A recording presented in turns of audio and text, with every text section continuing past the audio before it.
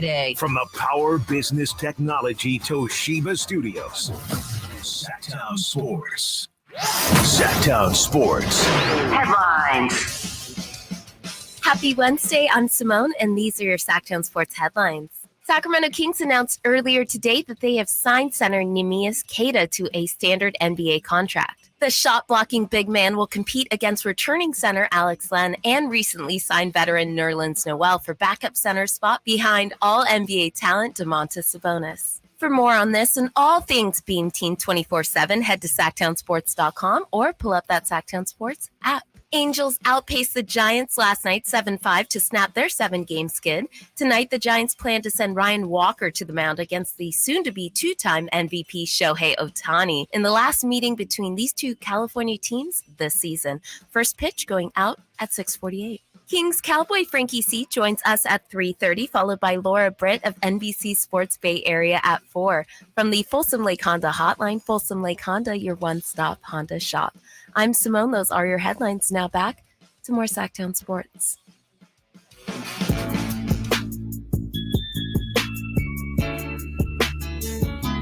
The only station in Sacramento giving you local sports coverage from 6 a.m. to 6 p.m. Monday through Friday. Sactown Sports. Oh, happiest of Wednesdays. Sactown Sports, SactownSports.com, where you can find all things that you need for your Northern California sports fix. Good afternoon, JayMarZZ. FPJ, let's go. Is that what we're doing? Yeah, you call me FPJ. I didn't know if you wanted to go Trey. full government, partial government, No. initials. Do we add the junior? Do we not add the junior? Have to add the junior because we don't want to confuse people out there. We've gone over this a million times. I think this is my 7th show on the station now, but Well, it's your first with me. yeah, first with you, JayMarZZ. I'm really excited. FP Santangelo Jr. here, okay? I'm not the baseball player. I'm the son, but I'm having so much fun here. I played junior college baseball, counts. and I've been around the game since I was born, really. I grew up in clubhouses. I've had a bunch of uncles, quote unquote, that have I bet. taught me a lot of, interesting words in the clubhouse that I would get in trouble for later in elementary school. But that's a whole nother story. JayMarZZ, I have to ask you right out of the gate here. JayMarZZ, how did that start? How did that name start? And it reminds me of like a gamer tag on like Xbox or something like that. Just because, I mentioned with Hunter Pence last week that I'm an avid video gamer. So when I saw JayMarZZ, I was like, this is like a gamer tag. Really? It's just combo my first and last name. Okay. Government name is Justin Marshall. Everybody and their mom, though, when I was a child, called me Jason. So Okay. I just started going by Jay for the longest time, and then I just combined the two. And I changed the S in Mars to 2 Z's because I thought it looked cooler. Okay. It's that simple. There's no real big story behind it. So do you play video games? And is that your gamer tag? I don't have a gamer tag. No. Okay. I'm old school. I also have a 7-year-old, play a lot of Nintendo Switch. Okay. So that's where we go. Don't do Halo, Call of Duty, Minecraft, none of that. Okay. I'm a huge RPG fan. I'm a huge Call of Duty guy, Counter-Strike. I can tell you my gamer tag if you want, but I think Sure. we're going to get some reactions here. Let's hear it. F Pleaser. Yeah, that was my nickname I got in middle school. So that's my gamer tag. You tag. understand how that sounds to anybody, including myself, who does not have the context by that. F Pleaser got it in middle school.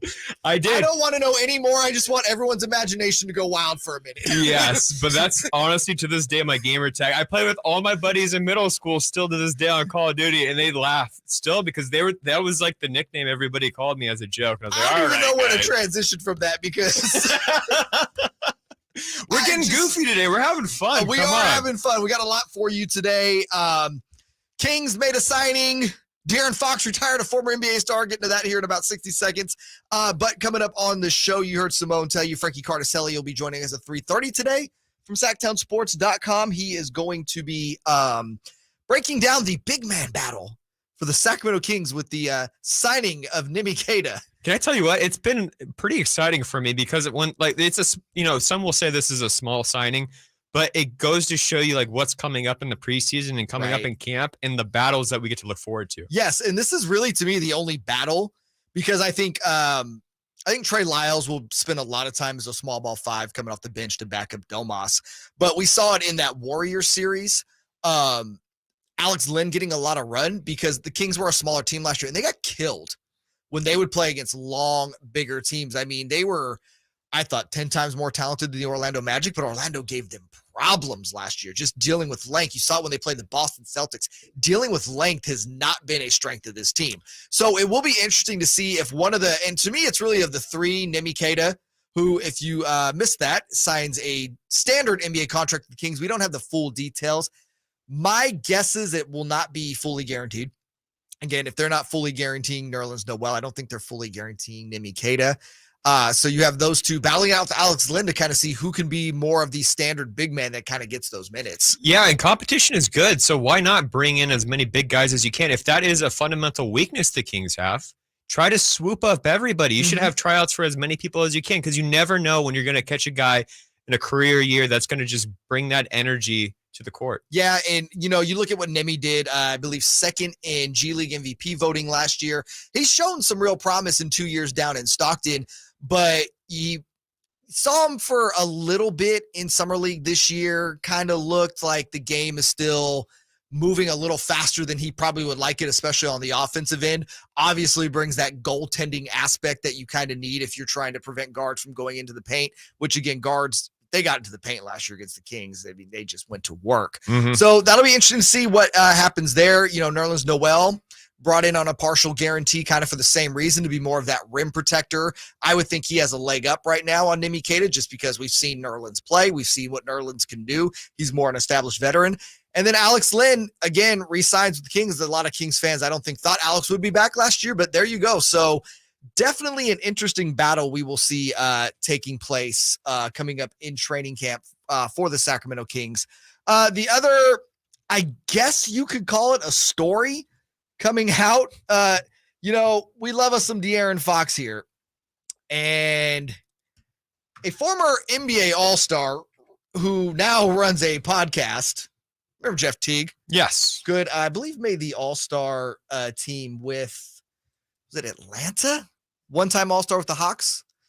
Played a long time in the NBA. And, like most veteran guys, do we have the sound for this? Okay, cool. Let's get that. When you get to be a vet, you slow down a little bit. Jeff Teague was known more for his speed when he was playing in the NBA level. But he talked about in his last season going up against De'Aaron Fox and Darius Garland, and this is what he had to say. I got a story about Fox. He retired me. Him and Darius Garland retired me. Shout out to DG. They retired me. I had to play Fox. Fox didn't retire me. Darius Garland retired me. Fox made me want to go to the bench. I was like, yeah, I'm ready to come off the bench, man. He was running so fast one game. I swear to God. He just kept running at me. I'm like, he think I'm sweet. Like, but he can change directions going the my knees still suffering from them changing directions. Yeah, he's top 5 in the league. Oh my, he was running so fast. I'm like, what did I do to him? Like, why he wanna go at me? He was on that with you. On that, I'm like, did I do something? I remember I dunked on that. You got it. Yeah, I banged on it, and I said, damn. But after that, he tried to kill me. You could say Garland retired him, but when you're going in full detail on what Fox did to you and your knees and that they're still suffering from that, I'm sorry, De'Aaron Fox retired you. Yeah, this is one of those stories that's really funny when somebody pulls back the curtain and tells you, oh my goodness, this is my moment that I knew I was done. Like the league has caught up to me or has passed me. Passed him for sure. I'm sure we all had those moments as we started to, you either played high school sports or maybe in middle school or even earlier than that, when the talent pool was just getting so much faster than you and the speed of the game was getting so fast. You went, holy cow. I don't think I'm meant to be here anymore. So it's really cool when a professional athlete tells this story, and it's really cool. It just happened to be De'Aaron Fox. Dude, my junior year in baseball, the moment I knew, I had struggled in high school. I was not good, period. But the moment I knew, I'm like, oh yeah, is when, what's the guy's name? Went to Wood Creek. This is Eric Berger. I think he was hitting 90 on the gun in high school, lefty. Nope. Couldn't do it. We're not doing this. This is where everything stops. It's when you're facing a guy your junior year hitting 90 or close to 90 on the gun. Nah. I'll tell you mine. It was I was in junior college. I was over at Folsom Lake College as one of the inaugural teams for baseball. And we were hosting a game. Elk Grove High School came in, and we had to work it in the concessions in the stands. And this kid named Dylan Carlson, who is now the outfielder for the St. Louis Cardinals. Dad was the manager. Is he still the manager of Elk Grove High? I think he is. Okay. And he was taking batting practice, switch hitter, by the way, and just putting balls like over into the next fields, like left-handed and right-handed, like continuously. He probably hit about 30 bombs in BP. Mm-hmm. And we're all in junior college, and none of us had that pop. And we're like, okay, well, so this kid's getting drafted really high. And I think he did go in the first round, and the rest is history. Now he's like huge stud in the big leagues, great defensive outfielder. And I would love him. Honestly, I'd love to see him here in the Bay Area, whether it's with, the A's or with the Giants. It'd be fantastic. SoCal's a nice destination, too, I'm hearing, for baseball. No, I don't know if Dylan I think he wants to come home. He wants to come back to Northern California. Well, if he does, I'll tell you this, it'd be the Giants. Yeah. I don't think the A's are, at least for a while, aren't going to be busting out the paychecks to bring in any sort of top-of-the-line talent, middle-of-the-line talent, hell, low mid-line talent at this point. But, yeah, no, I mean, and if you're the Giants, that'd be quite the pickup, too. Just that offense could use a little punch. I thought he was going to get picked up at the deadline. The Cardinals were trading everybody away. They had such a poor season this year. They underperformed like crazy. Mm-hmm. So Dylan Carlson made the most sense. Switch hitting outfielder, hits for power, kind of having an off year this year, but defensively, he's there. It made just so much sense. They just didn't pull the trigger on it. And I thought he was worth a bunch of prospects, quite honestly. And we're going to talk about the Giants here quite a bit, especially coming up at 2:30 with Shohei Ohtani pitching against them tonight. What does that mean as far as his future possibly in San Francisco? Again, we'll have Laura Britt from NBC Sports Bay Area on with us. She covers Giants pre and post. Can I just say, I'm so excited to have Laura on. I've worked with Laura before. She is one of the hardest working women in sports, okay? She is a fantastic mother, always puts in the extra time in for the shows. So I hope people get to see who she is today and really starts to root for her, because she is my all-time favorite human being. Like, she is fantastic. So I'm really excited to have her on. Well, will I get a chance to ask a few questions in between? We'll see. We'll see. It might just be us just talking about how we used to go to our favorite spots after the pregame show. Because we usually, to pull back the curtain even further, you do the pregame show, right, and then you got to run to a place for lunch in the city.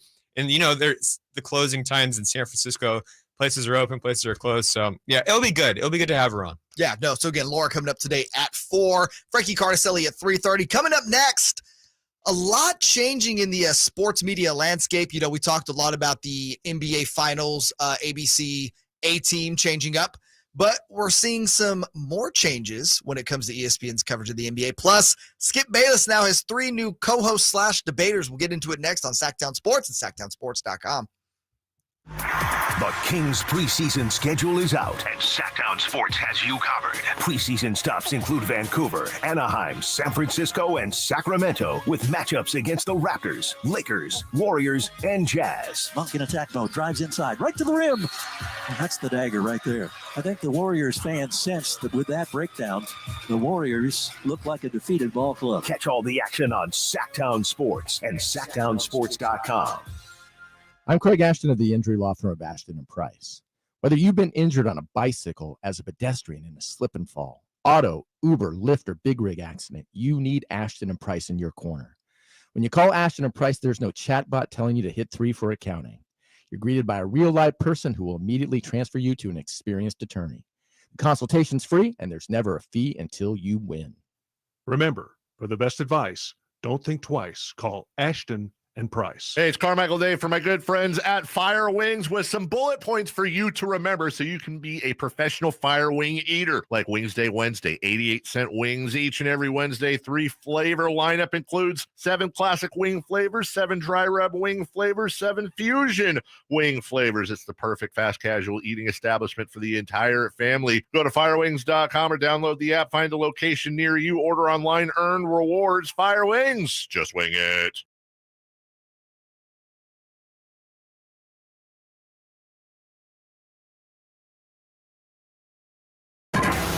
Catch the Oakland A's every weekend on Sactown Sports. Friday nights, Saturdays, and Sundays. Sinking, that's going to get down for a hit. Around third to score is Tony Kemp. And the A's have taken the lead. Edge of the track makes the catch. And the Athletics get a great win. Sactown Sports, your weekend home for the Oakland A's. Sactown Sports coverage of the Oakland A's is brought to you by Xfinity 10G, the next generation network. I suffered with plantar fasciitis for almost 20 years. I thought that foot pain was going to be with me for the rest of my life. If you suffer with plantar fasciitis, the search for pain relief can feel like an endless and hopeless ordeal. I would try drugstore, insoles and supports. I've been through surgeries, foot injections. I was trying all different things. Not a single one worked. If you think you've tried everything to relieve your foot pain, you probably haven't tried arch supports from the Good Feet store. And then I was driving past the Good Feet store, and I thought, why not? Give it a try. They wanted to make sure that they gave me the right arch support for my feet. Then it was like, okay, this is different. These make a difference. I don't have foot pain anymore. I'm so glad I met Good Feet. That changed my life. See how Good Feet arch supports work for you before you buy with a free fitting and test walk at the Good Feet store. The Good Feet store. Come in now for a free arch support fitting and test walk.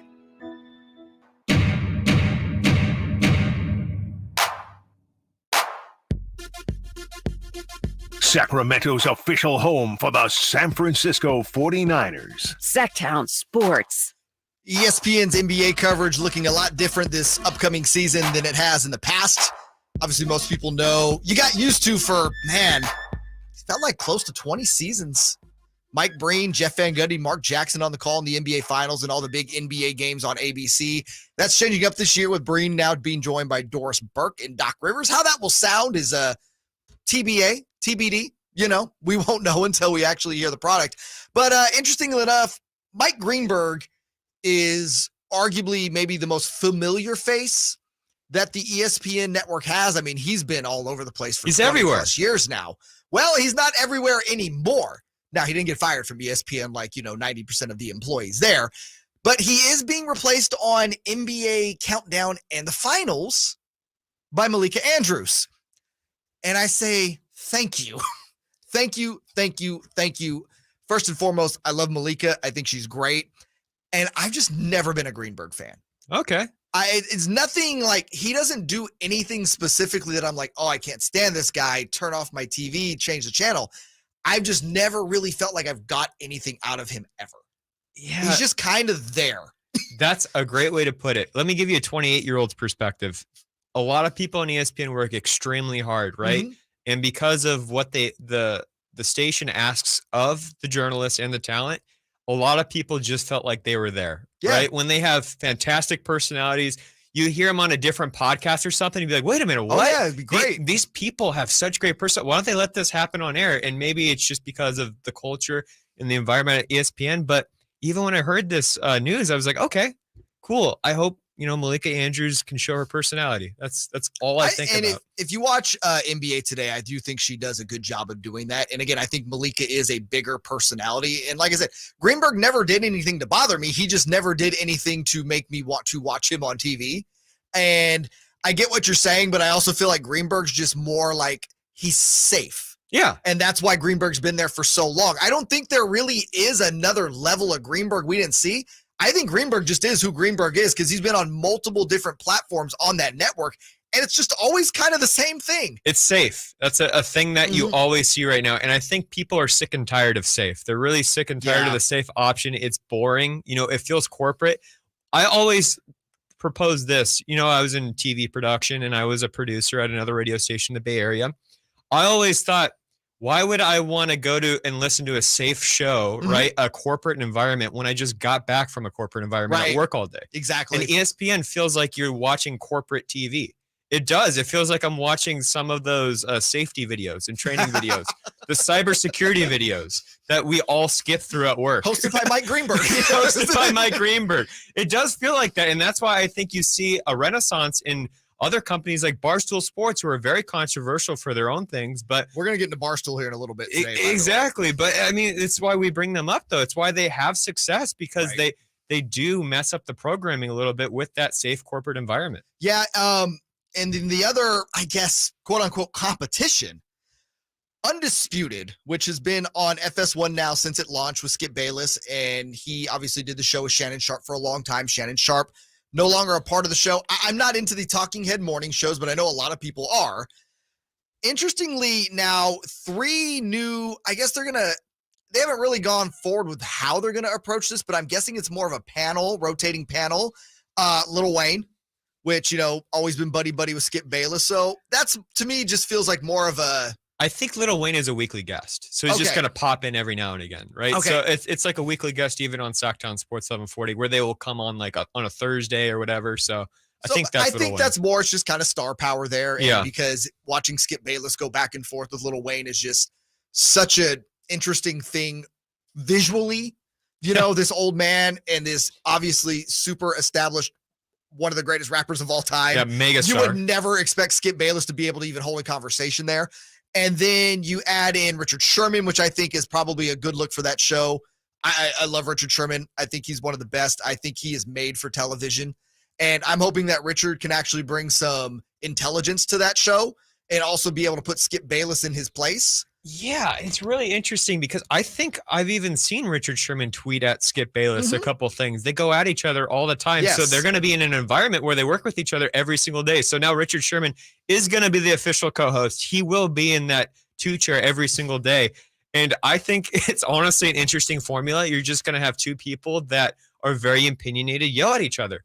That's not TV But for one me. of them's smart. That's the thing. And I'm not taking anything away from Shannon Sharp. It's just the way Richard can make a point. Yes. Is Stanford guy. Yeah. I mean, Richard is really good. And I think he's going to run laps around Skip if allowed to. I think Skip is smart too. I think he knows exactly what he's doing all the time when he makes these outrageous takes that make you go, "What are you doing, Skip? You got no idea what you're doing." Skip doesn't believe what he says. Yeah. I just, when I see shows like that, I'm just so appreciative of California radio, especially Northern California radio, where we're here to have positive vibes, a good time, inform people, educate them, you know, hear funny stories, all those different things, and we're not yelling at each other. No. I don't think I've heard somebody on a California radio station yell at each other in a while, which is great. Oh, you haven't listened to me and Dave in the morning because that happens every once in a while. Do you guys get after it? Like yell and scream fest? We disagree quite a bit. Disagreeing is fine, but I feel like in Northern California sports talk radio, it's more we can disagree, but we can hold our voices down and be adults about it. Nobody's yelling and screaming, but it gets a little tense. Well, tense is fine. That's good. I mean, how many times have you had a sports bar conversation recently, and maybe let us know in the YouTube chat or call in or text, that like got way too out of control? I think the last one I had was when the Warriors played the Kings, because I'm over in Walnut Creek and I'm letting everybody know in the Bay Area that the Kings are going to win. Didn't happen. So I had to, you know, pay for or atone for my sins after, but it is what it is. It's fun when you can talk smack and, you know, have that little that tension. Right. As you say. And then the next person they announced today that will be on the show, which I think will provide some good tension as well, is Rachel Nichols. Yeah. Obviously, Rachel, formerly of ESPN, did a lot of work for TNT over the years as an NBA sideline reporter, has been on the Showtime series, I believe, with both KG and Paul Pierce. I think Rachel's awesome.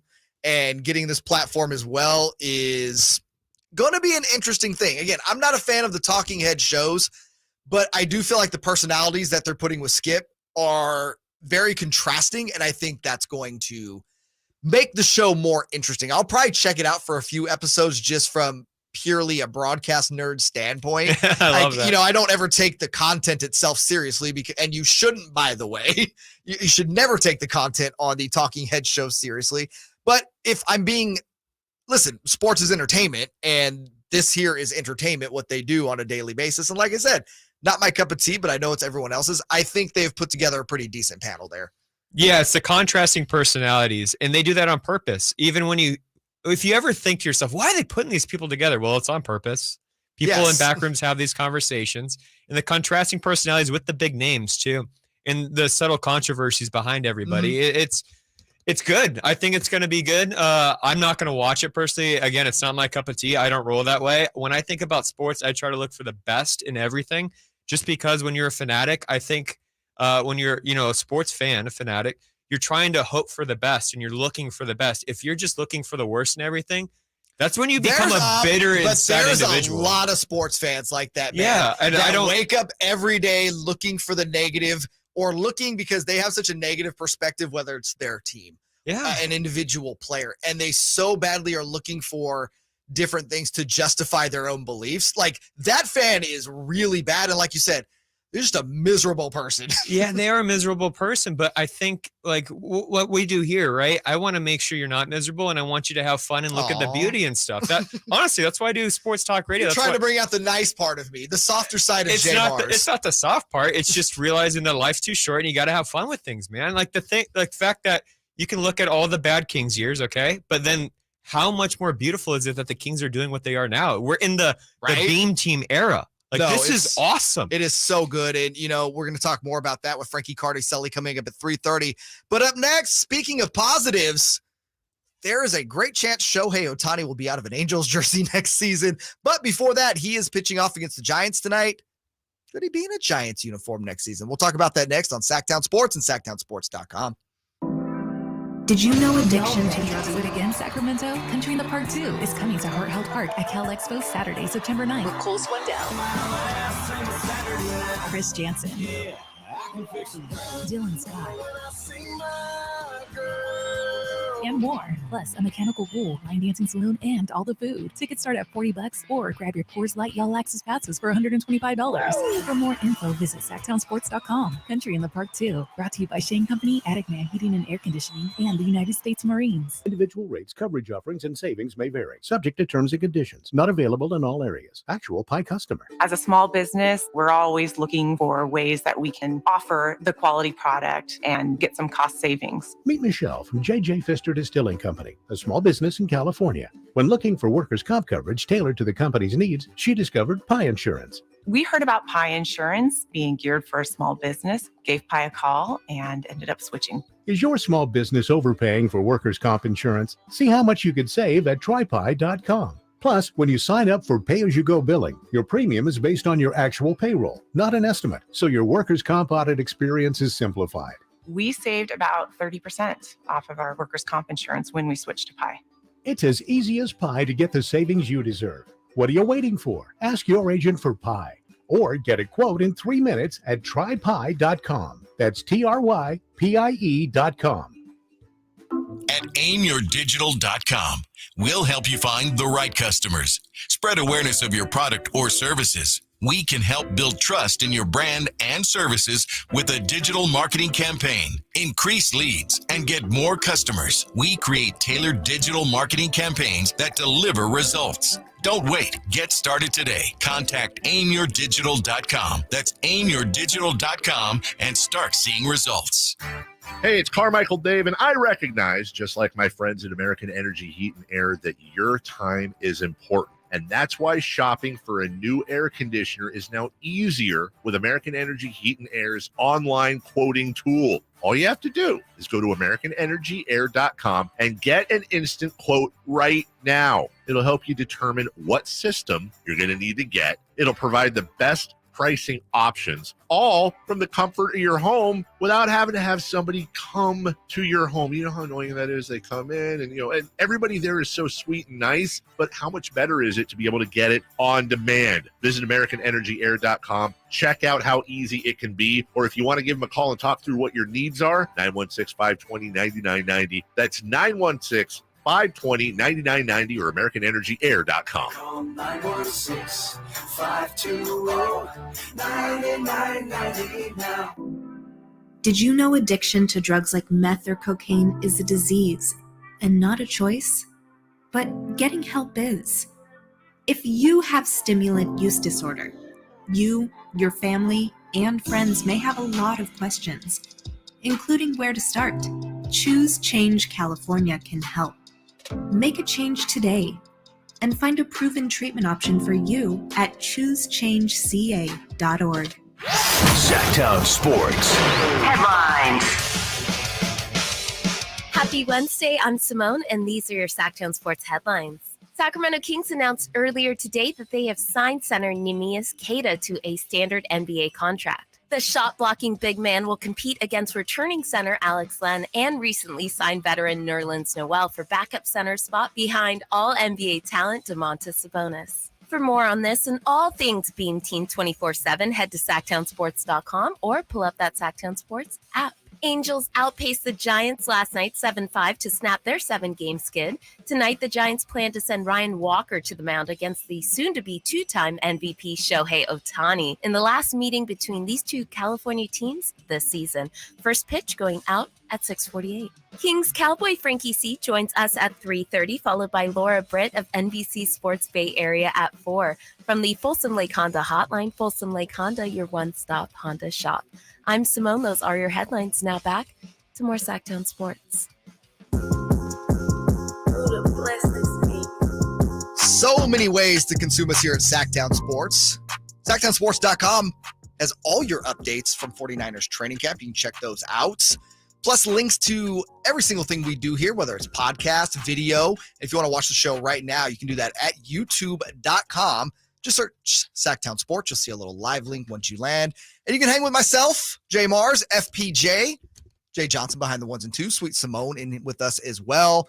And could be the final time Shohei Ohtani pitches against the San Francisco Giants as they take on the Angels. The Angels finally snapped their 7-game losing streak last night, beating the Giants 7-5. But with Shohei on the mound, I think it's getting pretty. I feel safe in saying that the Angels blew the deadline. When you go out and you make a play to quote unquote go for it, get in the playoffs, show Ohtani you're serious about winning, only to have the two teams ahead of you in the West go out and get Max Scherzer and Justin Verlander is like the most Angels thing ever. I am of the opinion that there won't be a playoff team and that Ohtani is not there, which leads me to wonder, where does he end up? I still feel to this day that he will be a Los Angeles Dodger. I'm not saying that as a Dodger fan. I am just putting all the puzzle pieces together of Ohtani being in Southern California, the Dodgers getting no new money on the books so that they can throw the world at Ohtani in the offseason. But you seem to think that the Giants can make a play as well.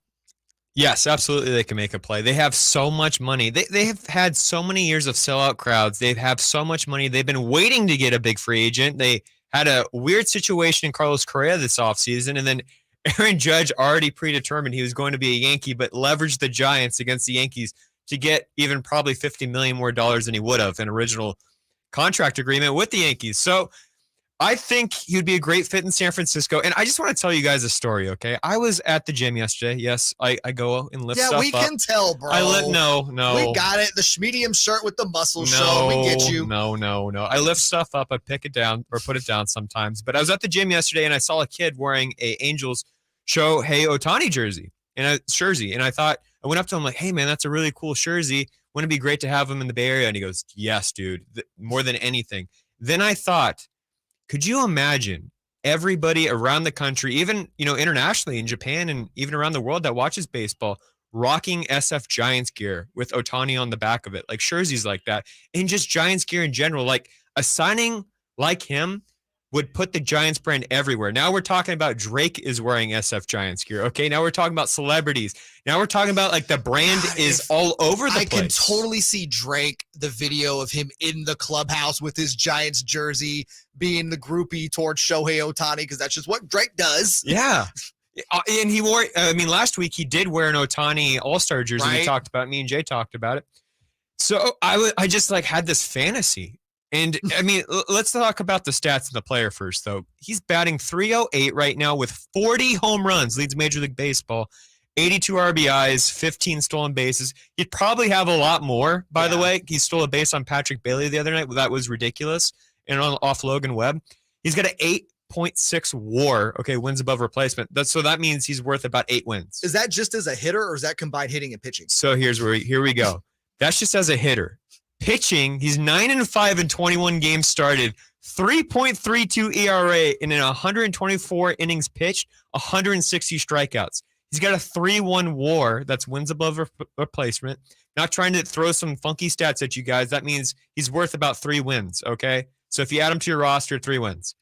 Total 11 wins. He makes your teams better by 11 wins. That swings divisions. And, well, to your point, add those 11 wins to this Giants team, they're comfortably in first place in the NL West this year. Easily. So this is the guy that you throw everything possible. You give him that $600 million deal. It's going to be more than 6. Yes. That is my prediction. It'll be more than 6. Or I was even thinking this. So you know how Messi had that weird deal with Miami International, right? Down in Miami, where he brought him over to the U.S. MLS by signing an Apple deal with him. Right? So he has equity in Apple. What if he did one of those things with one of the companies here in the Bay Area?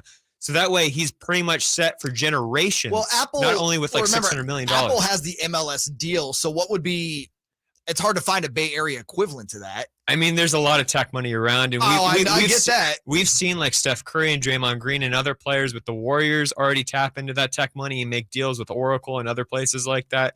We've seen a lot of 49ers do that. A lot of the Giants players don't do that for some reason. And I think it's just because it's name brand, though. Yeah, it is name brand. The Giants, and listen, you're talking about a team that won 3 World Series titles in 5 years. But when you talk about name brand stars, it was kind of Buster Posey had a name. Yeah, Madison Bumgarner, Crawford, Brandon Crawford. Again, but not in the same ilk as a Steph Curry or a Klay Thompson is my point. Buster Posey was probably The closest thing there. And right now there's nothing. Yeah. Hunter Pence for a while. I think before that was Tim Lincecum. He was the freak. Everybody really enjoyed him. Such a short amount of time, though. That was the problem. It was the problem. But you have to do everything you can if you're the San Francisco Giants to get this guy. I mean, he's fast. He could probably play in wherever you want him. Yeah, we always talk about that. Like, he DHs and he pitches, but if he wanted to, I guarantee you he could be a Gold Glover at multiple positions. Yeah, first base, outfield, you name it. He's just probably one of the greatest talents of all time. And Logan Webb, I don't know if you saw this on Monday after the game. The Giants won the game, and Webb pitched fantastically. Went on record saying, I think he's the most talented baseball player of all time. And I don't know if we have the sound cut. Do we have the sound cut, Jay? Got all the sound, brother. Okay, cool. Can we throw to that right now? So this is Logan Webb on Monday after his win talking about Ohtani.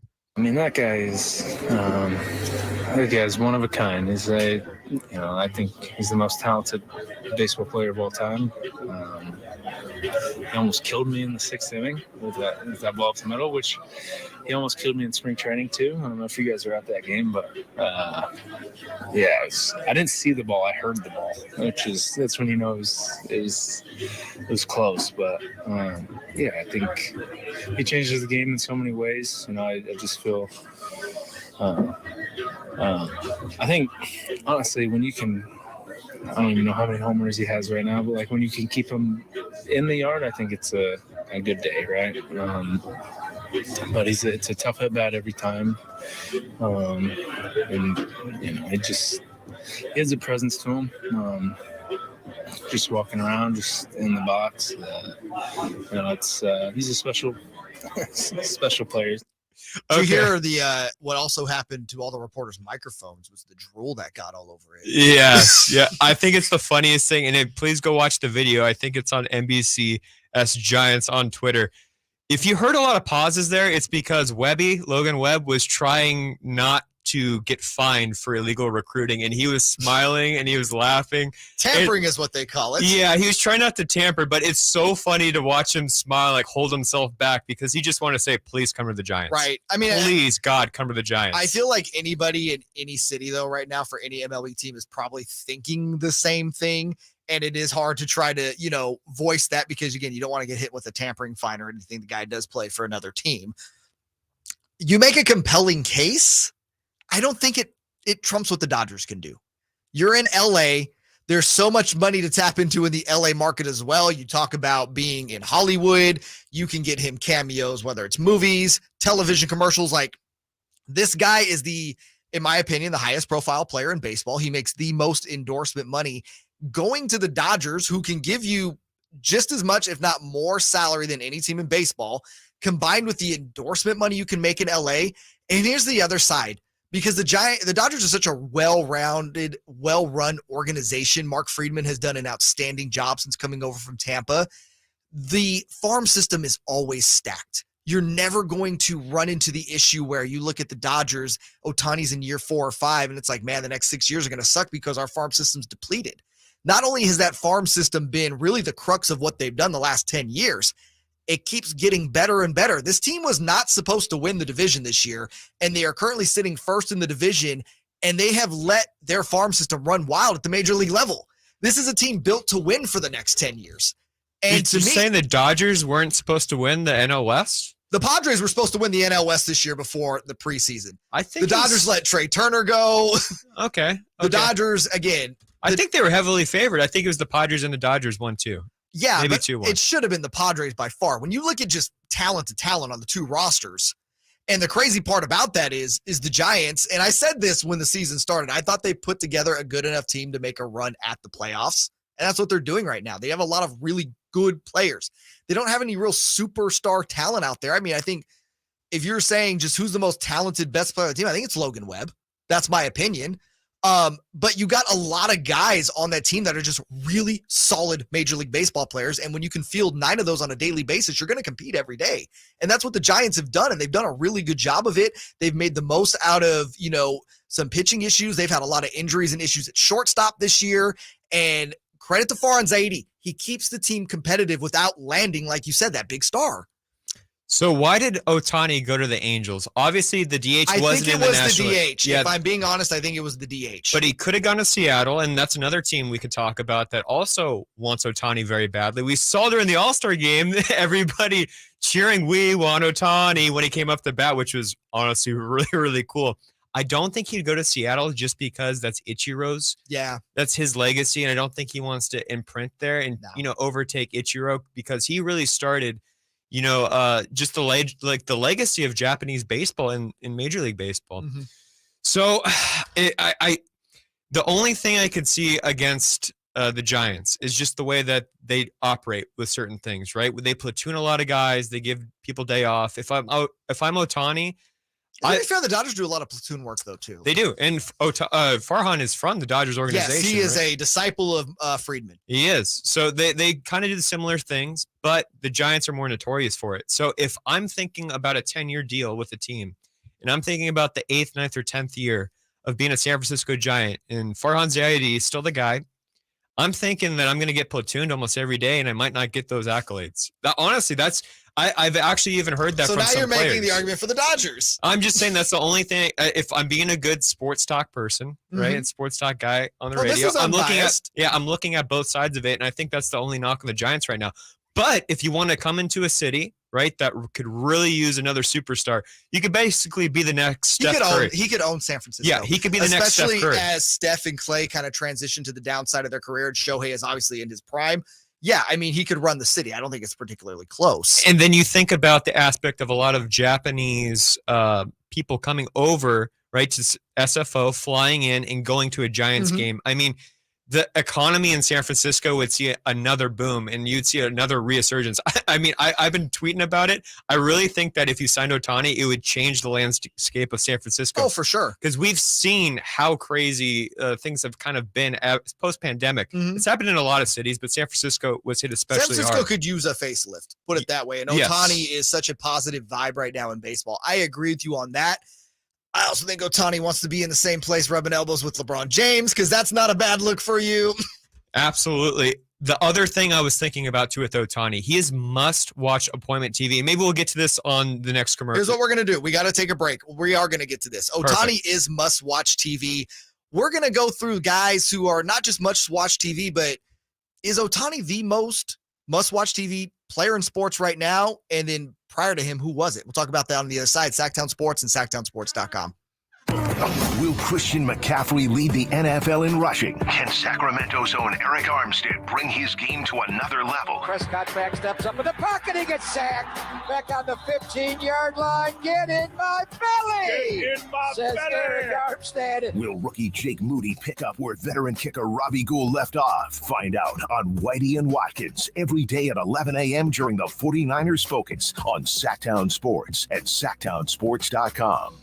What's up? We're talking to Chad Hoblet of Hoblet Dodge, Chrysler, Jeep, Ram in Woodland. Chryslers make this the summer sales event going on right now. But Chad, why drive all the way to Hoblet? Because if you go somewhere else, you're paying too much. No one beats Hoblet when it comes to price and service. Right now, save up to $13,000 off MSRP on new 2023 Ram 1500 Laramie, Limited, and Longhorns. That means you can get a brand new truck starting at only $28,995. Wow, you really are going all out. We're not done yet. You can also save up to $6,500 off MSRP on new 2023 Ram 2500 Longhorns. No one in California has a savings this good on a selection this big. That's why we are consistently California's #1 Ram truck dealer. Stop by the Hoblet Ram Truck Center for a test drive today or see their entire inventory online at HobletDodge.com. Unbeatable prices, unbeatable selection. Nobody beats Hoblet, period. 14,000 total net savings after 9,000 factory rebates and 5,000 dealer discounts. Rebates include 10% off MSRP average of $8,000 plus $1,000 case construction cash. Must have purchased qualifying case equipment after January 1st, 2021. $28,995 net price on 2023 Ram 1500 regular cab after 3,400 factory rebates. Sample VIN 550880. 6,500 total net savings on Ram 2500 Longhorn after 6,500 dealer discount. 5 net savings. See dealer for details. Relive Relive racing history with hundreds of historic race cars at the Rolex Monterey Motorsports Reunion, August 16 to 19. Hundreds of the best, from the high-revving Formula One Ferraris and Lotuses to the ground-pounding thunder of the Cobras and Corvettes.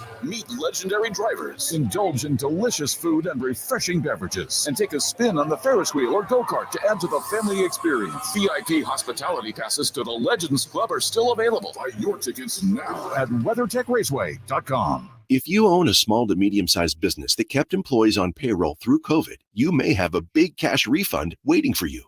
The Employee Retention Credit is a tax credit of up to $26,000 per employee.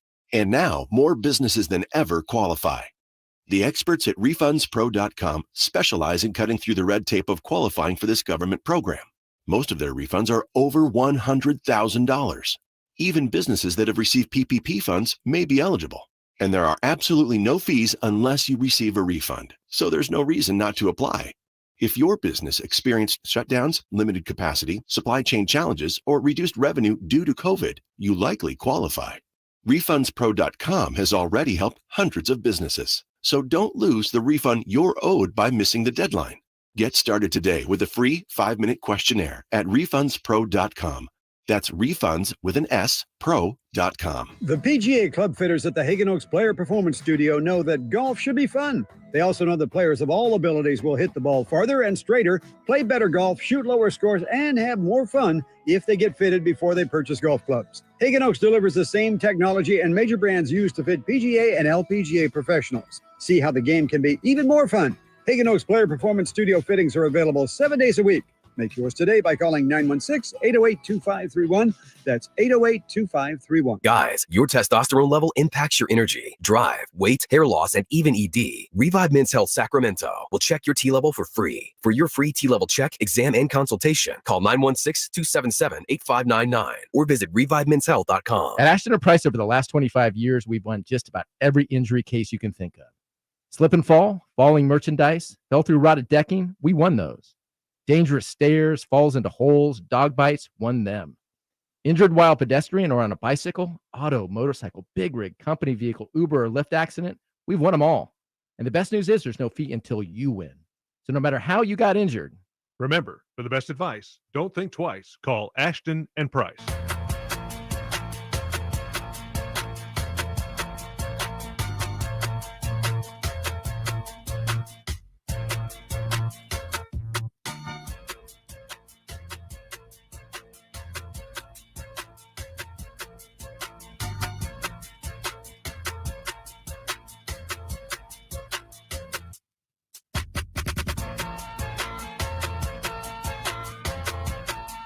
Sactown Sports, of course, SactownSports.com, where you can get all your information about all things Sacramento Kings, San Francisco Giants, San Francisco 49ers, all of that good stuff up right now. Again, SactownSports.com. JayMarZZ, F.P. Santangelo Jr., better known as FPJ, taking you up until 6 p.m. We just had a stirring conversation, I'd say, about the whereabouts of one Shohei Ohtani next season.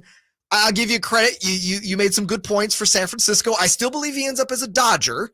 I think the real win is we get him out of Anna Slime and onto a relevant franchise, which both the Giants and the Dodgers are. Hey, I just want to give some credit to the Angels front office, though, because they really did take a chance. They said, listen, we have basically Babe Ruth. We're going to go down swinging. So if this really goes down... Up, if it really goes up, whatever. This is where I disagree with that. I don't mind the approach to it. Like the, hey, we're going to go down swinging approach. They didn't go down swinging. They went down bunting. I don't know. They've got 5 guys. Verlander are on the market, and we've been saying this about the Angels for 20 seasons now. You need to address your starting pitching. And you got 2 of the greats that you clearly had the capital to acquire. Yeah, but they still got Lucas Giolito, who's having a nice season. So they did address their issues. They're just not performing, and it sucks. But I'd rather have a GM that goes down swinging than a guy that traded away, Babe Ruth. He went down and be in history. And it's no disrespect to Giolito, but he's not Scherzer or Verlander, and that's what you really needed to add. If you're trying to show the guy, like, no, we are serious, because that's what Shohei has said he wants. He wants to compete for titles. He's tired of being on the outside looking in come playoff time. You got to make a bigger splash than Lucas Giolito. Yeah, I understand, but they had to address a lot of different needs, and they did make the most moves out of anybody at the deadline. So I will tip my cap. It's not working out right now, and he pitches tonight, and I hope it keeps on not working out because the Giants would like another win, so that way they can stay in that wild card position. But we were talking about Ohtani being must-watch TV, and when I think of Shohei Ohtani, I think of somebody that when I see the Angels pop up on my phone that they're playing, I actually favorited them as a team on the MLB app. Just because whenever he's about to come up to hit, I have to watch him. Whenever he's pitching, I have to watch him. In baseball, at least, the last guy I can think of, somebody like that, is Barry Bonds. Maybe Aaron Judge last year, just for the season he was having, that was pretty incredible. But Barry Bonds is the guy that really brings it to me. But then I want to throw it out to everybody that's listening right now on Sactown Sports 1140. Either text and call in or, on YouTube, comment in. Who is that must-watch TV person for you in any sport?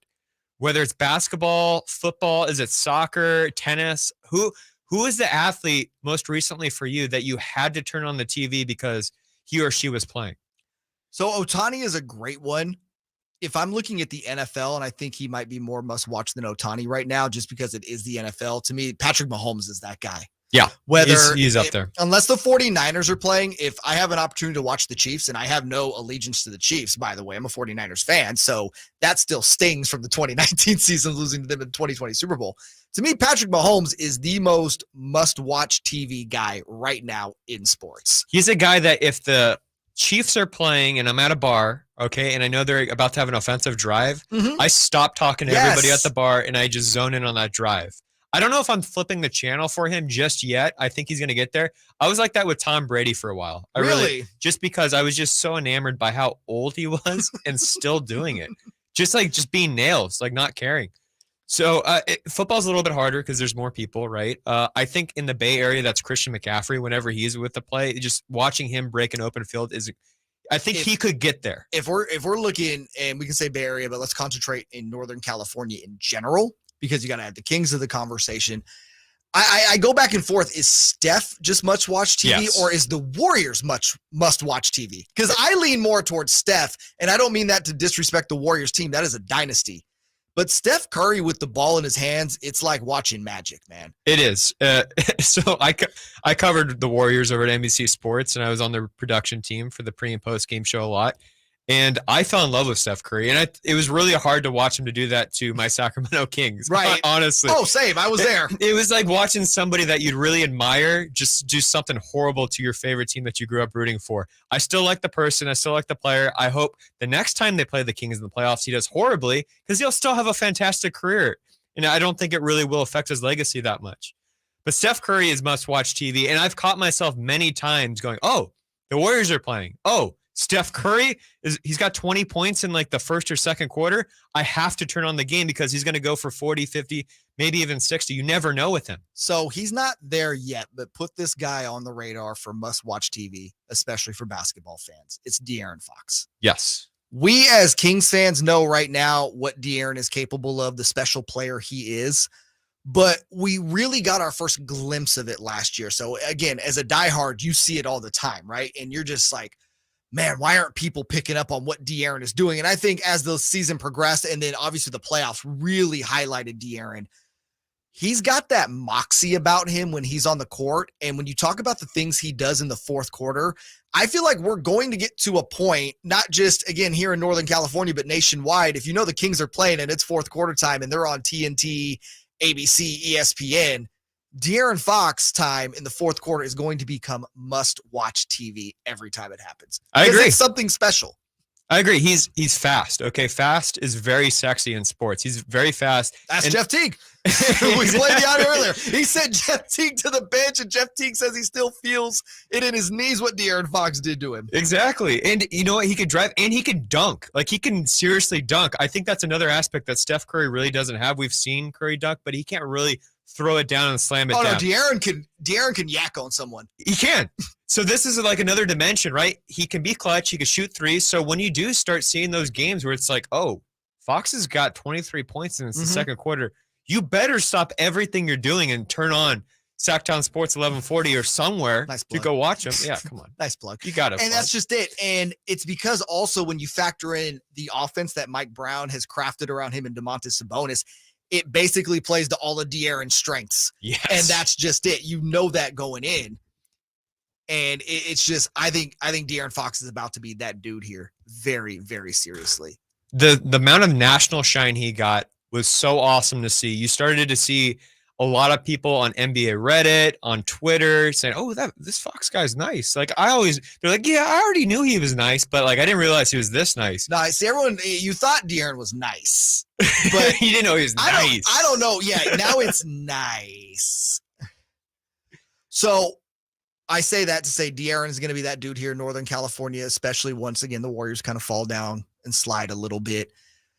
All time though, who's the most watch must-see TV guy for you? Oh, for me, it was Barry Bonds. And I already alluded to it earlier when Barry Bonds came on, and he actually knew this himself. Did you know the reason why he had the walk-up song the next episode by Dr. Dre is because he went on the record and saying, because every single time I'm up to bat, it's another episode you have to tune into.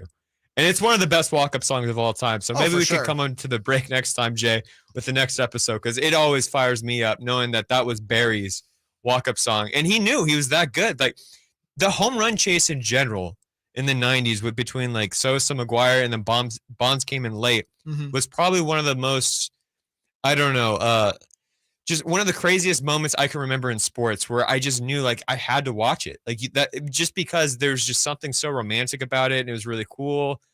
I guess there was kind of like that with Judge last year, like we said, but the AL record wasn't even close to the NL record, so whatever. But that's the closest I can think of. I mean, you could talk about Serena Williams. Like the fact that like what she was doing was incredible during her prime was insane. You could talk about Tiger Woods was must-watch TV. I'll give you a name that whether you liked him or not, from about 1986 to 1992, Mike Tyson to me is the most must-see TV athlete of all time. Of all time. That's a great call. That's a really great call. I was probably too young for that, but I've gone back. Trust me. I've gone back. I was like, why is this guy so popular? And just to see him when he was a teenager, spectacle. He was a freak of nature and he knew it and he was better than everybody. And he would go for the big knockouts too. He wasn't like a Floyd Mayweather that was technically sound and, that would just take you into the deep end and beat you. He was just looking to kill you.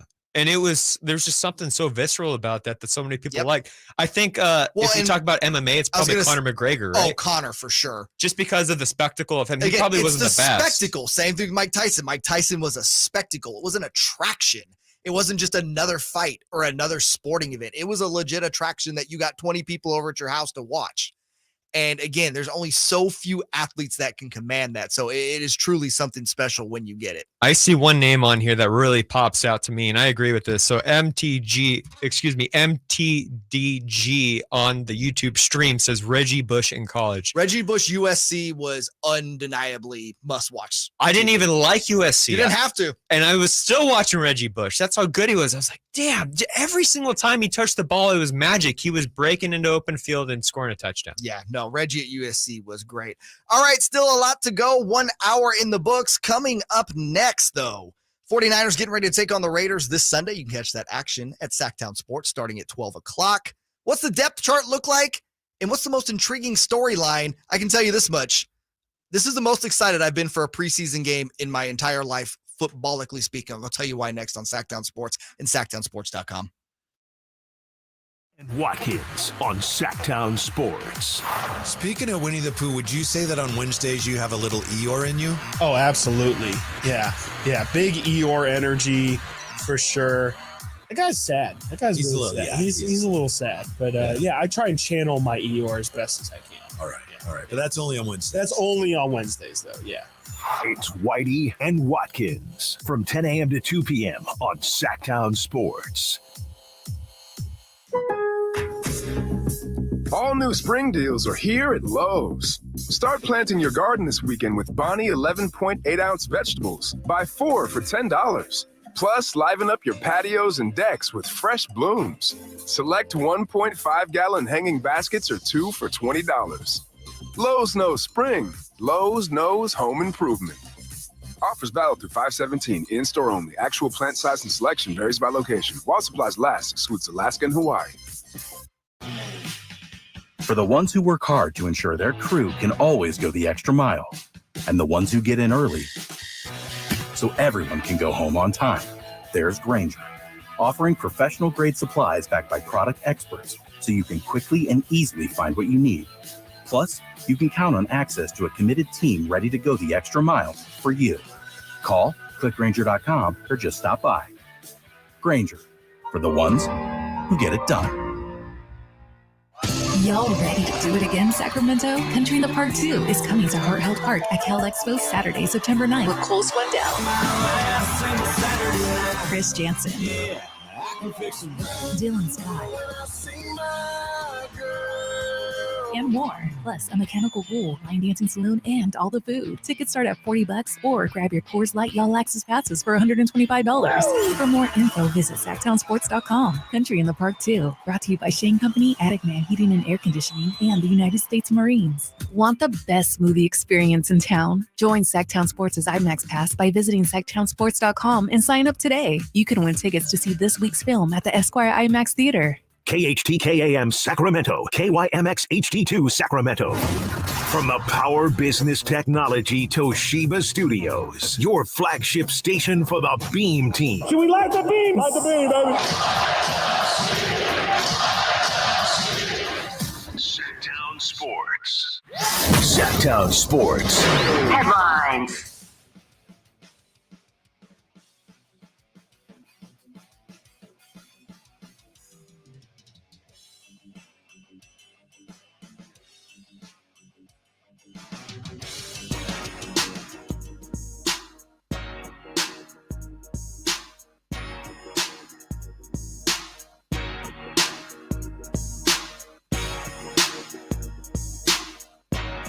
Little technical issues with the system that we run all of our amazing stuff off of here at Sactown Sports and SactownSports.com. Don't worry, nothing bad has happened to Simone. She's still back there. You'll hear her get at 3:30. I'm just trying to help back here. Okay, if you're just joining us, JayMarZZ, FPJ, taking you up until 6 p.m. today. Guest heavy show, a lot of stuff to talk about. 3:30, Frankie Cartoscelli. See, I almost messed up his name. I was trying to help you pronounce it earlier, and now I'm almost messed up. Frankie Cartoscelli. Throwing the Italians under the bus like this. Come on, those are my people, Paisan. Would never do a thing. I already know that would work out poorly for me, so I would never do a thing. Frankie joining us at 3:30. Talk some Kings basketball. 4 o'clock, Laura Britt from NBC Sports Bay Area will hop on with us, talk Giants baseball as they get ready to take on Shohei Ohtani, looking to get into the playoffs. So Laura will join us at 4. And just confirmed at 4:30, Todd Donovan, GM of the Sacramento Republic FC, who made some big headlines today, signing the youngest professional player to a sports team ever at 13 years old. 13 years old. 13. He's going to join us at 4:30 to talk about that signing. And I am really curious on how, as a professional franchise, that you work with a 13-year-old on your roster. So Todd will help us break that down and everything. And that's coming up at 4:30 today. Yeah, I just think about when I was 13 years old and I was in clubhouses, walking around with my dad on his side, and what those players were telling me about girls, about everything, and all the things I learned at a very young age. That poor kid. He's probably going to be learning. Okay, wait, is that the, because you said earlier your gamer tag is from middle school. It's called F Pleasure. Is that where F Pleaser. F Pleaser, excuse me. F Pleasure's good, though. Is this the origin of F Pleaser? No. In middle school, I was like one of the first people to have a girlfriend. And when you had a girlfriend in middle school, you were like holding hands. That was it. Like it was nothing crazy. But because I had a girlfriend, quote unquote. Oh yeah, no. Everybody would call me F Pleaser, and that's how my gamer tag stuck. And to this day, if you see me on Call of Duty and I get you, and it says F Pleaser, well, now you know who it is. It's me. Just telling you right now, you might want to change that name from one of our off-air discussions. Leave it at that. Leave it, because you never know who's going to be rolling up in those. I had a former coworker who met his roommate off of Call of Duty. That rules. That's awesome. No, that's crazy. No, that's awesome. That's not okay. No, I have a lot of fun memories. I think that gamer communities are very similar to sports communities, and I think that's why you see so much overlap. I mean, I was just watching the other day Paul George play Call of Duty on a Twitch stream, and he was addressing, I think, the comments Devin Booker made. Oh, yeah. And he's going to be on his bully you-know-what this year. Exactly. From the bench because, PG can't stay healthy. But, hey, this is a different story. You're entering a generation of players and adults that are going to be 35, 40, 50 years old that are playing video games with their buddies. Yes. Like, this is just it now. It's a normal thing. Yeah. We'll be there. I know I'll be that guy at that age. Oh, yeah. Just talks about where I started from my childhood. Were you a Madden guy? I was a Madden guy, and then Madden became one of those games, unfortunately, like a lot of these games, that they just update the rosters. They don't really add too much pizzazz. So I'll go back and I'll get the cheaper version and have fun with that. The one I'm really waiting for, though, is the college football. NCAA college football. Yeah, those are way better than Madden games. Yeah, and you don't even have to be a fan of college football. It's just you have so many teams to pick from, and they bring in the old dynasty teams. Offenses are just a lot funner to run in those games, too. Exactly. Way more fun to run like a triple option offense, but you're not doing that in Madden. The reason why I said that, transition to football here, is preseason football happening this weekend. I know we've all been waiting for football to come back. Our long national nightmare has ended. The San Francisco 49ers taking on the former Bay Area rival Las Vegas Raiders. You can catch that game right here on Sactown Sports. We are your new home for the San Francisco 49ers. Pregame at 12, kickoff at 1:05 with Greg Papa and Tim Ryan. But the Niners released their depth chart yesterday. And that depth chart, no surprises, right? Zero surprises. There was one. There's an omission. Oh? There was no Nicholas Bosa on the depth chart, and that I was waiting. I can help you with that, friend. Okay. And actually, who do they have? They have Drake Jackson on the left side or Cleveland Farrell on the left side? Let's see. I think they have Drake Jackson. I could be wrong because it is Drake Jackson. Excuse me. Drake Jackson. There we go. Happy for Cleveland Farrell because last week after he almost injured Purdy, I thought he was done. So I thought he was done. But shout out Cleveland Farrell on that. Nick Bosa obviously not being on the depth chart due to not signing a new contract with the 49ers as he's currently a holdout. They have maintained that he will be on the roster, soon enough, that this is just merely, contractual stuff. It's going to get figured out. I believe that as well. Do you not? No, it's going to get figured out. The past 2 weeks I've been saying I'm not going to worry about it, it was a little jarring not to see Nick Bosa's name on there. The visual of it was jarring. It's your best player on the team, and he's not there. It was bizarre to not see it. Speaking of the visual, though, on the depth chart, at quarterback 2, it says Trey Lance, and then it follows by or Sam Darnold. So we know Brock Purdy currently entrenched as the number one quarterback. That should not surprise anybody. If that's still surprising you, I don't know what to tell you at this point. I think they've made it very clear Brock Purdy is QB1 on the San Francisco 49ers. But that means with Purdy not playing on Sunday, I think we're going to get a heavy dose, not just Sunday, but for preseason, of Trey Lance and Sam Darnold, as that's now kind of the QB2 battle. I have not been more excited to watch backup quarterbacks play in my entire life. That's a great point. I really haven't either. Who's going to be the guy that's going to be the backup? This is the most important question in 49ers. This is probably the most important backup QB battle in Niners history, right? Yeah. Can you think I'm sure somebody will pull something from like the 80s or 90s when I wasn't alive, but this is crazy. I mean, we have Trey Lance and Sam Darnold that are going to be out there probably for the majority of the snaps. I don't think they're going to really bring out Brandon Allen until the fourth. BA will play in the fourth, yeah. Yeah, they'll probably play in the fourth quarter when it's really, really buried and they're just trying to waste some time. But Trey Lance and Sam Darnold, it's going to be like they're going to trend on Twitter. This is how crazy it's going to be. Just because this could be another team's first-string quarterback one day. This could be, I mean, we've already heard like the Trey Lance has been, or the Packers have called about Trey Lance. Other teams have called in about Sam Darnold. It's just the possibilities out there are endless. So you might be seeing these two quarterbacks end up traded, one of them traded, and then be a starter somewhere, as soon as the first week in the NFL. And then you see all three backups, and I include Brandon Allen in this. When he backed up Joe Burrow, he started. He's been a QB1 before, out of necessity, obviously. But let's not forget, Trey Lance was the QB1 going into week 1 last year against the Chicago Bears for San Francisco. Sam Darnold's been the QB1 in Carolina. He's been the QB1 in New York. And now Brock Purdy being QB1. You legit have 4 guys in your roster that can say they've been QB1 somewhere. It's just an insane thing now that we're actually approaching game time, because we've been debating this all off season. But now that we're going to actually see it and how Kyle operates and how he rotates these guys, what he does with each of them, I am I have never been more fascinated for a preseason football game in my life. And I'm no hyperbole. The other thing I'm looking at too is there's another or on this list, and it's not as how do I put this? Not as a revered position, but is the kicker position. Yeah. Okay. I like kickers. Whatever. I'll go on the record and say it. I think kickers are. Yeah, kickers rule. Do you have a Robbie Gould jersey? No, I actually don't have a Niners jersey. I need to get that fixed. Well, I think whoever wins the kicking battle, since you're on record now as being a big kicker guy, you need to get a kicker jersey. Honestly, that would rule if you just had every single kicker's jersey in 49er history. Do you remember Andy Lee, former punter? I actually knew a guy that wore an Andy Lee jersey. That's wore a jersey that fantastic. punter. I'm like, every player, you pick the damn punter. Yeah, that's how you know that you're in the trenches as a Niners fan or just as a sports fan. So we have Jake Moody, who is the 3rd-round pick, I believe, out of Michigan. And everybody thought he was going to be the guy. Well, there's a big or there with Zane Gonzalez. Okay, so who's going to be the guy? Who's going to make the 60-yard bobs? I saw from Matt Mayoko the other day that Jake Moody made 2 consecutive 60-yard field goals. And I went, okay, this is awesome. I want to know about how far they can kick. I want to know how accurate they are at practice.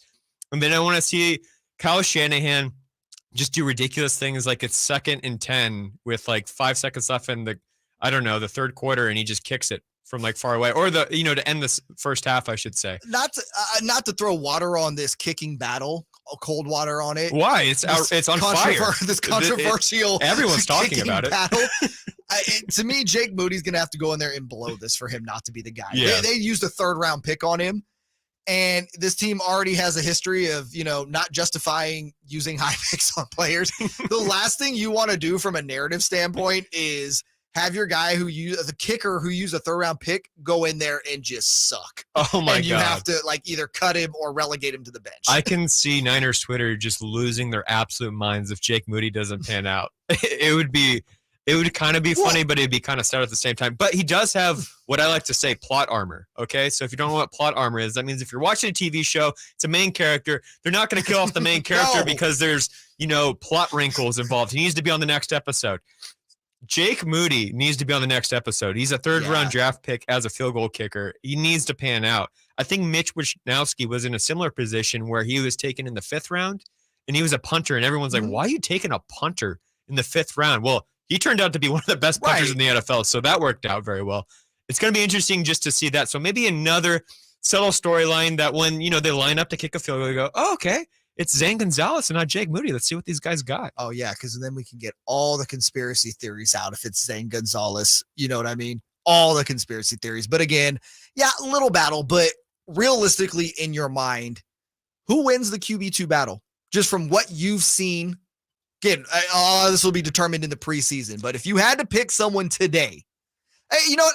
That's too much on the spot. Let me put it. I want to bring the question back because I think I want to ask a more fair question. Which of the 2 QBs are you more excited to see operate this weekend? Trey Lance or Sam Darnold? Oh, Trey Lance, easy. He's got the more tools. He's got the higher ceiling. We know what Sam Darnold is already and what he can be. The only thing with Sam Darnold, though, we've never seen him with a competent offensive coordinator and with a really good team. We've seen flashes of brilliance from Sam Darnold. He had a fantastic last half of the season last year. Trey Lance, though, he can run. He can throw. He's young. He's dynamic. He's more exciting to me. I think Sam Darnold gets more reps, though, and here's why. I think Sam Darnold is more ready for teams to put a package together for him than Trey Lance because Trey Lance still just doesn't have enough tape. He really doesn't. But then wouldn't that kind of justify then giving Trey Lance more reps so you can put more tape together on him? Yeah, maybe, but Sam Darnold seems ready for this season. Trey Lance might have a few brilliant games in the preseason, right? But would you really, as an NFL team, take a chance and then throw him into an offense? Like, we're talking about teams that, heaven forbid, knock on wood, will lose their quarterback in the first 3 weeks of the season just because of crazy circumstances, right? Heaven forbid a QB1 goes down for any team. They're going to come knocking for Sam Darnold. They're not going to be coming knocking for Trey Lance just because Trey Lance is probably seen as a little bit of a project right now, which is fine. But I really hope Trey Lance comes out here fire blazing, doing well, just fantastic, shooting it around everywhere, and can run too. I think Trey Lance has the best upside, and I'd like to see him on the Niners more so than Sam Darnold. I tend to agree with most of that. I would say I'm more excited for Trey Lance, but you brought it up. We haven't seen Sam Darnold yet in a competent offense. Mm-hmm. So I'm almost more intrigued by Sam Darnold. Yeah. I'm way more intrigued at the idea that it's like, Because you get a lot of people, Matt Mayoko, who you mentioned earlier, who covers the San Francisco 49ers for NBC Sports, has talked about, again, just his capabilities in the offense from just being able to air it out. And listen, we've had, the last 4, 5, 6 seasons of Jimmy Garoppolo. Jimmy wasn't a guy that could air it out. That just wasn't his game. We've never really seen Kyle with a quarterback until really Brock Purdy last year for the last half of the season with a quarterback that can air it out. So I'm intrigued by whether or not there's some realness to this idea that no, Darnold just needs a place to start where he can play his game, where he has good receivers, where he has an offense and a coach that is going to scheme around his strengths. Or is it Sam Darnold's just a bust at number 3 out of USC? You see, I don't think he's a bust because when I was looking this offseason, Sam Darnold was always with Kittle. He was always with Debo. He's always with McCaffrey. They were always doing stuff. They were going to comedy shows. They were, a courtside at the Warriors games together. They went to some Giants games together. They were seen out in public, going to events. So when you talk about that means they know this guy is special. They wouldn't just spend time. They wouldn't just spend time with somebody for no reason if they think he wasn't going to stick around a little bit. So that's where I had a lot of intrigue. Maybe they respect him as the veteran more so, and he was just hanging out with the boys. But I would really like to see Sam Darnold in a competent offense, and maybe he blows everybody away. Could you imagine if he blew everybody away? But I still think Trey Lance in his upside, he's still young, and he hasn't had the opportunity to show his very his limited talent, very limited opportunity. And you're not like a number 3 overall pick for no reason. No. I mean, I think that's why they grabbed him. They knew he was raw coming out of North Dakota State, but it's like you said, it's the intangibles. It's the things you can do with a guy that has those intangibles. I remember the story of, I forget what year it was that I think it was the 2020 season when Jimmy got hurt early in the year. It was after the Super Bowl. And, they were not good that year. But Kyle Shanahan got an up-close look at Josh Allen that season when the Niners were just, out of it already. And watching Josh Allen play that bully ball that he kind of plays in Buffalo. I mean, Josh Allen is a specimen. It's really hard to find a comp for him in the NFL, in my opinion, because he's the one quarterback I feel like they can actually run over linebackers if they're trying to tackle him. Yeah. And you look at Trey Lance's size and speed, and you saw that with kind of some of the stuff Kyle was trying to run for him last year. Very similar to what different sorts of scheming and different sort of packages and stuff that Buffalo runs with Josh Allen. And I think Kyle kind of really saw that, and I still think there is that intrigue. My opinion, if I'm the 49ers, I really hope Trey Lance is the guy. Like, I really want to have an opportunity to justify that pick. And if he is showing that, what's to say that we don't see Trey Lance do what they had, I think, anticipated him doing his rookie year with Jimmy Garoppolo, running different special packages for him coming in. Like, we forget his rookie year. He scored the first touchdown for the 49ers that season. Kyle is such a creative play caller. I think he could find a way to make it work with Brock as QB1, but still getting Lance in there and featuring him at times. Could you imagine like a dual QB system in the NFL? I don't know if it'd be dual QB. I still think it would be a system where Brock Purdy is taking the vast majority of the snaps. But again, you could use Trey Lance in different packages, different kinds of schemes, different specialty plays and stuff. Again, Kyle is a master at drawing that stuff up. The thing about Trey Lance is if everything goes according to plan and what everybody thought Trey Lance was going to be ends up coming true, we're talking about like Lamar Jackson or like a Michael Vick type where he can sling it, run around, do everything, really open up the offense even more, which is scary to think about in a Kyle Shanahan offense. When we think about the top side of Brock Purdy, we think about almost like a Tom Brady like QB where, a great pocket poise, can make those accurate passes, just can make things happen, can throw guys open. So it's 2 totally different games, right? And that's what's so beautiful about this. And for all we know, Sam Darnold could do this too. Sam Darnold could be that type of QB. That's the other thing. If Sam Darnold's coming in and slinging it 70 yards to Brandon Ayuk on a go route, there's still... we know Purdy's a QB1, but that's why I said this QB2 battle is so important to watch, and it's going to be on display for us all weekend right here. Again, you can catch the 49ers game on Sactown Sports. Sactownsports.com has all your 49ers coverage. Pre-game at 12, kickoff at 105 with the great Greg Papa as the Raiders take on the 49ers. Hard Knocks debuted last night. Me and you were talking about this earlier, so I went back and watched it. earlier today, right before we got back on air. I haven't watched Hard Knocks since the season they had the Raiders on, because it was the Raiders. And, at that time we had the Raiders here on Sactown Sports. So wanted to see it, wanted to be able to see what was going on. I'm not a Hard Knocks guy. Okay. This episode 1 for me reinforced why. It felt like, correct me if I'm wrong, and I know, again, it's part of the storyline. The Jets are the feature team this year. We knew Aaron Rodgers would need to be featured heavily. It felt like a 30-minute Aaron Rodgers infomercial going into that episode, man. It was so cool to see, and if you haven't checked it out, please check it out. It's on HBO Max, I believe. Max. It's just yeah. Max now. Oh, excuse just Max. me. Get the it's branding just Max. Right. It is just Max stream. But I think we could talk about it on the backside of this, right? Yeah, we're going to talk about that. Again, we went a little long here. We're getting some things fixed in the control room. Yeah, we have some technical difficulties. Actually, we had to reset the timer, when it says how many days since we had technical difficulties. Right, it's back to zero. So, yeah, we'll talk about Hard Knocks on the other side of the break, plus Frankie Cartoscelli joining us at 3:30 right here on Sactown Sports and SactownSports.com. Oh, no. We're still having issues. No, all right. We're talking Hard Knocks. We're going to keep on swimming. Jay and Simone and Chris Verlato are their best in the control room trying to get us up to speed going on with the commercials in our system. So, yeah, man, go on. You were saying Hard Knocks was you were putting a positive spin on Oh, this. yeah. I was just saying it's really cool to see Aaron Rodgers come in and everybody just think he's the second coming of Jesus. Oh, he's the Messiah. He was the Messiah. And it was really, really cool to see him just do his thing and come in and just ball out of control. Okay, like at practice where everyone's like elbowing each other, like, oh my God, this guy, he's the real deal. He's the real deal. And just to see the energy he brings is absolutely incredible. Like he was just bringing a different kind of energy that just uplifted the entire team. And it was a relaxed energy. It was. And Aaron Rodgers seemed a lot happier. It was just really cool. The other note I had about this Hard Knocks episode is Robert Saleh really reminded me of Gabe Kapler, the Giants manager. Just the way that he talks, the way how clean he is. He's very dressed up. Like clean looking. Almost like Robert Saleh takes care of himself. Yeah, like a cliche coach, though. Like he was saying all like the proper things you have to say as a coach. It seemed very Gabe Kapler-esque. So that was the other thing I had. And then, again, just getting back to the fact that one QB can come in and just change the whole vibe of an organization. And I can't really think of another position in sports like that.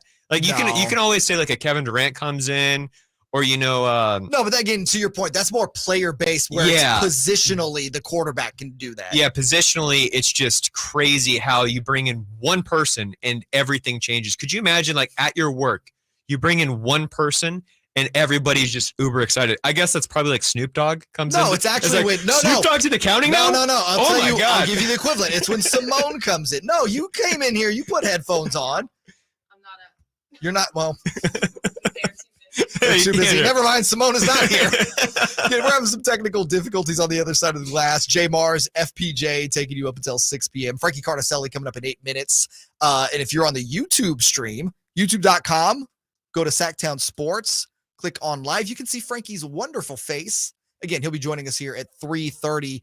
Yeah, I get it. I get the changing of the room, but it was just like, dude, I get it's Aaron Rodgers. And maybe there's a little biased in me because I'm not the biggest Aaron Rodgers fan. Did we forget Aaron Rodgers wasn't good last year? Did that just like leave everybody's mind? Yeah. He's not coming off of an MVP season. Yeah. Aaron Rodgers, and again, now, to be fair, Green Bay not putting the best squad around him last year. But you watch a lot of Packers games last year. Aaron Rodgers just did not look like himself. I don't know. We could go all down sorts of rabbit holes of why that is. But point being is, what Aaron Rodgers are the Jets getting? It's one thing to come into training camp and change the attitude of a place. By the way, I think Robert Saleh is on his way to doing that anyways. The Jets were much better last year than they had been the previous season. But I don't know. That's where I'm like, I feel like everybody forgot Aaron Rodgers wasn't good last year. Yeah, he was miserable, though. He seemed miserable. Like, he just he seemed like, when you stay in a place for too long and maybe you need a change of scenery and, you want to move to the town over and change it up. He just seemed like he was miserable, and that happens. He comes into Hard Knocks, and maybe it's just because they selected the cuts that the Jets approved of. Yeah. But he seemed like he really, really enjoyed himself there. He seemed like relaxed. He knew he was the guy. Like he came in and he knew. Oh, he knew he was the guy, but there's no QB always competition. knows when he's the guy. Yeah. Well, there wasn't no QB competition They in Green Bay. had such a kind filter on it last night. I was just like, every shot, I was like, yeah. It was just incredible how they were framing him. No, to be. I couldn't agree more. So that's going to be the storyline to watch. Again, Hard Knocks premiering on Max last night. If you're a Jets fan, if you're an Aaron Rodgers fan, if you're just an NFL fan, always an interesting show for people to check out. Again, not my cup of tea, but what is my cup of tea? Sacramento Kings basketball. What's my cup of soda? Frankie Cartoscelli. He joins us next on Sactown Sports and SactownSports.com. Jimmy G and the Raiders take on the 49ers Sunday, August 13th from Allegiant Stadium in Vegas. And Sactown Sports has all your coverage. Kyle's offense versus Josh's offense, just different mindset behind it. So I think revamping the mind like that is the first step, and then just relearning the language. Basically like going Spanish to French, something like that. The voice of the Niners, Greg Papa, has the kickoff at 1 p.m. on Sactown Sports. Your home for the 49ers. What's up? We're talking to Chad Hoblet of Hoblet Dodge, Chrysler, Jeep, Ram in Woodland. Chryslers make this the summer sales event going on right now. But Chad, why drive all the way to Hoblet? Because if you go somewhere else, you're paying too much. No one beats Hoblet when it comes to price and service. Right now, save up to $13,000 off MSRP on new 2023 Ram 1500 Laramie, Limited, and Longhorns. That means you can get a brand new truck starting at only $28,995. Wow, you really are going all out. We're not done yet. You can also save up to $6,500 off MSRP on new 2023 Ram 2500 Longhorns. No one in California has a savings this good on a selection this big. That's why we are consistently California's #1 Ram truck dealer. Stop by the Hoblet Ram Truck Center for a test drive today or see their entire inventory online at HobletDodge.com. Unbeatable prices, unbeatable selection. Nobody beats Hoblet, period. 14,000 total net savings after 9,000 factory rebates and 5,000 dealer discounts. Rebates include 10% off MSRP, average of $8,000 plus $1,000 case construction cash. Must have purchased qualifying case equipment after January 1st, 2021. $28,995 net price on 2023 Ram 1500 regular cab after 3,400 factory rebates. Sample VIN 550880. 6,500 total net savings on Ram 2500 Longhorn after 6,500 dealer discount. 5H net savings. See dealer for details. Need the latest on your Kings? And Nerlens, in all fairness, I mean, he can protect the basket. Very unselfish player. Looking for the freshest scoop on the Niners? Trey Lance not being on the roster is an option for them. Why else would they have 4 quarterbacks around? But I don't think it's the most likely. Want to find out the latest on the MLB playoff race? I think Bailey has kind of been the glue to put this all together because you got to have an elite catcher to make a run at a late playoff push. For all that and more, check out SactownSports.com. Sacramento weather is brought to you by Folsom Lake Kia. I'm Tamara Berg in the KCRA 3 Weather Center. Under mostly sunny skies and a southwest breeze, plan for daytime highs upper 80s to low 90s and overnight lows back to the upper 50s. Get the latest forecast on the KCRA 3 News and the KCRA 3 app.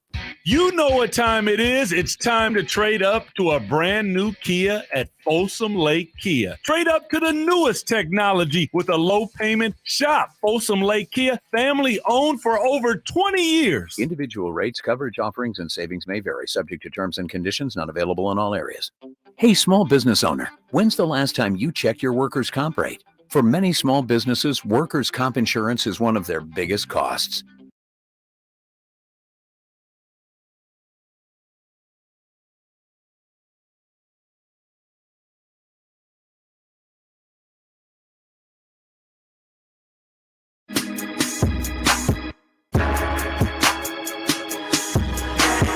Sactown Sports, SactownSports.com. Shout out to all our folks in the control room today. Jay Johnson, Simone, Christopher Ladd, our PD, Brian Gebhardt. We have sirens going off here. It's a fire drill. Everyone's panicking. No, we're just having some technical difficulties. This happens. This is the beauty of live broadcast. Great. You get to tune in and you're like, oh my goodness, things are going wrong. It means more of us, less of the commercial spots, which, you know, depending on your take, that could actually be a bad thing. You know what? As an advertiser lover, it actually makes me very disappointed. You're an advertiser lover. Of course I am. So we've established I'm a today, company man. FPJ, what I have established with you, without even asking you, you're more of a lover than a fighter, number one, right? I'm from Northern California. Of course I am. Come on. It's the label, but it's true. I want everyone to be happy. What's wrong with that? FPJ loves sponsors. Yep. Kickers, and I'm sure we'll establish a few other things before the show is off the air. All right, coming to you via the Folsom Lake Honda Hotline. Folsom Lake Honda, your one-stop Honda shop. He is our guy, our Sacramento Kings beat writer. He's our insider. He is what they call here on the afternoon show the King's Cowboy. Okay. Yeah. All right. I always like when another Frankie joins, okay? I'm a Yes. Frank myself. Yeah, no, we got a double dose of Franks today. There's so much. That's right. Frankie Cartoscelli joined us from the Folsom Lake Hotline. Frankie, how are you, sir?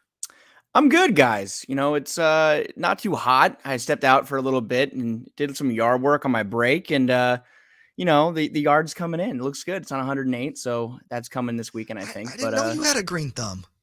I grew up doing yards. Yeah, I grew up doing yards. That's like my kind of a therapeutic. On days like today when it's not too hot and I have some time, I like to go out and try to kind of bring along this yard that's not where it needs to be, but we're gonna get there. But I'm doing good, guys. Thanks for having me. Frankie, this is so funny you mentioned that because I literally have one of the questions here for you. I write down my questions just in case I go absolutely AWOL or something. I was gonna ask you, what do you do? What do Kings writers do during the offseason right now? Like, what are the hobbies that you do? So you have a green thumb for one. Is there anything else that you got going on the side? Just in the offseason right now. I mean, a lot of baseball. Like we're doing some Giants coverage for the site right now. Love it. And then obviously in my free time, I'm really getting into MLB The Show right now. Like I'm a big MLB The Show guy. So I never really played like the Diamond Dynasty part of it. I would just play online when I was like in college, but I'm really kind of getting into it right now. So it's a little bit of an obsession, but I'm okay with it, especially right now because I know during the season things get tough. So I won't have much time for that then. All right, last non-Kings question for me. I revealed that my gamer tag name was F Pleaser. What is your gamer tag name so people can maybe face you on MLB The Show? Maybe you guys could face each other. Yeah, we could. Yeah, we could. It's Frank _ Tank 33. And I definitely made that when I was in college in Chico. So that was one that I made up. Probably a late night. I threw that in there. So that rules. Frankie, obviously we have you on today because of the breaking news yesterday. The Kings have maybe found the 15th guy for the roster, and they didn't have to look too far. Nimi Keita signing a standard NBA contract yesterday. Frankie, to the best of your knowledge, is this a guaranteed deal or is this a partial guarantee? I don't know. I didn't see any of those details. Have you got any insight on that? Yeah, so my good buddy Ricardo Brito Reyes, who does a good job over there in Portugal, he broadcasts NBA games over there. He has all the inside scoops on the Nimi stuff. Obviously, it is a non-guaranteed training camp deal. So this is another kind of, in my opinion, it's an intriguing addition to what already is going to be an interesting training camp because now you have two players, Nerlens Noel, a veteran, a proven player who has been a good rotation guy in previous years. Obviously, a lot of injury problems, but he's also on a non-guaranteed deal. He only has $300,000, but $300,000 out of $3 million is guaranteed. So what I'm looking at now is you have three centers: Alex Len, Neemias Queta, and Nerlens Noel. They're gonna be battling for that backup center spot. I mean, assuming that they go traditional with the backup big. I know the Trey Lyles edition, he played backup 5 in the playoffs. Do the Kings go into the season with that being their game plan? I would think they probably will have a traditional big as their backup center at more times than not. But yeah, it's a non-guaranteed deal, and I'm looking at Noel versus Queta for one of those roster spots right now. Yeah, because it's particularly interesting. I would be, and if you count Trey Lyles as a backup 5, which I do, I mean, theoretically that's 5 centers. There's no way that you're carrying 5 centers, in my opinion, on the roster come opening night.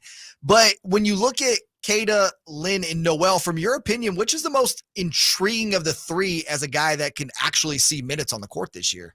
I think with Alex Len, the move to bring him back for the veteran minimum, I think that was a good deal. So I'll start with him. Just say that I think the stability with having a guy deep in the bench that can come out and he did prove himself, I think, down the final stretch of the year that he can be a rebounder. He can be a hard screener. He's physical. That can be someone that the Kings can obviously use when they need him. But I think that when you look at the rim protection aspect, Queta, we've seen what he can do in the G League. He was runner-up for G League MVP last year. He was all defensive first team.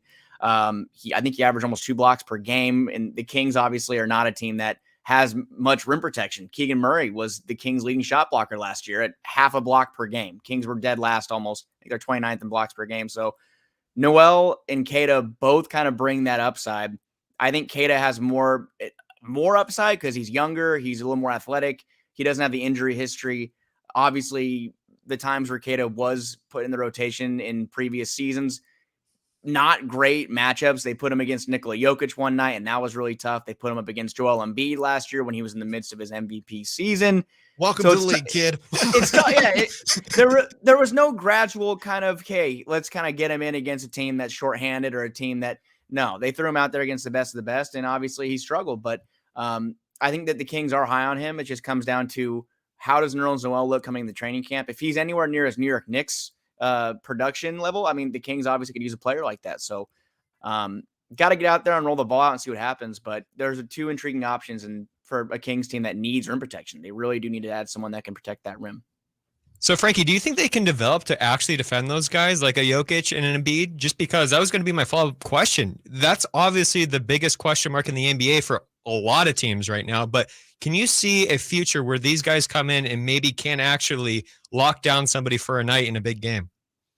Yeah, I mean, I think right now what the Kings need more than anything is just enough production out of their players, a step forward. Maybe not someone that can come out and be like a Rudy Gobert and his defensive player of the year kind of player. I don't think that's going to be likely, but someone that can just be a difference maker. Because right now the Kings were getting steamrolled in the paint.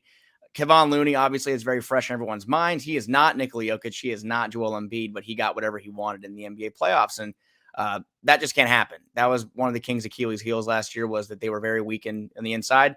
Not on the boards. Obviously, Domantas Sabonis was arguably the best rebounder in the league. I mean, the numbers say he was, and I think that he was as well. But it's just a different kind of game when you have to go up against some of those players that are very offensively gifted, like Jokic and Embiid.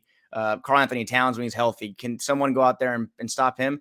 I'm kind of looking at Sabonis too. I mean, I don't think he was a slouch on the defensive end. I think that he got some flack that was a little unnecessary for a lot of the year, and I think he kind of locked in towards the final months in March and April. But I think if you can get anything positive out of someone that can be a bench player, someone that you can kind of throw and plug those holes and say, okay, we're getting killed on the inside right now. Who can we throw out there? Okay, well then Neemias Queta had a great camp and he's playing well.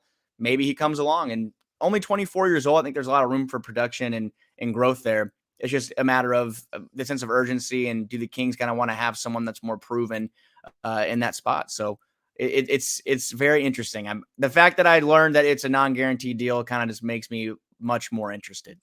Our Sactown Sports Kings beat writer / insider Frankie Cartoscelli joining us from the Folsom Lake Honda hotline. Folsom Lake Honda, your one-stop Honda shop. You know, Frankie, it is kind of those dog days of summer from the NBA where we're kind of scraping the bottom of the barrel when you see free agent signings. Again, non-guaranteed deals happening for players right now. One thing that is intriguing me is this is the first year that we will now have 3 two-way deals. The Kings still have one available. Is there anybody that's kind of got your attention right now as a possibility for that third two-way deal? You know, I think it's very interesting that Jordan Ford still hasn't. I think he was someone people thought would get maybe a full roster spot, but he was at a Stockton Kings event just a couple weeks ago, and I know that our buddy Joe was out there covering it, and I think that's interesting that they're having him go to events still, but nothing's been announced. Maybe they have a deal in place on a two-way, but he's someone that the Kings really should, in my opinion, I think he would be an ideal person for a two-way. Obviously, for a backup point guard or third-string point guard, you maybe want to go more of a veteran kind of type of player. But Jordan Ford, to me, has shown a lot. I think he's someone that could be even maybe better than some of those guys that are out there, some names that are out there. So, because, I mean, look at it right now. The Kings have De'Aaron Fox. They have Davion Mitchell. And then Malik Monk is someone who can run the offense. But do you want to have him be your third-string point guard on an opening night? I'm not sure. So, yeah, I think Colby Jones. Do you think Colby Jones could be that guy? Yeah, I mean, I think that's a lot to expect out of a rookie out of the gates. He's someone I'm not really sure how he fits in the opening night rotation. He could be. I think that him and Chris Duarte could trade those minutes that were kind of Terrence Davis minutes last year. The Kings are deep. They're very deep. I think that their thinnest position right now, though, would be the backup point guard spot. They really need another guard in that mix. And Jordan Ford, I mean, he really showed something in summer league. He kind of has that quick trigger and someone who can definitely distribute and very athletic, very quick. So I think he'd fit in well. Frankie Cartoscelli joining us from the Folsom Lake Honda hotline. Folsom Lake Honda, your one-stop Honda shop. Frankie, another guy that to me is intriguing, and I don't want to come across as a Kings fan that wants to see a win for the fans of a player that, we're happy to see him back. Harry Giles getting a workout with the Warriors here. I think that's either today or tomorrow. And, Harry is one of those rare players that is eligible for a two-way deal.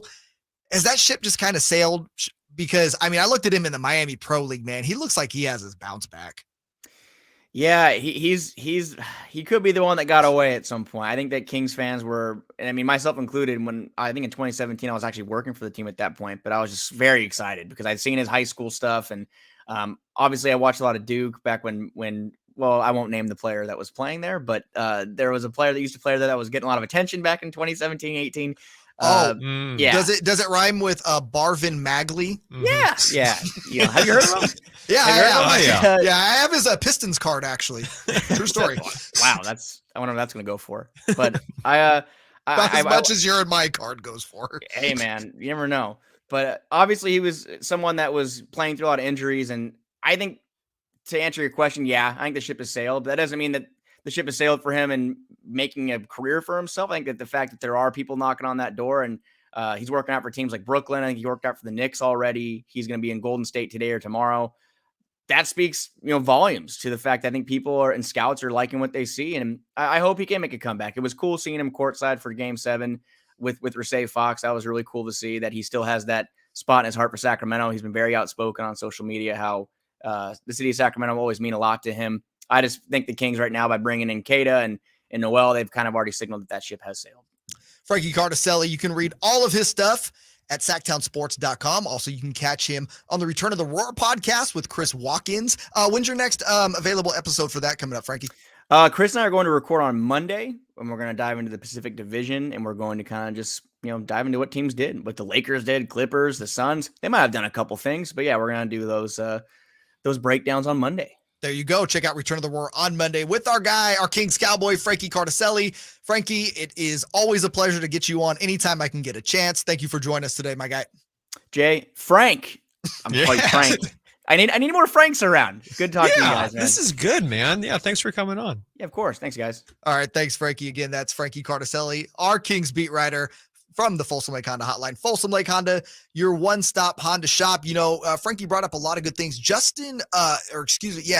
Ford is an intriguing option here for Sacramento. Again, a Stockton guy, played for the Stockton Kings, Folsom Lake high school guy. Yes. Folsom High School. See, I'm confusing that with the community college. And chess prodigy, too. That was one of my favorite stories I should say Jordan Ford, not Justin Ford. I'm thinking of my own name there. But yeah, Jordan Ford. He really showed out in the NBA Summer League. And you talk about a guy, listen, not the best prototypical NBA body, but he is fast. And we've seen what this speed guys can do in Mike Brown's offense. I just think when you put in a Jordan Ford, okay, and he could do something at the NBA level, how much that's going to piss off other teams because of his size, right? Sure. And he can shoot and he can play, right? So when you have a guy like that comes off the bench, I would love to hear the pop the Sacramento Kings fans are going to have for him because he's a local guy, right? So yeah, he's Folsom High School kid. He's going to be one of those guys, if he makes the team, he ends up bringing that energy whenever the team feels down, and Mike Brown has that option to go for it. And I think it would be great to see him have success here just because of the local connection. I will always root for 916 guys, okay? Always, till the day I die. So hopefully he gets his shot and he gets his chance. I'm sorry, the guys. Do we have craziest things happen in the control room behind me? It's just broke. Oh, okay. The system is broke. More technical difficulties. We're gonna paddle and swim for you guys and just keep on talking. We can't go to commercial break. Yeah, literally can't break, but that's okay. We got a lot to get to today on Sactown Sports. Of course, you can watch us right now on YouTube. Just search out Sactown Sports on YouTube. Click the live button when you see that video, and you will see us talking all the good stuff.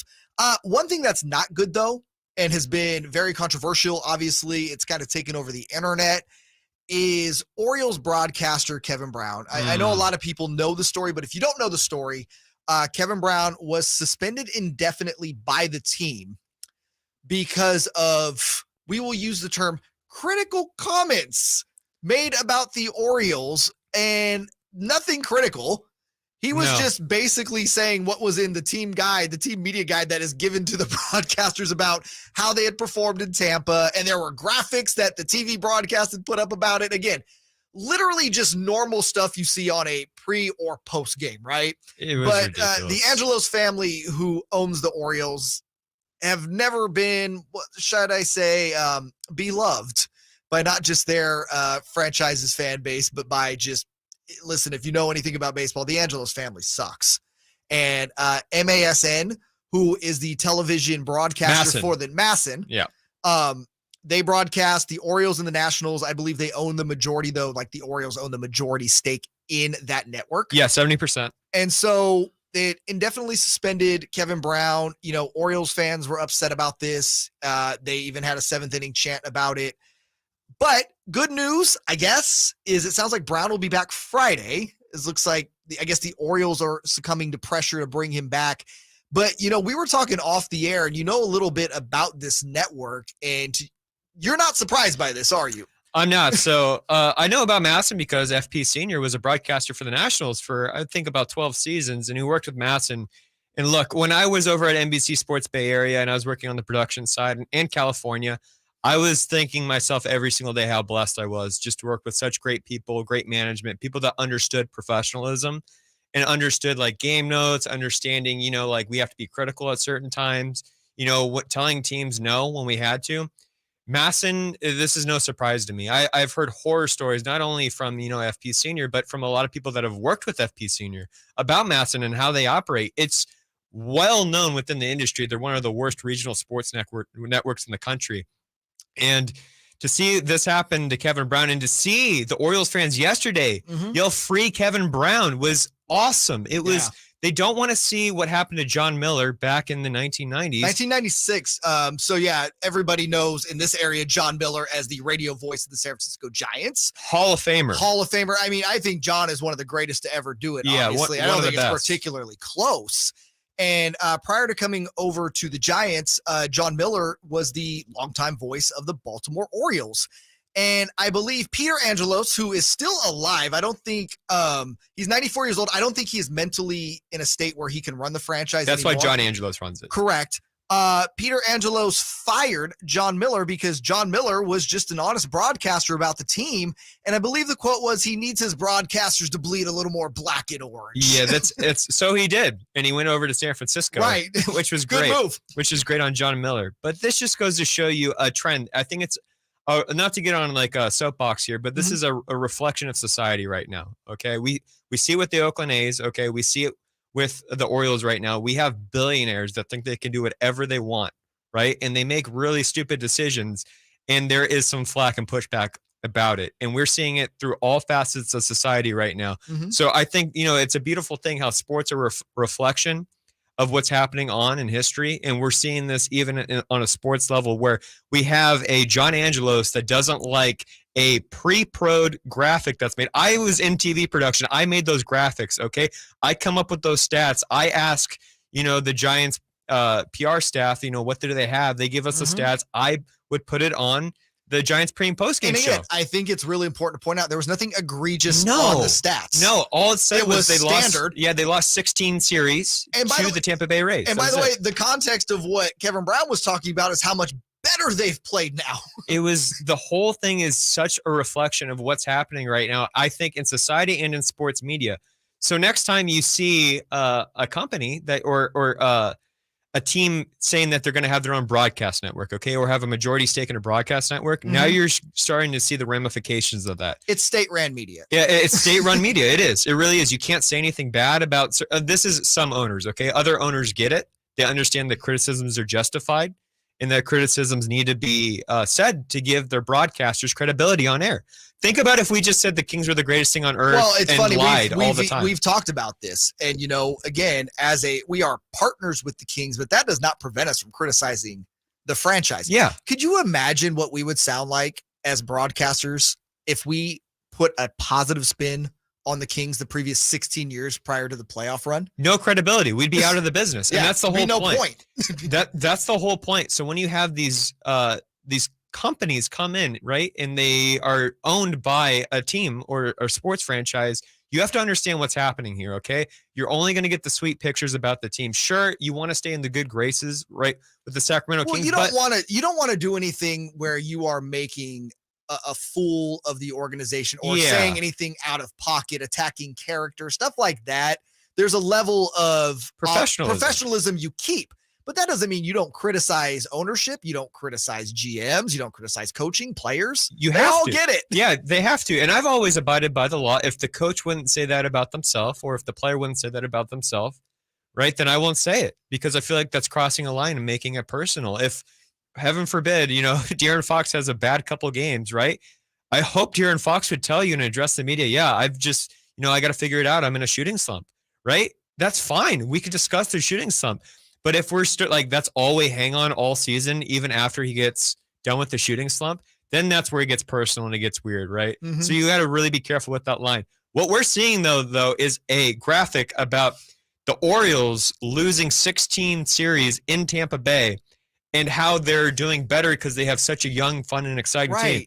And they're getting in trouble for that. And this was in the pregame notes that the Orioles made. So this went through the Orioles PR staff, to the truck, to the graphics, to the pre-pro, to everything. It went up every possible flagpole you could imagine. And the play-by-play broadcaster gets in trouble for this. Like, nobody should be getting in trouble for this, but him out of all people. So you know what? I hope everybody supports their local broadcasters. I hope they support Kevin Brown.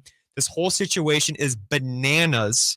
And honestly, what I've heard from Masson, this whole thing just does not surprise me whatsoever. Yeah, it doesn't. It's unfortunate that it's got to this place.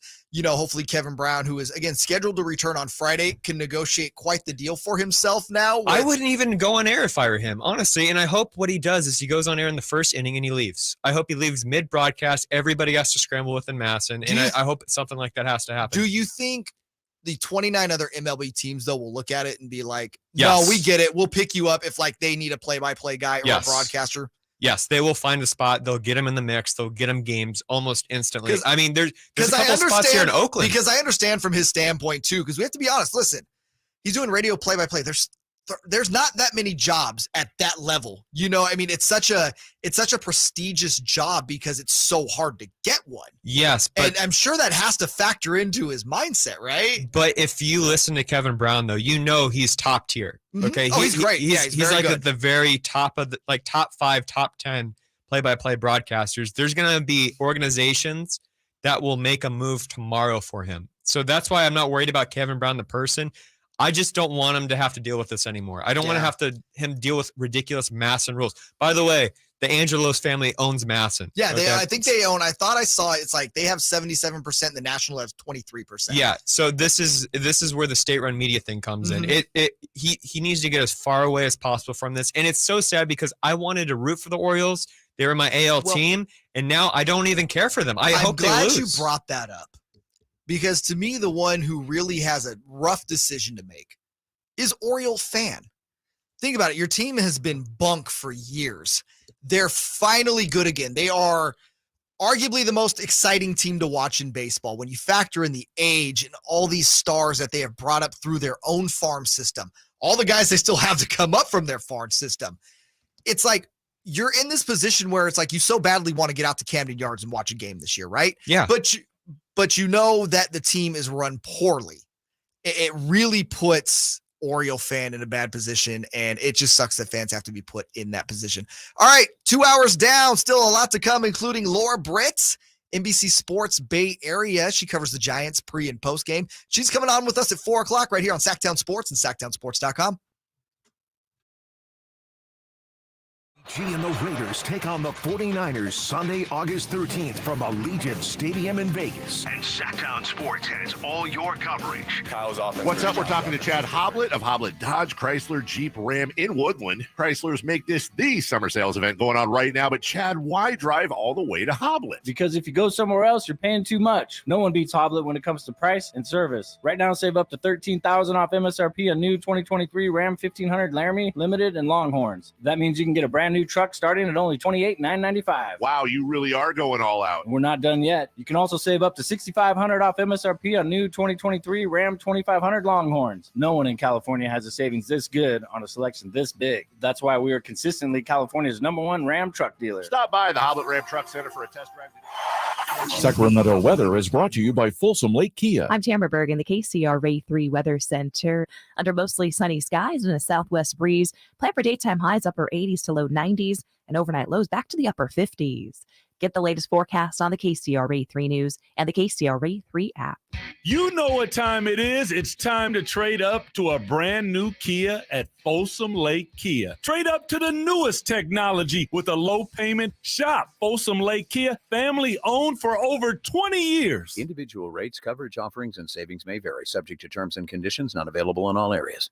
Hey, small business owner, when's the last time you checked your workers' comp rate? For many small businesses, workers' comp insurance is one of their biggest costs. But some don't check their rate often. Did you know rates can vary? In fact, taking 3 minutes to check your rate with Pi Insurance could save you up to 30%. Just go to trypi.com, share a few details about your business, and get a quote that's customized for you with no hassle or hidden fees. We know you're busy, but spending just a few minutes to check your rate could save you money. Plus, when you sign up for pay-as-you-go billing, your premium is based on your actual payroll, not an estimate. So your workers' comp audit experience is simplified. See how much you could save with Pi Insurance. Ask your agent for Pi or get a quote at trypi.com. That's TRYPIE.com. If this were a Reese's TV ad, you'd be staring at a Reese's peanut butter cup. And sure, my voice is peanut buttery smooth, but still, you need to see the peanut butter cups, right? No? I can really just say Reese's and you'll go get some? Okay. Reese's. Reese's. Reese's. Really working, actually. Reese's. Reese's. I'm on to something. Reese's. Reese's. Reese's.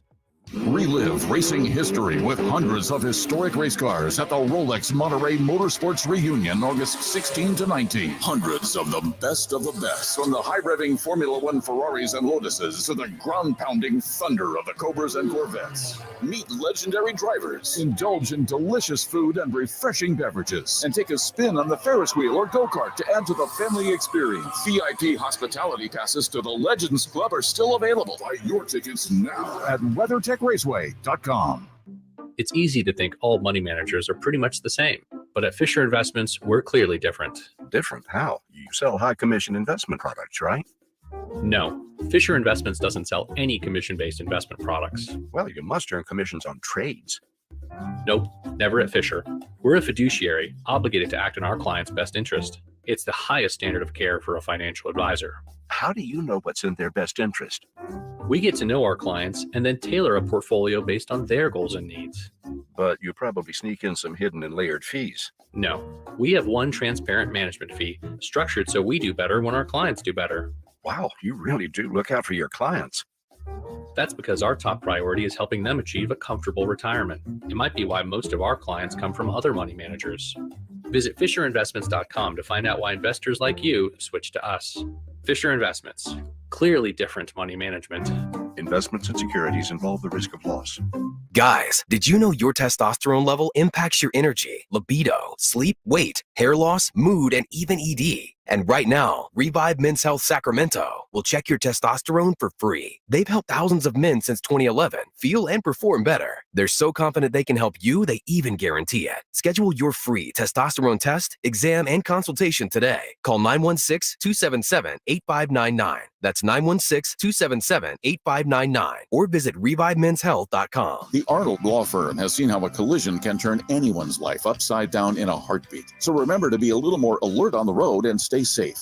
The Arnold Law Firm, providing real justice for you since 1975. Call 916-777-7777. That's Mike saying good morning. It's the best he can do right now. Yeah, not a cloud in the sky.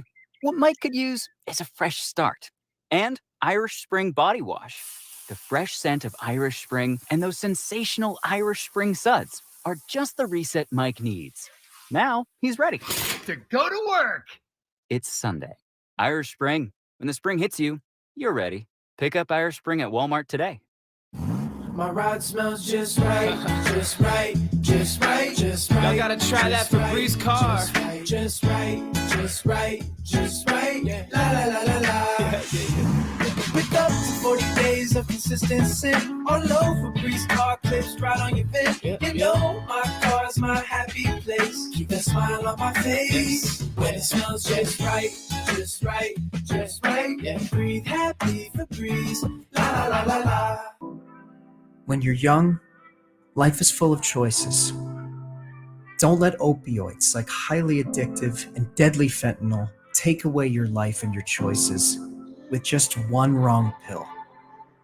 Addiction is a disease that can affect anyone at any age, but there is a choice to get help for this disease. Find medically proven treatment options, including virtual, at choosemat.org.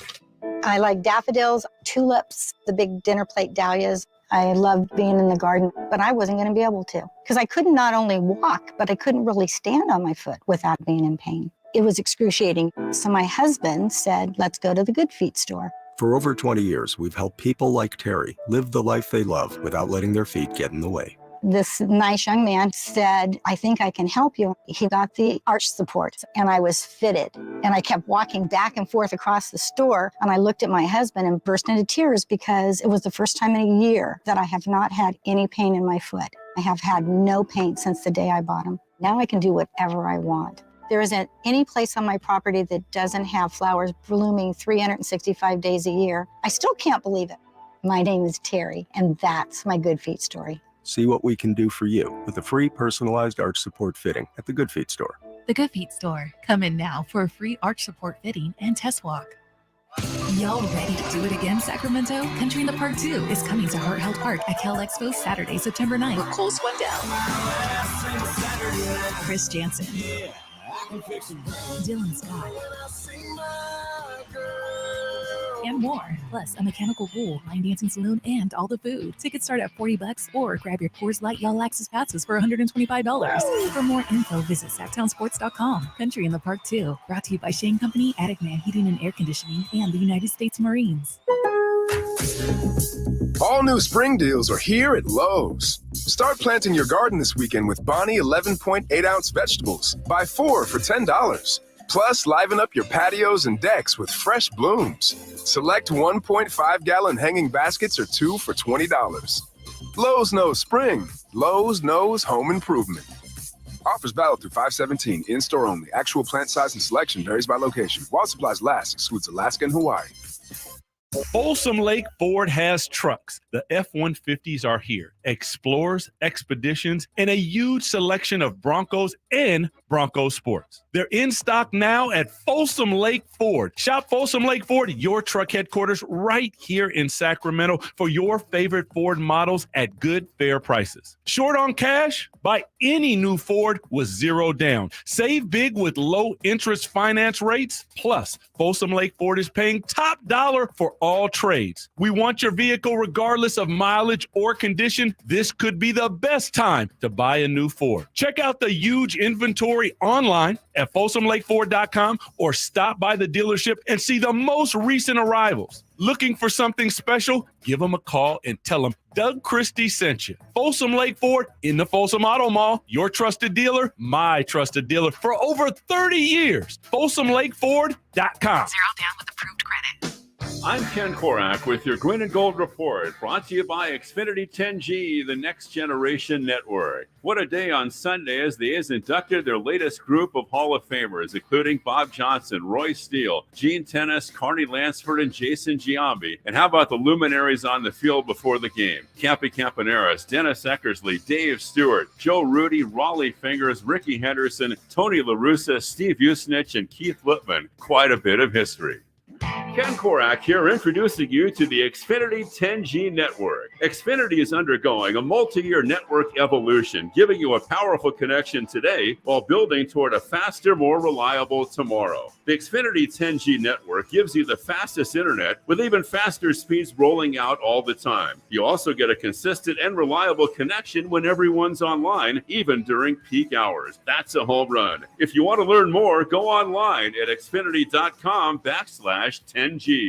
Power Business Technology is proud to be 100% independent, locally owned, and managed Toshiba copier dealer. Local ownership cuts out the red tape, allowing ourselves to never be too busy to personally answer the call when our clients need us. Recognized for excellence in service execution, training, and customer service, we're proud to be named a 2022 Toshiba ProMasters Elite Dealer. Contact us today for all of your business printing needs at 844-POWER-BZ. That's 844-769-3729, or visit us at PowerCopiers.com. I'm Scott Trout, attorney and CEO of the domestic litigation firm Cordell & Cordell. We help men deal with the life changes triggered by divorce, such as child custody and property division, among many others. But life changes also occur after divorce. These changes can make parts of your existing court order irrelevant or harder to follow. If you feel a modification to your court orders might be necessary, talk to us at Cordell & Cordell. We're a partner men can count on. 500 Capitol Mall, Suite 2060, Sacramento, California, 95814. CordellCordell.com. Don't miss the final days of end-of-season deals during the Truckload event at Lowe's. Right now, save on major appliances and get an additional 10% off in-store clearance appliances. Plus, take up to 25% off select storage totes like the Project Source Commander tote. Just $11.98 was $15.98. Find big savings now. Lowe's knows savings. Lowe's knows home improvement. Valid through 8/9. Exclusions apply while supplies last. Selection varies by location. See Lowe's.com for details. From the Power Business Technology Toshiba Studios. KHTK-AM Sacramento, KYMX HD2 Sacramento. Sacramento's official home for the San Francisco 49ers. Touchdown!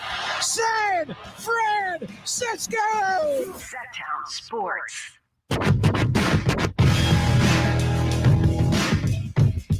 Sactown Sports, SactownSports.com. Thank you for joining us today. JayMarZZ, FPJ, joining you, having a good time.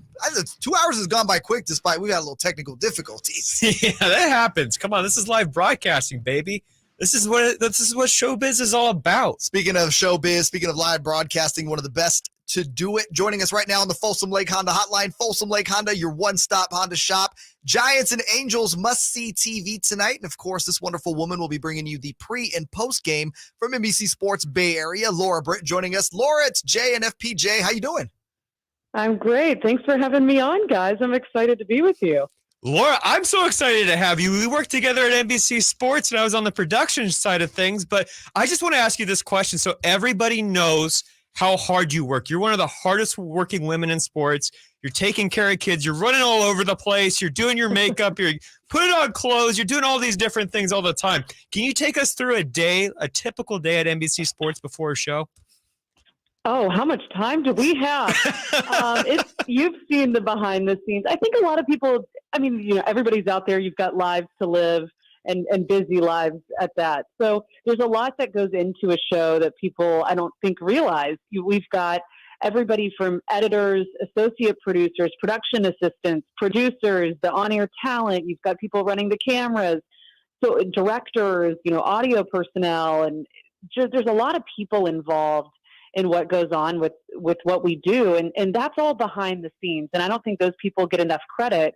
You see what appears on your television and you think, oh, these people just come sit down and start talking.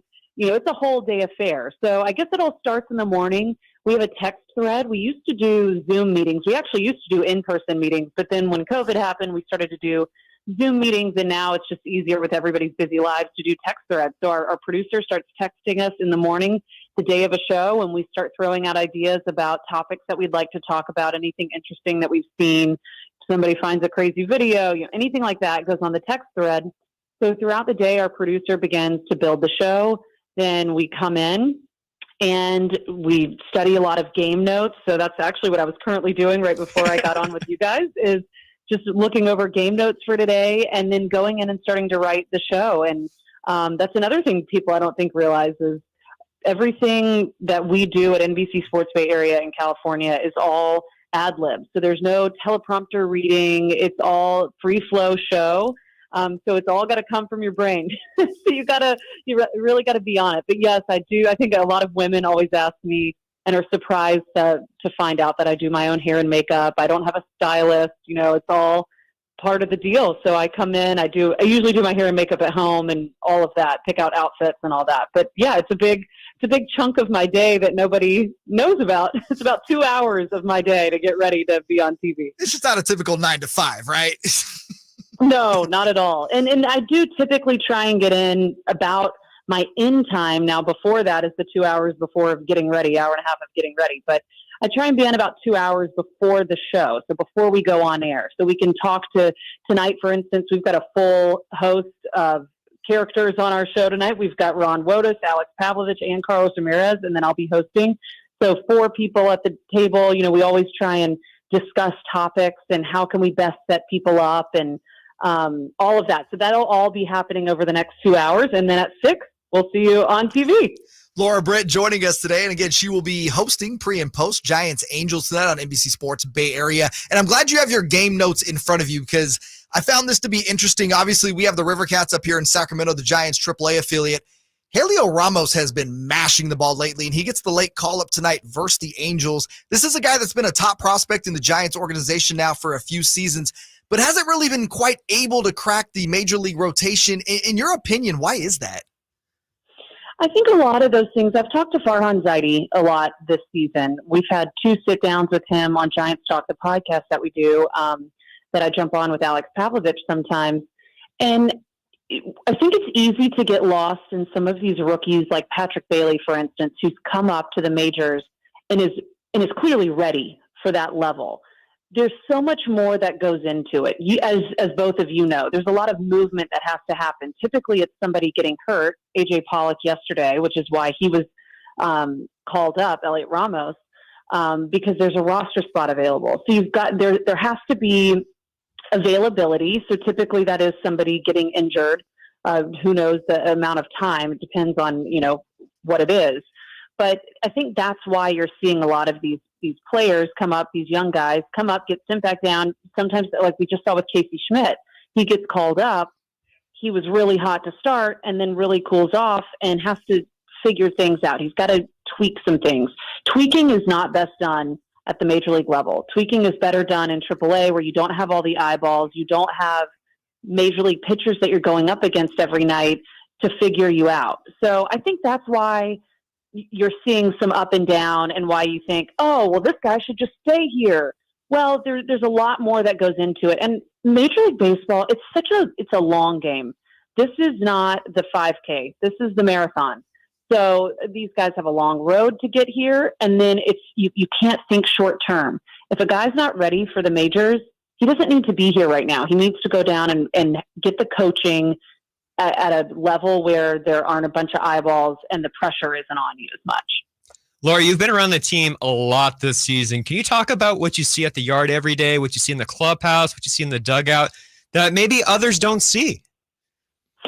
Yeah, I ask this question a lot to the guys when I'm talking with them, especially some of the veterans, just about how the camaraderie's been between the younger guys and the older players. And I think this is a really unique situation, and it's kind of a fine line to walk, because you see with a team like the Padres, you get a bunch of talent, but it doesn't necessarily mesh. Clearly the results aren't meshing. And I think that goes back into what's happening at the clubhouse. And these guys are all that they have a great time together. The veteran players have really embraced these younger guys.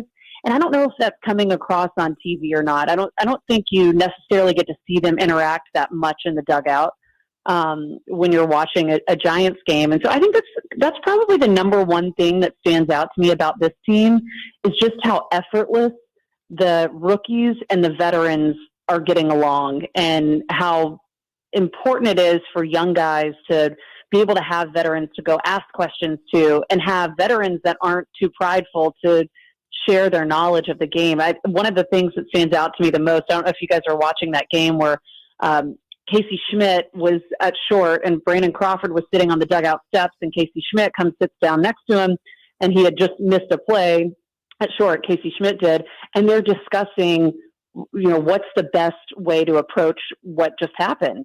And Brandon Crawford, so gracious in sharing his knowledge. So I think that's one thing that you might not get to see all the time on TV. I'm trying to think of something fun, like behind the scenes fun. It's pretty laid back. I mean, you guys know that. baseball, the guys are there for so long, as opposed to other sports. These guys come in, I think they're in a lot more meetings in other sports. For baseball, you're at the yard all day. So it's pretty laid back, and everybody's just pretty chill. The conversation is pretty casual. It's very laid back.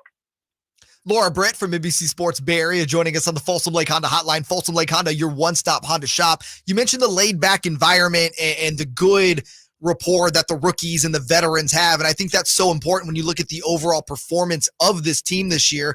Look, there was a lot of people that at the beginning of the season said this is a Padres-Dodgers division. The Giants didn't do enough in the offseason to even compete for a wild card spot, but here they are in the wild card race with one of the slots not locked up, obviously, but they have a nice, healthy couple games lead.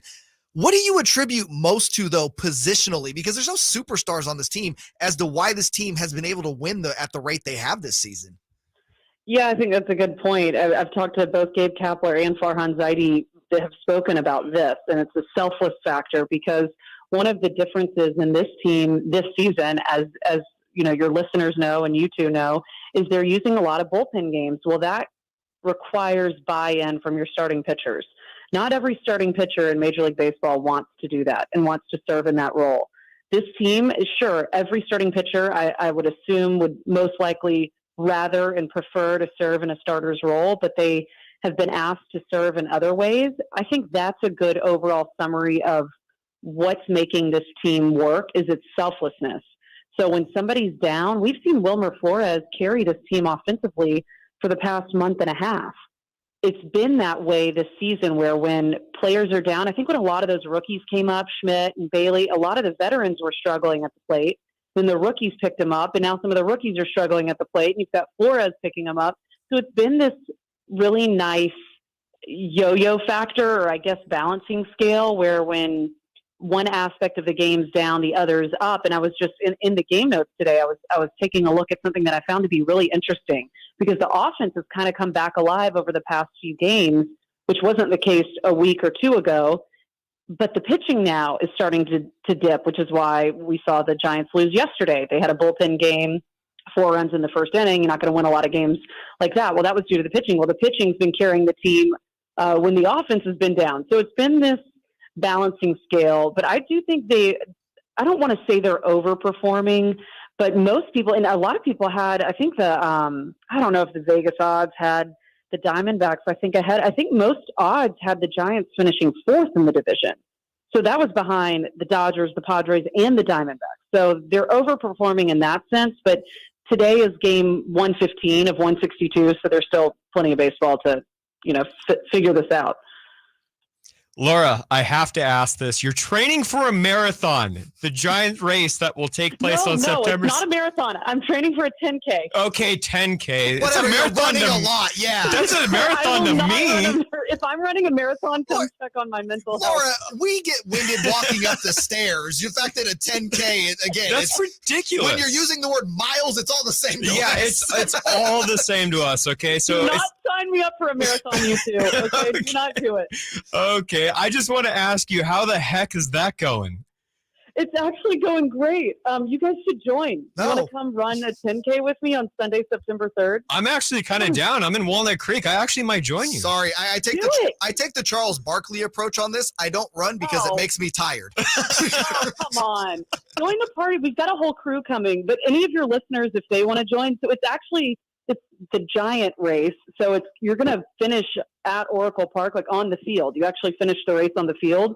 I haven't ran a 10K, which is 6.2 miles for all of those that don't know, because I didn't know before I signed up for it. I knew I was like, it's 6-ish.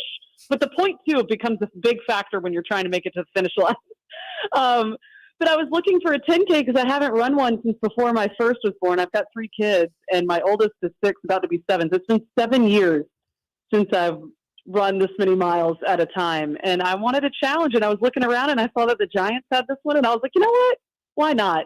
There's no time like the present. So if you guys want to sign up, the Giants actually gave me a minor discount code, BP with Britt. If you want to join, come join. I'm so serious, FP Jr. You got to come. Okay, I'm in. Honestly, I think I will. I think FP Senior might be out there too. So. I will make the signs and cheer you guys on. Okay, perfect. It better be the best sign and the biggest sign ever.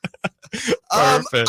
I'm not great artist. I can't tell you it'll be the best sign, but I'll make sure it's the biggest. That I can do. The effort. We just want the effort there. A for effort. Well, Laura, you do an amazing job every game, pre and post for the San Francisco Giants on NBC Sports Bay Area. Obviously a great one tonight. Ohtani on the mound against the Giants. Really appreciate you taking time out of your schedule today to join us, talk a little Giants baseball. Yeah, thanks, guys. Yeah, this is must-watch TV tonight, so I hope all of you guys will tune in tonight. Thanks for having me on. Thanks, Laura. No problem. That was Laura Britt from NBC Sports Bay Area joining us on the Folsom Lake Honda Hotline. Folsom Lake Honda, your one-stop Honda shop. We talked about it with Ohtani on the mound tonight. Could this be the last time the Giants face him in an Angels uniform, number one? And could he be in that Giants uniform next season? I think that will be something probably discussed on the broadcast once or twice tonight. Oh, yeah, a few times. Absolutely. It's going to be discussed a few times. I think this is going to be the last time the Giants see him in an Angels uniform. Sure. I just don't see a future where he's with the Angels. Maybe he shocks everybody and is a Mike Trout. Could you make a case for that? Like, could you make a case, like an actual case that'd be like, you know what? I think Ohtani's back with a halo next year. Well, I think about the success he's had, and maybe in a semi-large market like Los Angeles, like for the Angels of Anaheim. Excuse me, sir. Orange County. That's the Los Angeles Angels. Yeah, just ask Artie Moreno. Yeah, it's the Los Angeles Angels of Anaheim / Orange County. Whatever you want to say, however you want to put it. Maybe he finds some comfort there, and there's the reason why he's producing so well because he's out of the bright lights. But he wants to win. You could tell. Yeah. You know what was the big change in all of this that not a lot of people are talking about was the World Baseball Classic. When he beat Team USA with Japan, I think striking out his own teammate to get the win. Yeah, striking out Mike Trout, which is crazy, by the way. I think something just like clicked in his brain. Like, wait a minute. Winning is really fun. It's really a good idea to do this as a professional, win baseball games. Yeah, and then you saw that there was 70 million people watching between like Asia and the United States and all over the world. Really, I think that's where it clicked. Like, listen, I got to jump ship here. Things are just not happening. You know, the pitching's not where it needs to be. At least they're trying to win now with me, but it's not working out. They just gave up all these prospects, so there's not really a future here anymore. Mm-hmm. It's time to jump ship, and it's going to be so crazy to see what uniform he dons this offseason. I still think it'll be a Dodgers uniform, but I'm very well rooted in the idea that if it's not the Dodgers, it's the Giants at this point. And just because he clearly wants to stay on the West Coast. Yeah, has to. Like, you're not even hearing the Mets or the Yankees, who are a couple big spenders, even being talked about at this point. Yeah. But so if you're going to stay on the West Coast, I don't think you're going to go to the Padres. They just, as much talent as they have not shown and have that translate into wins. Granted, they did beat the Dodgers to get to the NLCS last year, but that's more looking fluky than anything else. Yeah, Laura even brought it up. It's a chemistry thing. Mm-hmm. I don't think there's a great chemistry going on in San Diego. Which is crazy because, you would have thought Bob Melvin would be the guy that could do that, but it just goes to show, man, it doesn't matter who the manager is. There are just certain personality clashes when it comes to players that just don't fit. Yeah, I mean, it's simple as this. I'm making $300 million, and you as a manager are making $2 million. Yep. I supersede. I run this clubhouse, and you go, okay. And some guys, I'm sure Bob Melvin tried his hardest to win over that clubhouse, but things are just clearly not working out. So when Laura talks about having a good clubhouse, okay, and the Giants have a very easygoing clubhouse, how the veterans and the young guys mesh together well, that's something you can recruit on. No, that's something intriguing. where Logan Webb goes into the meeting with Ohtani and goes, hey, I'm telling you, like, our wives all hang out together. We go to Disneyland in the off season. We all like take trips to Mexico and Cabo together. Like, we have the house in Nanking all together before a game. Yeah, we go to each other's weddings. Like, this is the type of stuff, culture. Yeah, that you want to have. And it's weird because, again, to me, this would be a selling point if I'm the Giants. Hey, we win without guys like you. So imagine what we can do. Imagine what we could do if we get you. And again, you said his WAR combined as a pitcher and a hitter is like 11. It's 11. We've already talked about not only would they be in first place by a mile in the NL West this year, you're talking about one of the best teams in the National League based upon one guy, which is really hard to do in baseball. And that's why you have to do that ridiculous dollar amount. I mean, honestly, give him 6 years, $100 million a year. Something insane. I think he's going to get more. I know everyone's landed on 600. I just feel like he might get a little more than that. There's just the worry from a GM's perspective that the pitching side will deteriorate before the hitting side. So now you're paying $600 million for just a hitter. Meh. Ridiculous. Listen, you have a chance to put the second coming or even better of Babe Ruth. You got to sign him. Yes. And speaking of signings, the Sacramento Republic FC, our local soccer team here, USL, made a huge signing, but not what you think. We got the GM of the Republic, Todd Dunovit, join us next on Sactown Sports and SactownSports.com. Preseason schedule is out, and Sactown Sports has you covered. Preseason stops include Vancouver, Anaheim, San Francisco, and Sacramento, with matchups against the Raptors, Lakers, Warriors, and Jazz. Monk in attack mode, drives inside, right to the rim. And that's the dagger right there. I think the Warriors fans sensed that with that breakdown, the Warriors look like a defeated ball club. Catch all the action on Sactown Sports and SactownSports.com. Where are you on your financial journey? Wherever it is, Safe Credit Union has a checking account made just for you. Jason Ross here, and I can tell you with 4 different safe checking account options, one is sure to fit your needs. And with easy, secure, and personalized service to early paydays, overdraft protection, and exclusive members-only perks, safe checking accounts truly put you and your financial future first. Find a safe checking account you will love at safecu.org/checking. Safe Credit Union is insured by NCUA. At Ashton & Price, we get injury victims to yes. Experience, yes. Ashton & Price has been around for over 25 years. No more insurance companies? Yes. Our clients focus on getting better, and we handle all the rest. Results? Yes. We've collected over $100 million for injury victims. No fee until we win? Yes. Our clients pay nothing until we win. Ashton & Price, the best at getting to yes. Remember, for the best advice, don't think twice. Call Ashton and Price. It's Whitey and Watkins on Sactown Sports. Trent Williams said he started golfing in February. So he says he shot 86 few mulligans. Nobody was there. Told everybody. They said, let's play the next day. He goes out, shoots a 110. There's no way. There's literally no way. Never tell him that to his face. There's a 0% chance. You can tell him that. I will not. I absolutely will not. And maybe that's what it is. Maybe Trent Williams is just like testing everyone. He's like, yeah, I shot a 74. That's what I thought. Exactly. It's Whitey and Watkins from 10 a.m. to 2 p.m. on Sactown Sports. When you're young, life is full of choices. Don't let opioids like highly addictive and deadly fentanyl take away your life and your choices with just one wrong pill. Addiction is a disease that can affect anyone at any age, but there is a choice to get help for this disease. Find medically proven treatment options, including virtual, at choosemat.org. Y'all ready to do it again, Sacramento? Country in the Park 2 is coming to Heart Health Park at Cal Expo Saturday, September 9th with Cole Swindell, Chris Jansen, Dylan Scott, and more. Plus, a mechanical pool, line dancing saloon, and all the food. Tickets start at $40 or grab your Coors Light Y'all Access passes for $125. For more info, visit SactownSports.com. Country in the Park 2. Brought to you by Shane Company, Attic Man Heating and Air Conditioning, and the United States Marines. Do you find yourself stuck in a timeshare? Get the real facts about the timeshare industry and your options for cancellation. Chuck McDowell, founder of Wesley Financial Group, has put together a free information guide that reveals the secrets the timeshare industry doesn't want you to know, including the 5 ways to get rid of your timeshare. Call now and get this timeshare cancellation guide absolutely free. Call 800-330-2929. That's 800-330-2929. 800-330-2929. Hey, you want to be around people having a great time? You need to come check out Capital Casino, offering the most varieties of table games in the region in the friendliest environment. Come for the food, which is awesome, of course, and stay and play. Conveniently located in downtown Sacramento at 411 North 16th Street, right there in downtown Sacramento for over 20 years.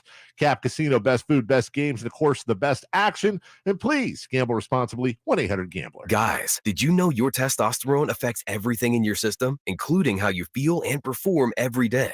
Right now, Revive Men's Health Sacramento will check your testosterone for free. Knowing your T levels is the first step in understanding if you have low T. Your testosterone level impacts your energy, libido, sleep, weight, hair loss, mood, and even ED. Maintaining an appropriate T level can change your whole life. Most men start to see changes in their hormone levels in their 30s. Experience and results matter. So what are you waiting for? Get your T levels checked today by local, experienced, and trusted men's health experts. They've helped thousands of men since 2011. They're so confident they can help you, they even guarantee it. Call Revive today and schedule your free testosterone test, free exam, and free consultation. Call Revive Men's Health at 916-277-8599. That's 916-277-8599. Or visit ReviveMen'sHealth.com. Are you tired of your tee shots ending up in the adjoining fairway while the rest of your foursome is hitting it down the middle? Well, experts will tell you that being properly fitted for golf clubs will help you strike your drive center cut. The Hagen Oaks Player Performance Studio and its team of trained PGA professionals are ready to help you get rid of your banana balls and duck hooks. Hagen Oaks Indoor-Outdoor Player Performance Studio fittings are available 7 days a week. Make yours today by calling 916-808-2531. That's 808-2531.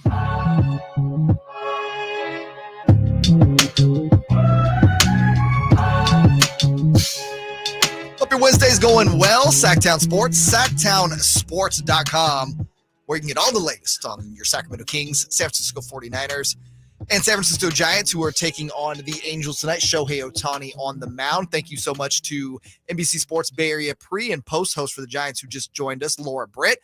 If you missed that interview, that's already up right now at SactownSports.com. And, you know, it's nice on August 9th because this is seen as, you know, the dog days of summer. Yep. There's a lot of stuff to talk about, even if it's, you know, smaller stuff with the Sacramento Kings. If you missed Frankie Cartoscelli with us earlier today, talking about the Nimi Keita signing and the big man battle in Kings Camp, that's also over at SactownSports.com right now. But we got that going on. And then coming up here in about a minute, Sacramento Republic GM Todd Donovan is going to join us because the Republic made a little bit of history today. I don't want to, don't want to tell you why yet. We'll let Todd get into that here coming up here in just about a minute. But, man, it's a fun time to talk about baseball. Again, we have all this Pac-12 nonsense going on. What's your thoughts on that, by the way? Oh, just the Pac-12 situation? Just basically it being just torn down. It's very interesting. I don't think it's as sad as people are making out to be. I know change scares some people. The one thing, though, that I thought was really interesting was Chip Kelly coming out. Yes. Saying that every single college football team should be independent like Notre Dame. And then you just have a West and an East Coast, and you guys just play because football is so different. You can travel across the country, right, to play an away opponent with no problems, right? Because you practice at home, then on a Saturday you fly out, or a Friday you fly out, Sunday you play, or Saturday you play the game. Way different than a baseball or a basketball where you're always traveling all the time. So I thought that was really interesting, and I could really see that gaining some traction. A lot of Pac-12 athletes coming out saying that they signed near California or near Arizona or Oregon or somewhere on the West Coast so they can stay near their family members. So that way their family can watch them play. So that's heartbreaking that they can't, like, their parents can't get time off. Their parents are working to go and fly over to Florida to watch them play another team or fly over to somewhere in the Midwest to play another team. Just something crazy like that. Yeah, it's going to be interesting to see how that, affects recruiting going forward for these West Coast schools. To me, the one that got super egregious, because we're down to basically the Pac-4 right now. And now you're hearing Cal and Stanford might be recruited over to the ACC. Miami and Cal playing each other is ridiculous to me. Well, That's so far away. I mean, how about USC and Duke? I'm sorry, Stanford and Duke. Yeah, Stanford and Duke. That'd be really funny. That's like the battle of the nerds, right? Because Stanford, excuse me, established individuals that are very smart because it is hard to get into the schools. Very. But it would be interesting to see like the Cardinal red versus the Duke blue. Things like that are cool in theory, but I think you save that for video games. You don't save that for video games or tournaments or championship games, right? Yeah, that's one-off situations. To me, it's kind of reminiscent of when we got interleague in baseball. Like part of the intrigue of the World Series was, I'm seeing a National League team versus an American League team. You just don't see it. And now with interleague play, it's kind of spoiled that. And so, I'm not a big interleague guy. I get it, especially now that we have a universal DH. It's fine.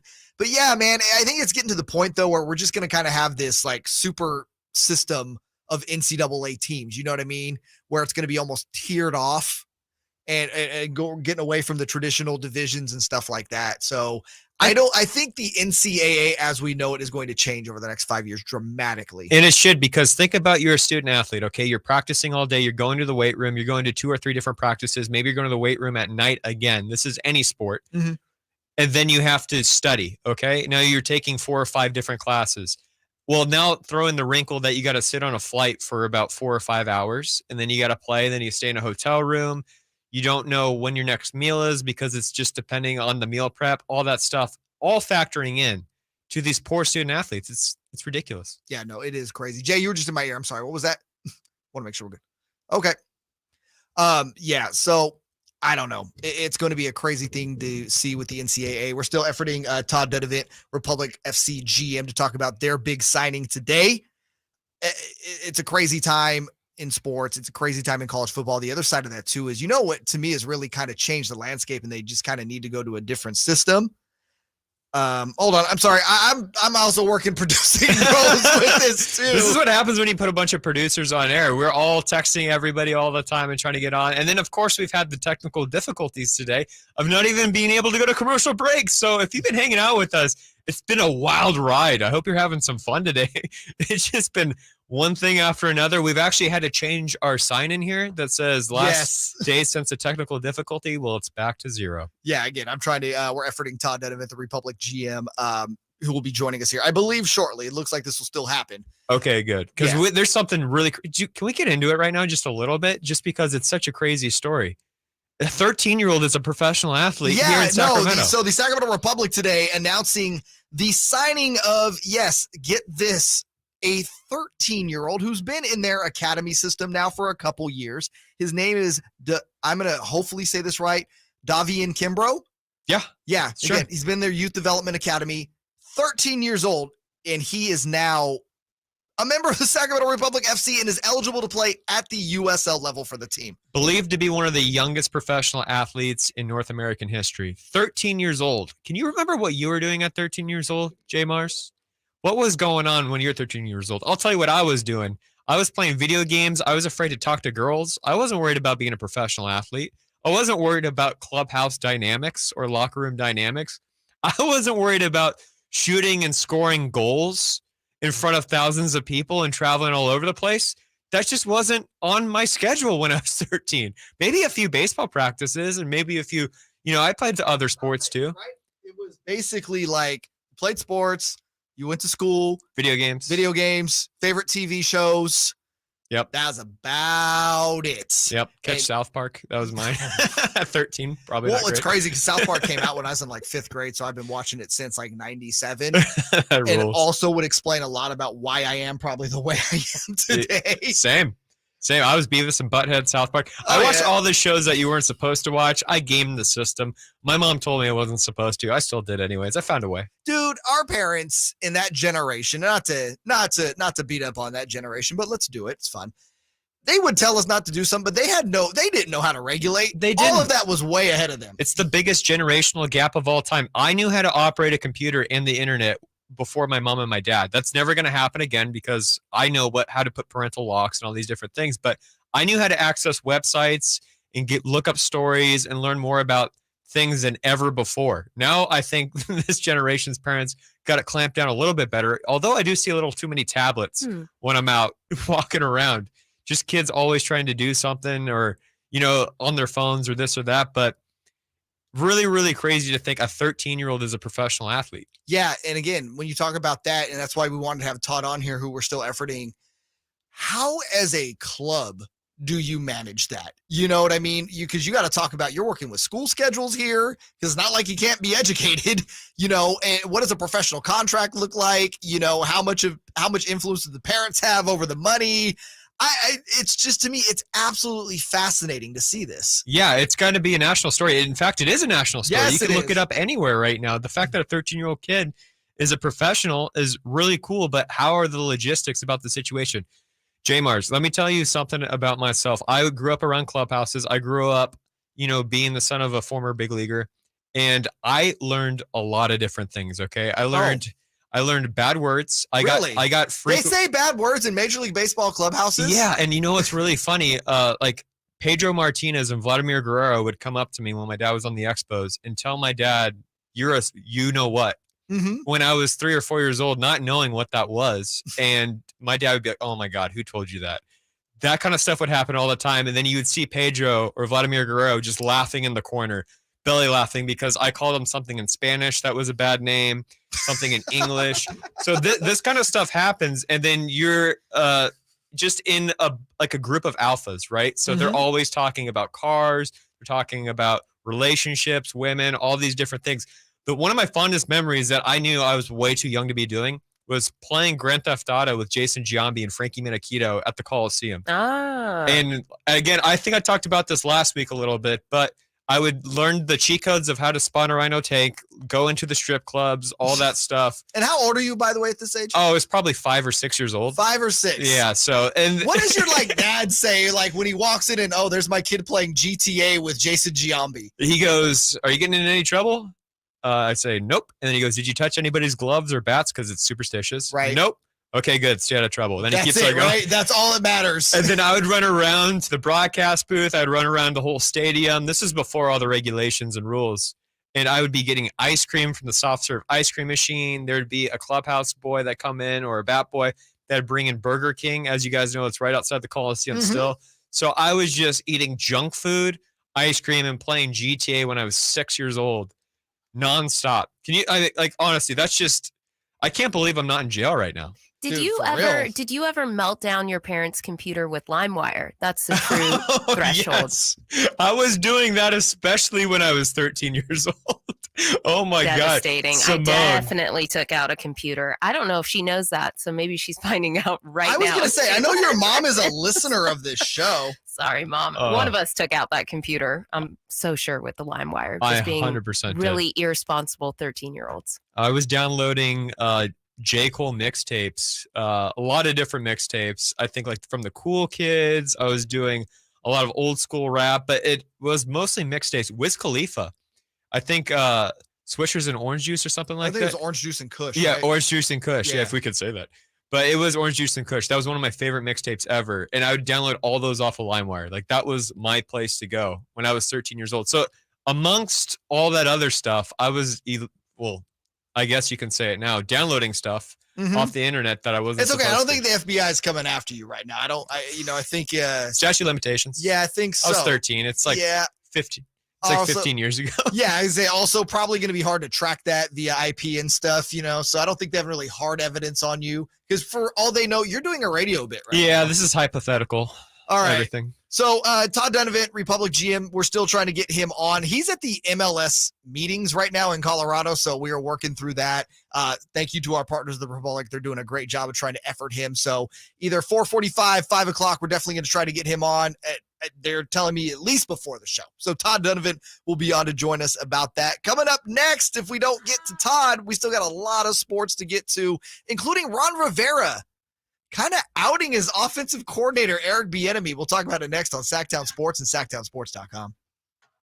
Will Brandon Ayuk emerge as a star in the Bay this season? Now going to throw for the end zone, wide open, Brandon Ayuk. Can Fred Warner lead the Niners defense to another deep playoff run? And Fred Warner with the INT. Pick City, baby! Will Brock Purdy hold on to his starting quarterback job? Purdy going to drop back to pass, try to run forward and go to the end zone standing. Down and Purdy, baby! Tune into Niners at 9 every day on the Carmichael Dave Show with Jason Ross. On Sactown Sports and SactownSports.com. Imagine taking a nice warm bath in your shower.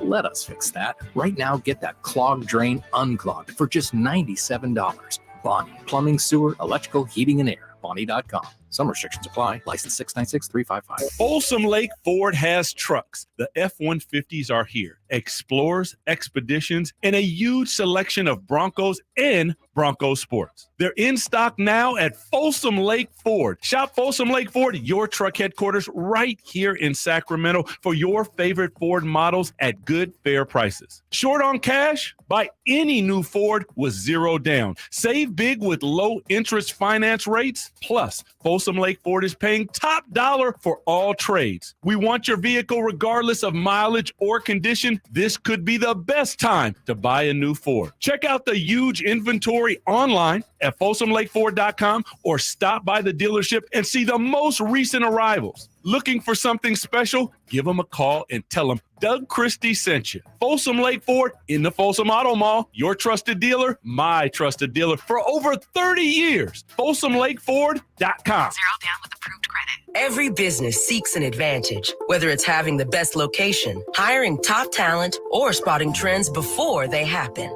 And now, the United States Postal Service can give your business a new advantage. Introducing USPS Ground Advantage. Reliable and affordable 2 to 5 day package shipping. It's the advantage you need at the price you want. Get the Ground Advantage at USPS.com/advantage. The United States Postal Service, delivering for America. My ride smells just right, just right, just right, just right. I gotta try that Febreze car. Just right, just right, just right. Yeah. La la la la la. With up to 40 days of consistent scent, all over Febreze car clips right on your vent. You know my car's my happy place. Keep that smile on my face when it smells just right, just right, just right. Yeah. Breathe happy Febreze. La la la la la. Players of all abilities will tell you that Bartley Kavanaugh Golf Course is the area's #1 course for fun. Whether you're a beginner or an accomplished player, Bartley Kavanaugh has something for you. It's a great walking course, but motorized carts are available too. The moderately sized greens and generous fairway landing areas will add to your satisfaction and smiles for the day. Near the banks of the picturesque Sacramento River, Bartley Kavanaugh features the brand new tap room for all your beverage needs. For tee times, visit bartleycavanaugh.com. It's Sacramento's #1 course for fun. What's up? We're talking to Chad Hoblet of Hoblet Dodge Chrysler Jeep Ram and Woodland. Chrysler's make this the summer sales events going on right now, but why drive all the way to Hoblet, Chad? Because if you go somewhere else, you're paying too much. No one beats Hoblet when it comes to price and service. Right now, you can save nearly $16,000 off MSRP when you lease a new 2023 Jeep Wrangler 4xe. There are so many to choose from and even more lease options. If you need a Jeep that will get you where you need to go and save you money on gas, this is the Jeep for you. You have any of those Jeep Gladiator trucks, Chad? My buddy loves his. Yes, we do. And you can save up to $7,500 off MSRP on a new 2023 Jeep Gladiator, with prices starting at $2,000 below employee pricing on certain models. Plus, no one beats Hoblet's service and overall selection. Stop by Hoblet Dodge in Woodland today for a test drive or see their entire inventory online at HobletDodge.com. Unbeatable prices, unbeatable selection. Nobody beats Hoblet, period. $15,900 total net savings for lease option only after $12,250 factory rebates and $36.50 dealer discounts. Rebates include $7,500 federal tax credit. Consult your tax professional for details. Lease offer subject to approval through Stellantis. $7,500 total net savings on 2023 Jeep Gladiators in stock after $7,500 dealer discount. At least $2,000 below factory employee price. 5 each net savings. See dealer for details. At aimyourdigital.com, we'll help you target the right audience, build your leads, and crush your quota. Take your business to the next level. Our digital marketing strategies help grow awareness of your product or service, all while building trust in your business. Our approach involves leveraging multiple tools and strategies to deliver exceptional results that are customized to your unique business needs. Don't wait to run out of sales leads. Keep your business growing. Get started with aimyourdigital.com today.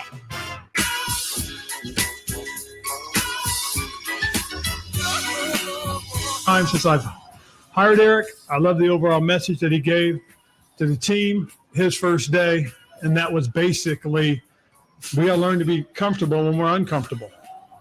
And I think what's happened is for those guys on that side of the ball, things are uncomfortable. There's been a lot of change. And the entire way of doing things has changed on the offensive side. Change is hard, and I've always encouraged our players to have great dialogue and build relationships with our staff. Since those conversations took place with Eric and the players, I've seen the improvements. And I can honestly say that the last couple of practices probably have been the best of training camp, which I think is great. To me, that displays a team is beginning to embrace the message and approach to how he does things and how we want things done. It's Ron Rivera walking back some comments he made about offensive coordinator Eric Bieniemy the other day. We'll get to those in just a little bit because right now, joining us on the Folsom Lake Honda hotline, Folsom Lake Honda, your one-stop Honda shop. We mentioned it last segment, the Sacramento Republic FC making history, FPJ, by signing 13-year-old Davion Kimbrough out of the club's youth development league, but he is eligible to join the big club. Todd, I know you are busy MLS meetings in Colorado. Really appreciate you joining us. It's JayMarZZ and FPJ. How you doing today? I'm great. Yeah, so sorry for the delay. We got delayed out of a board meeting, but we're excited to talk with you. So appreciate you guys having me on. Yeah, no, again, appreciate you making the time for us. Obviously, with the Republic making such headlines today, we wanted to get you on to talk about the signing of 13-year-old Academy player. And am I saying this right? Davian Kimbrough? Davian, yeah. Davian Kimbrough joining the Republic FC's first team at 13 years old, which is believed to be the youngest pro athlete to sign with a sports team, at least in the major 5 sports of basketball, football, baseball, hockey, and soccer. Todd, just real quickly, talk us through this process of how you guys got to this decision. Well, it didn't come overnight, although it did come pretty quickly. We certainly weren't setting out to make history, but it ended up where Davian was a special talent. He was with our youth academy for 2 seasons, scored 61 goals in those 2 seasons, which is just mind-blowing numbers. And then also, went over to Europe and was tournament MVP of one of the most prestigious tournaments in Europe, which is obviously soccer Mecca. So it was clear to us that Davian was a special talent and somebody that warranted, that type of investment. And we said, there's no reason to wait. Let's do this now. He was ready. His family, we had many conversations with his family, his parents. We wanted to make sure this was well thought out, well strategized, still factoring in his family life, his childhood, his education, all of those factors among many others to make sure that we're, all making a good decision and having a good process together. So it was a long time in the making, but also was something we're really proud of and really proud of him. Todd, I need to correct myself real quick. I said you were at MLS meetings, and I know that was going to perk everybody's ears up. I need to walk that back. You're at league meetings, correct? In Colorado? Yes. Yeah. USL league meetings, that's right. Right. No. And so again, Todd Donovan, GM of the Sacramento Republic, joining us right now on the Folsom Lake Honda Hotline. Folsom Lake Honda, your one-stop Honda shop. Todd, it's F.P. Jr. here. So when you have a 13-year-old that's going to become a professional athlete in Davian Kimbrough, what are the next steps? How do you start integrating him with the team? Yeah, good question. I mean, he's already been out to several trainings with our first team. We kind of slowly introduced him. We have our academy players intermixed with our first team on a regular basis to stand out top-level guys.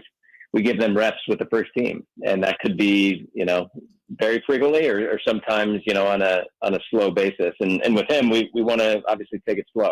This is not something that we're going to flip the switch and he's going to be a regular starter week in and week out. We know that this is a multi-year process, and so we're patient with him and ultimately kind of increasing those reps with our first team while still getting practices and games and matches with our academy. So he'll still be able to kind of have the best of both worlds. He'll be able to get reps and rub shoulders with Rodrigo Lopez, with Russell Cicerone, with our top players that, ultimately he's going to gain so much knowledge and ability from, but also he's still going to be able to, get games, get trainings with kids his own age, or at least closer to his own age, which is really important. And then, the biggest thing for us was, he's still a kid, and we want him to have a childhood. We want him to, be able to hang out with his friends, to be with his family, to do those things, and he can still be a pro athlete at the same time. It's a pretty, awesome setup, and it's one that we know is a big responsibility for us to make sure we're setting him up for success. Yeah, Todd, we were talking about that off the air because me and FPJ were both saying that is the most fascinating part of this story is the off the field and managing that. How as an organization do you guys deal with managing, he still goes to school, but he's also making, professional player money. If you have to go on a road trip, kind of what is the process there for the team to really manage that for him, or at least help with that? Yeah, we're lucky. We have a great education partner in Elk Grove Charter School. They're flexible. They allow for flexible schooling options where you still get your studies done, but you can do it on a schedule that works for you. And so for an elite athlete such as Davian, it's massive. And we also, through our league, we have a partnership with Bellevue University, which is online. You have the ability to get, post high school, college education, and that's all done through the team. So we've got the education part figured out, and we know it's a priority with the family and with Davian. So we're going to continue to make sure he's on track with that. And then for us, it's really about communication, right? It's a communication with the family, communication with his agent, communication with him to make sure, again, that everything is done in the right way, and, continuous check-ins, making sure that if we need to adapt the plan, we can adjust and be nimble. But ultimately having a plan, communicating and making sure that we're all on the same page. When I think of young prodigies in sports, I think of LeBron James. I think of a Bryce Harper, where they were on the covers of magazines at such a young age. It sounds like Davian Kimbrough really has this potential. Do you think he could be the next big thing out of Sacramento and really put, Sacramento on the map as well as the Kings, like have that kind of star power in the future? Well, we certainly know that Davian has huge ambitions. I think he's a guy that is dreaming for the stars, and he steps up to the moment. Even yesterday at our announcement, he had no problem stepping up to the mic. I'm sure he was nervous, but he didn't show it. Right? He's in front of cameras, an audience, family, staff members, all kinds of things, and he steps up and gives a very eloquent, very great speech that made me look bad in the day. That's how mature this kid is, but he just steps up. And so that's what we've been so proud of, but we're not going to put that kind of pressure on him. We know that this is something that, yes, he has big sights, and we're going to set him up to reach those goals. And we know that's, this is a multi-year process, and we're with him all the way.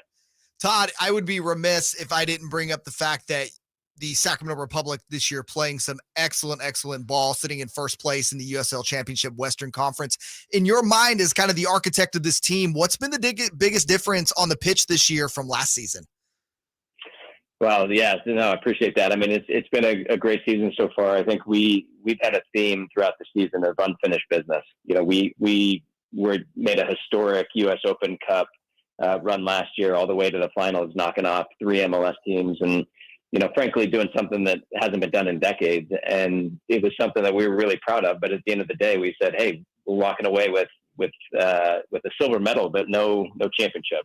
And so for us, that's the goal this year, is championship. And that we have 2 that we're playing for still. We want to win the league season, and then we, as the top team, and then we want to win the playoffs and the championship. So for us, it's about having that unfinished business mindset.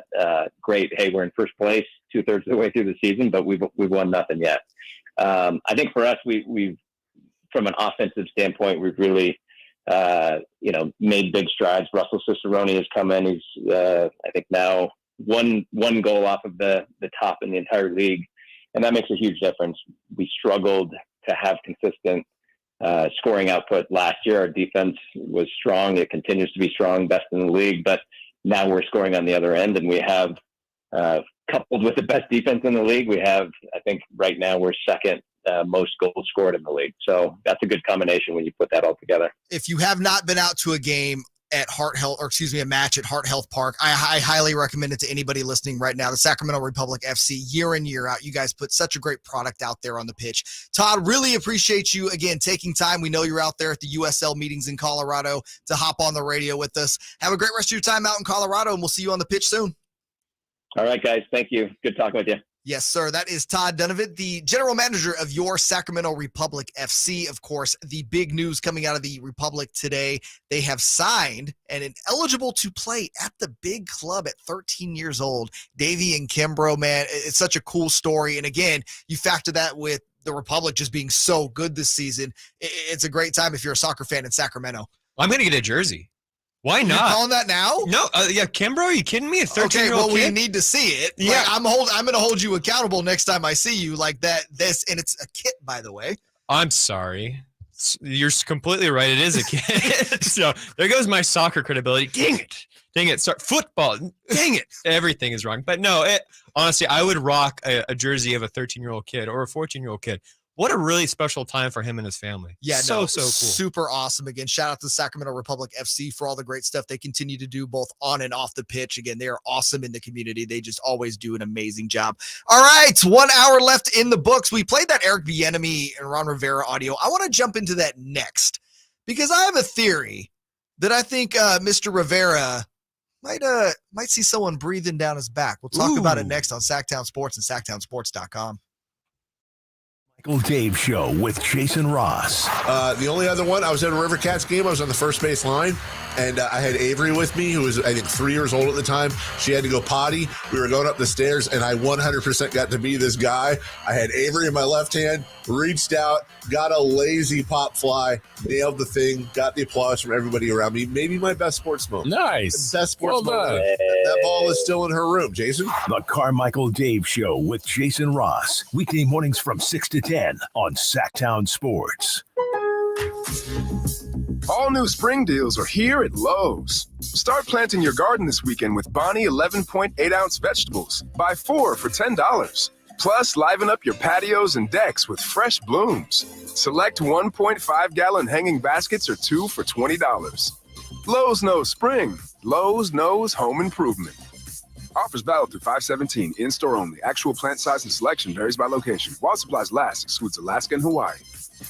Individual rates, coverage offerings, and savings may vary, subject to terms and conditions, not available in all areas. If you're a small business owner, listen up. Pi Insurance wants to give you one of those aha moments, the kind that could save you money. Workers' comp is probably one of the biggest costs you face. But did you know that insurance providers have flexibility in setting their prices? That's right. But many don't bother giving small businesses the savings you deserve. Instead, you can get lumped in with other businesses and overcharged. Pi Insurance was created to change that. With Pi, you get a quote tailored specifically to your business, and you could save up to 30% with no hassle and no hidden fees. Plus, when you sign up for pay-as-you-go billing, your premium is based on your actual payroll, not an estimate. So your workers' comp audit experience is simplified. Take 3 minutes to see how much you could save with Pi Insurance. Ask your agent for Pi or go to trypi.com. That's TRYPIE.com.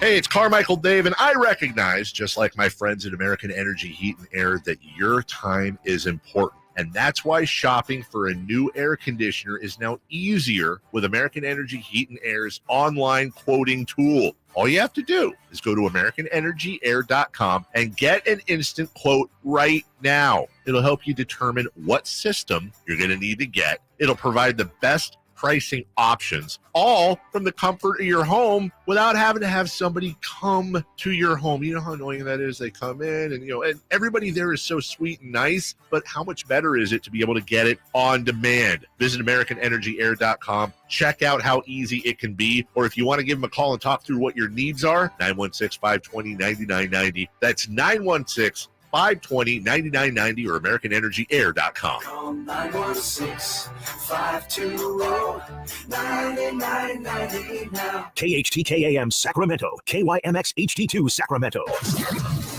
From the Power Business Technology Toshiba Studios, your home for the Oakland A's every weekend. And it's swung on line to left center, base hit, and the A's have won it on a walk-off line drive, base hit to left center. Sactown Sports. Sactown Sports. Headlines. Happy Wednesday. I'm Simone, and these are your Sactown Sports headlines. Sacramento Kings announced earlier today that they have signed center Neemias Queta to a standard NBA contract. The shot-blocking big man will compete against returning center Alex Len and recently signed veteran Nerlens Noel for backup center spot behind all-NBA talent Domantas Sabonis. For more on this and all things Beam Team 24/7, head to SactownSports.com or pull up that Sactown Sports app. Angels outpaced the Giants last night 7-5 to snap their 7-game skid. Tonight, the Giants plan to send Ryan Walker to the mound against the soon-to-be two-time MVP Shohei Ohtani in the last meeting between these two California teams this season. First pitch going out at 6:48. If you missed any of our interviews from the show today, as always, head to SactownSports.com or pull up that Sactown Sports app. I'm Simone. Those are your headlines. Now back to more Sactown Sports.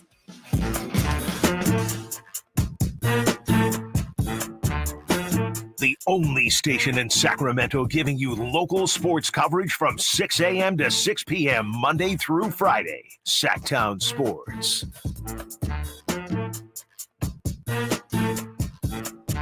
Man, things are getting back to normal a little bit. Now, I don't want to jinx us. Knock on wood. We've had some issues with our operating system today. Shout out to everybody in the control room. Jay Johnson behind the board. Simone. Our PD, Brian Gebhardt.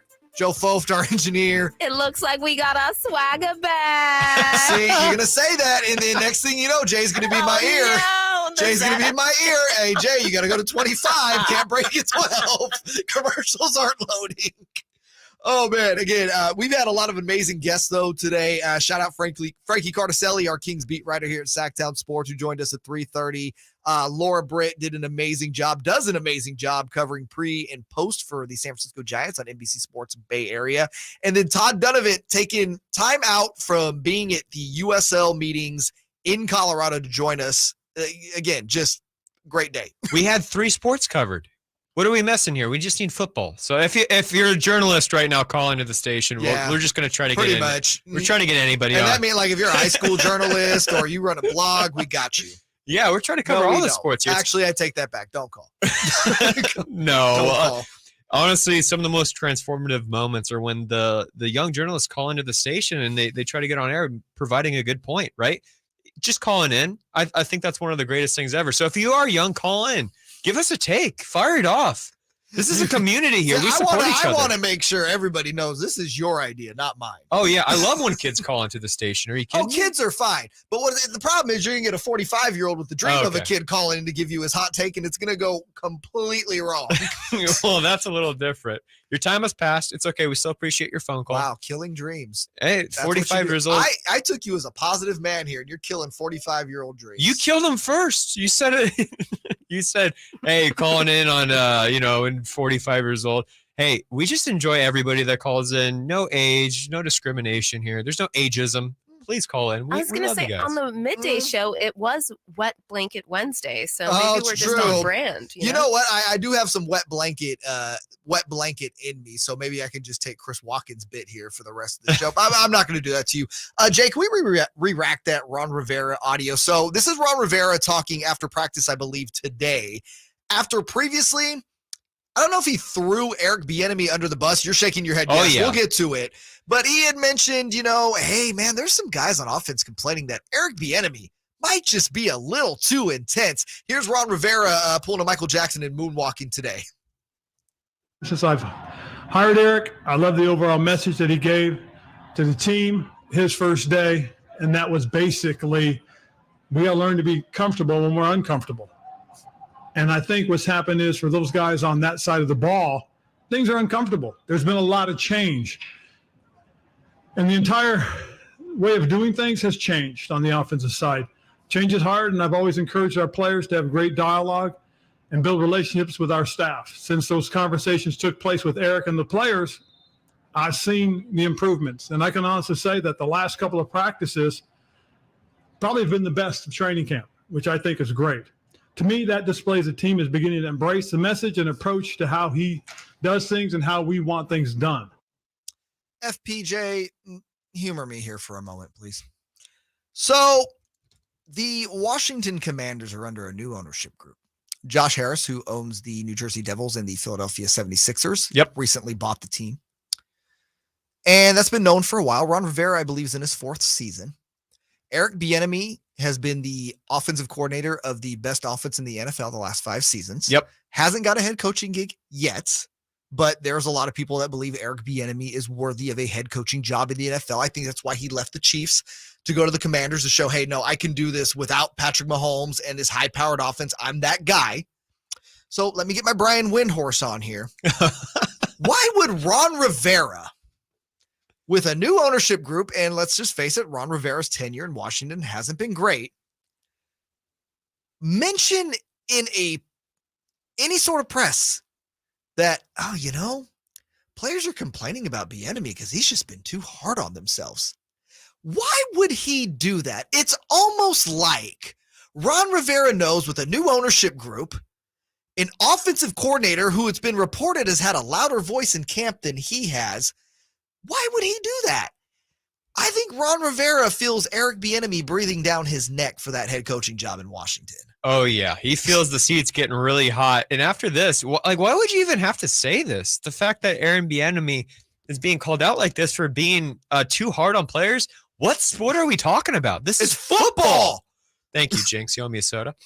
It's football. Come on, are you kidding me? This is where all the hard you-know-whats go. And these to are be grown hard. men. These are grown men, by the way. I just want to point that out. There's no Eric Bieniemy's not yelling at 7-year-olds.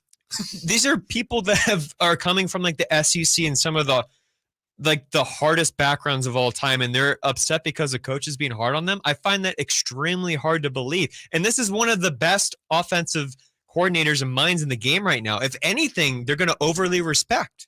And that's the other part of their it. Offensive coordinator. And, and players have spoken out about Bieniemy saying, yeah, no, he's hard. But the other side is he gives you his flowers when you do well. And Bieniemy's basically said, look, man, I got high expectations of guys, which he should. Yes. And for Rivera to say that, I'm like, oh, you think this dude's going to have your job. Absolutely. And if you're trying to, and because obviously Bieniemy's, I believe, interviewed like 15 times for head coaching jobs. This seems to me Ron Rivera trying to like more or less soil the name of Eric Bieniemy, or if the Washington Commanders perform, it's not because of Eric Bieniemy, because he's a hard ass. It's what I've done. It's how I've managed this situation, this new look on offense. That's the vibe I got, which is crazy because I have actually considered Ron Rivera one of the better head coaches in the NFL over the last 10 years. I think he did good stuff in Carolina. And listen, I don't think even the best coaches in the NFL could have won with Washington the last few seasons, or Washington under the Dan Snyder ownership group. But man, did I get that vibe that he is just super on his toes right now. Yeah, it sounded kind of bitter. I couldn't imagine a reality where a Kyle Shanahan would go and say this about his coaches. Well, and it would be ridiculous. No. When have you ever, can you remember a time in NFL history during training camp, during preseason, during the regular season, during the playoffs, during the offseason, that a head coach has gone out and mentioned something like that about any of their coordinators? No. Any of them? No. When have you ever heard a head coach, again, sort of throw a coordinator under the bus? That's just not something you do. No, it's not. And that's all internal, by the way. And you don't make things harder because it reflects on yourself. Now, Ron Rivera looks like the bad guy in this situation. I've seen this offseason in particular, Coach and Sean Payton go after Nathaniel Hackett. No, it's one thing to go after crazy. Another coach. Yeah, but that was crazy, though. It was, and it's difficult because I'm of the opinion that you don't need to do that. Sean Payton didn't need to do that. I don't think that solved any issues. No. I don't think that added a layer of protection to Russell Wilson. I actually think it made it harder on Russell Wilson. But also it's like, well, at least in Sean Payton's case, what he said was true. That is right. Whereas when you're looking at this case now with Rivera and Bieniemy, it was basically trying to point out like, oh, we're struggling on offense because Eric Bieniemy's mean. Like, what? Oh my, I'm glad we're on the same page because we're in sync right now. We've said football, we've said what together. It's ridiculous. This whole situation is so unneeded. It's such a distraction. You know what the players on the Washington Commanders are going right now? They're going, oh, here we go again. Just another thing that's not about what's about us and us performing well. It's another distraction. Here we go. I guarantee you, it's probably one guy said something offhanded that wasn't a big deal, and he was probably making a joke. And now we have the situation where we have a coach and Ron Rivera calling out a coordinator. Just come on. And not even just a coordinator, like the coordinator. The coordinator. The guy. And when you listen to that apology we played leading into the segment, it sounded so like, I know I have to make an apology. I don't know how to do it. You're listening to him talk, and it's just like, oh my God, this guy is, like I said, moonwalking. It's so bad. And now, will this have any impact carrying over into the regular season? I believe so. Yes. I believe so. I think Ron Rivera has now made a point almost of it's like me versus Eric Bieniemy. Because especially, and this is it, if Dan Snyder is still the owner of this team, I'm not looking too much into it because there's going to be 4 million other distractions happening. You know what I mean? But now that you have Josh Harris coming in, and we see this in organizations all the time, guys that come in as new owners like to bring in their own guys. Mm-hmm. They like to bring in their own guys, whether that is elevating somebody or going outside. And I think Ron Rivera knows that. I think Ron Rivera knows that if the Commanders don't get off to a good start this year, he's done. Like, I don't think that leash will be very long. It's just a very, very interesting time for that organization. And it's one of the historic organizations in the sport. So that's why stories like these are such a big deal. I've even heard and caught wind that they're going to change their name again for the 4th time. Which is 5 strange. years. Which is super strange. Which I think is okay because the Commanders is not it for me don't like personally. Oh, no, I do not like the Commanders. It seems very XFL-ish. You know what I like? I liked Washington football team. I liked it too. It was sick. It's unique, right? Because you just don't see it. I really enjoyed that team name. And you know what? I would have liked the Red Wolves too. I know that was another thing. The Red Wolves? Yeah, the Red Wolves were really good. Or what did they have for the Tuskegee Airmen? They had The Red Tails. I think the Red Tails would have been So great. they were between the Red Wolves and the Red Tails. And I think the Red Tails is A1. I think that would have been incredible. And then Red Wolves, okay. Like a wolf. No. Like a wolf is okay. The Red Wolves? Nah, bro. You might be too young for this, but that sounds like something from Legends of the Hidden Temple on Nickelodeon. I know that. You know Legends? I know about that. Okay, but yeah. Oh, the Red Wolves, the blue barracudas. There was the silver monkeys, the green parrots, or something. You remembered it, The so Red it must have been Wolves. good. Yeah, but that doesn't mean it's for an NFL team. I mean, Commanders, though. Come on. Anything is better than the Commanders. Like, what are you commanding? A losing season? I don't know. I think the worst one I ever saw, funny enough, when Washington renamed the Bullets to the Wizards, I remember one of the finalists was the Sea Dogs. Sea Dogs? The Oh, Sea my Dogs. goodness. Could you imagine Gilbert Arenas and the Sea Dogs taking on the Sacramento Kings this Wednesday? Nah. Oh, my goodness. Nah, that wouldn't have been a good look. All right, we still got 45 minutes to go and a lot to get to, including Bet ESPN. That's right, ESPN and betting and lots of $1 million and $1 billion being exchanged. We'll give you the details next on Sactown Sports and SactownSports.com.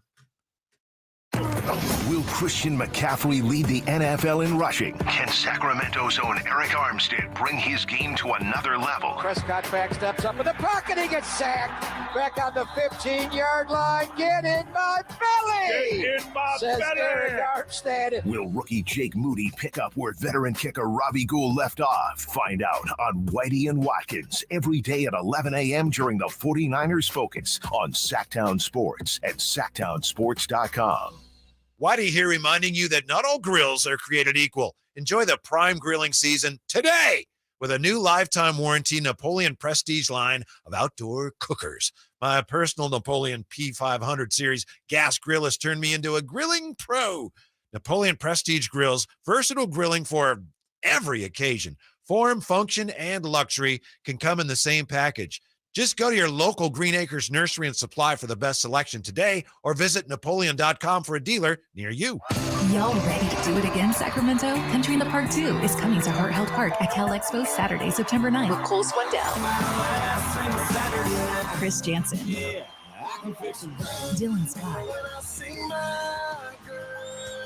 and more. Plus, a mechanical pool, line dancing saloon, and all the food. Tickets start at $40 or grab your Coors Light Y'all Access passes for $125. For more info, visit SactownSports.com. Country in the Park 2. Brought to you by Shane Company, Attic Man Heating and Air Conditioning, and the United States Marines.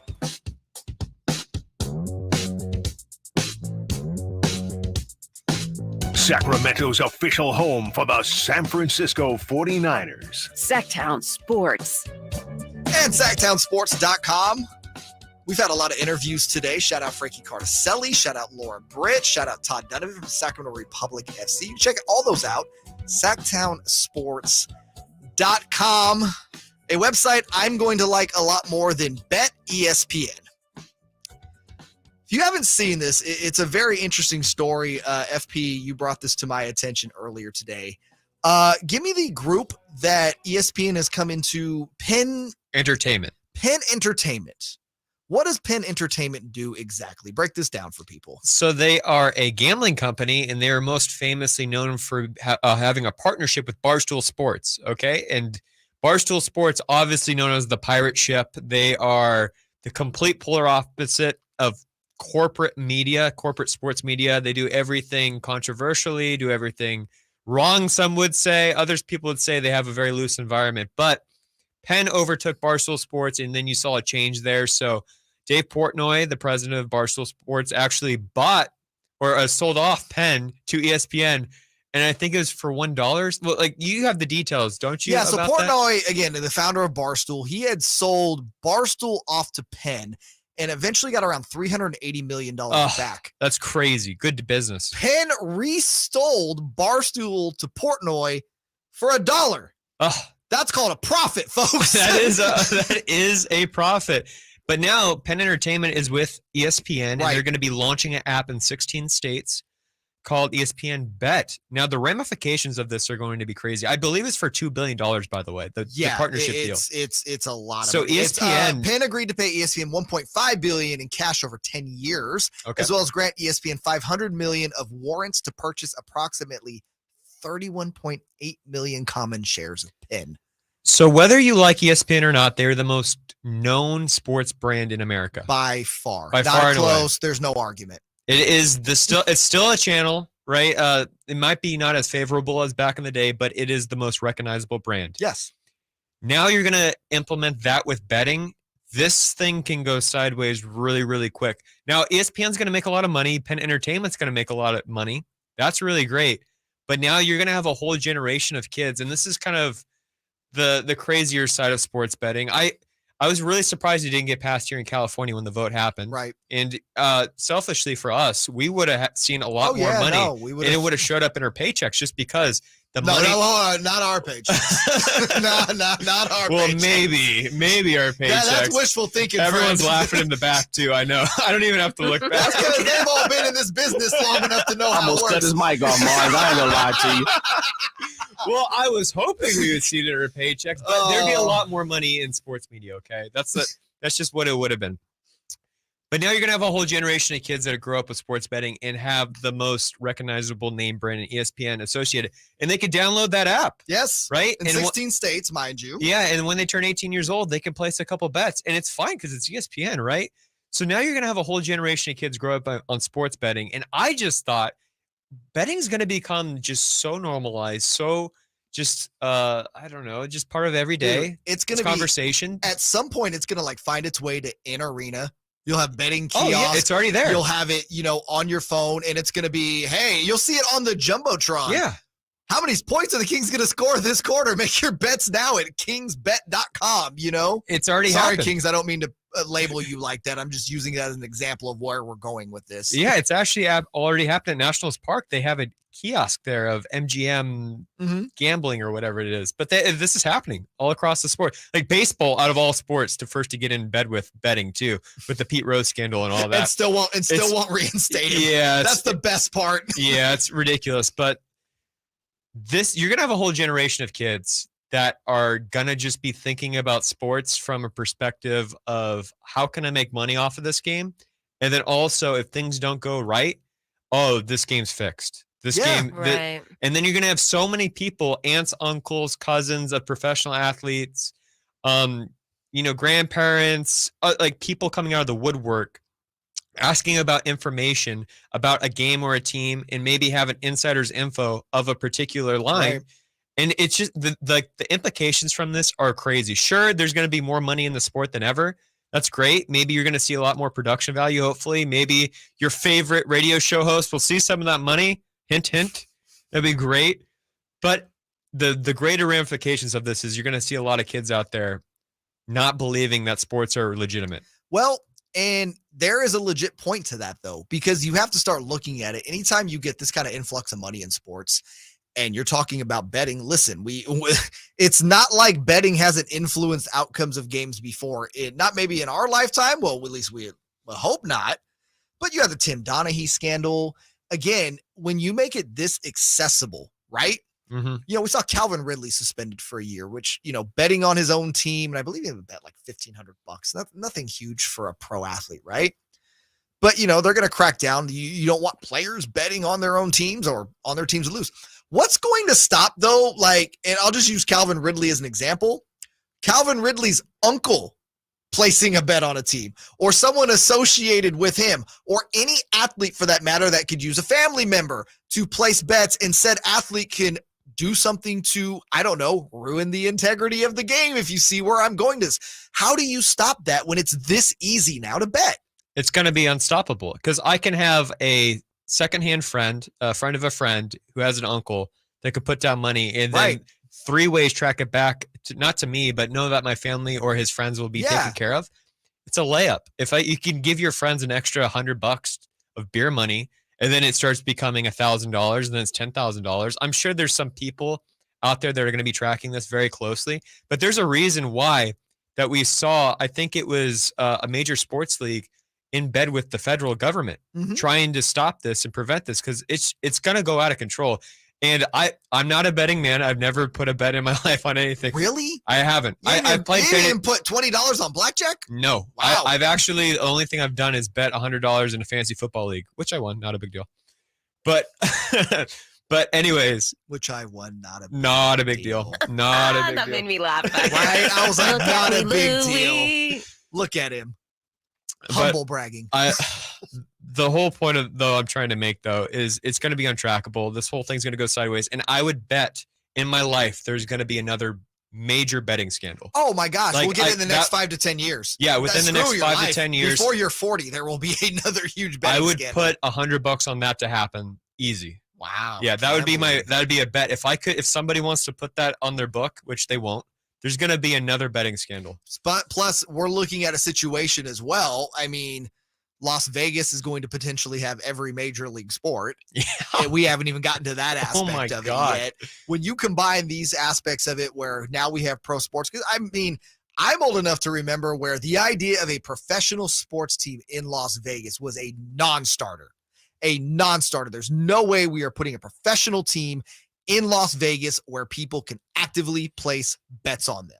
This just wasn't going to be a thing. Now, literally every sport is going to be there. So you combine that aspect of it, you combine how easy, and that's just the thing. When you put a brand like ESPN now on betting, it's going to attract so many more people because, like you said, ESPN betting, it's safe. What could go wrong? Yeah, it's fine. Hey, don't worry, honey. It's just ESPN. It's just an ESPN app. Yeah, it's not just a big fine. deal. Never mind, I can't pay the mortgage next month, but hey, I'm going to win it all back tonight on Hornets Bucks. Yeah, babe, don't worry. I spent $3,000 on this game. It didn't go well, but the next game's going to be fine. Yeah, 1-800-GAMBLER. Thank you, Simone. Yeah, I was just getting ready to throw that number out there.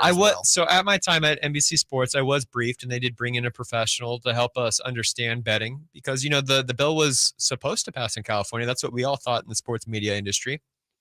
And they would tell us the average bet is between $5 and $25. But how many of those bets are $5 to $25? Yeah, I was going to say. I asked that, and they said, we actually don't have that information. Liars. That's a lie, number one. In a world where we have every analytic known to man, I highly doubt that they don't have tracking on that. But yeah, like you said, how many is 5 to 25 for someone like me? Yo, I do that twice a week. That hurts. And I know we're talking bad about gambling. I want to put it out there. This is like if you enjoy a beverage, okay, an alcoholic beverage, or you enjoy a vice, right? It's like if you can control yourself, sure, right, and you put down $20 like every week or every 2 weeks, and you have disposable income to do that, great. If this enhances your sporting experience, this is awesome. Go for it. I'm not overly concerned so much about the fans. You know, my big concern there, and concern, I use that in air quotes, is just how, they're going to be more focused on wanting to know more about betting lines than actual what is going on in the game themselves. You know what I mean? That's my concern for fans.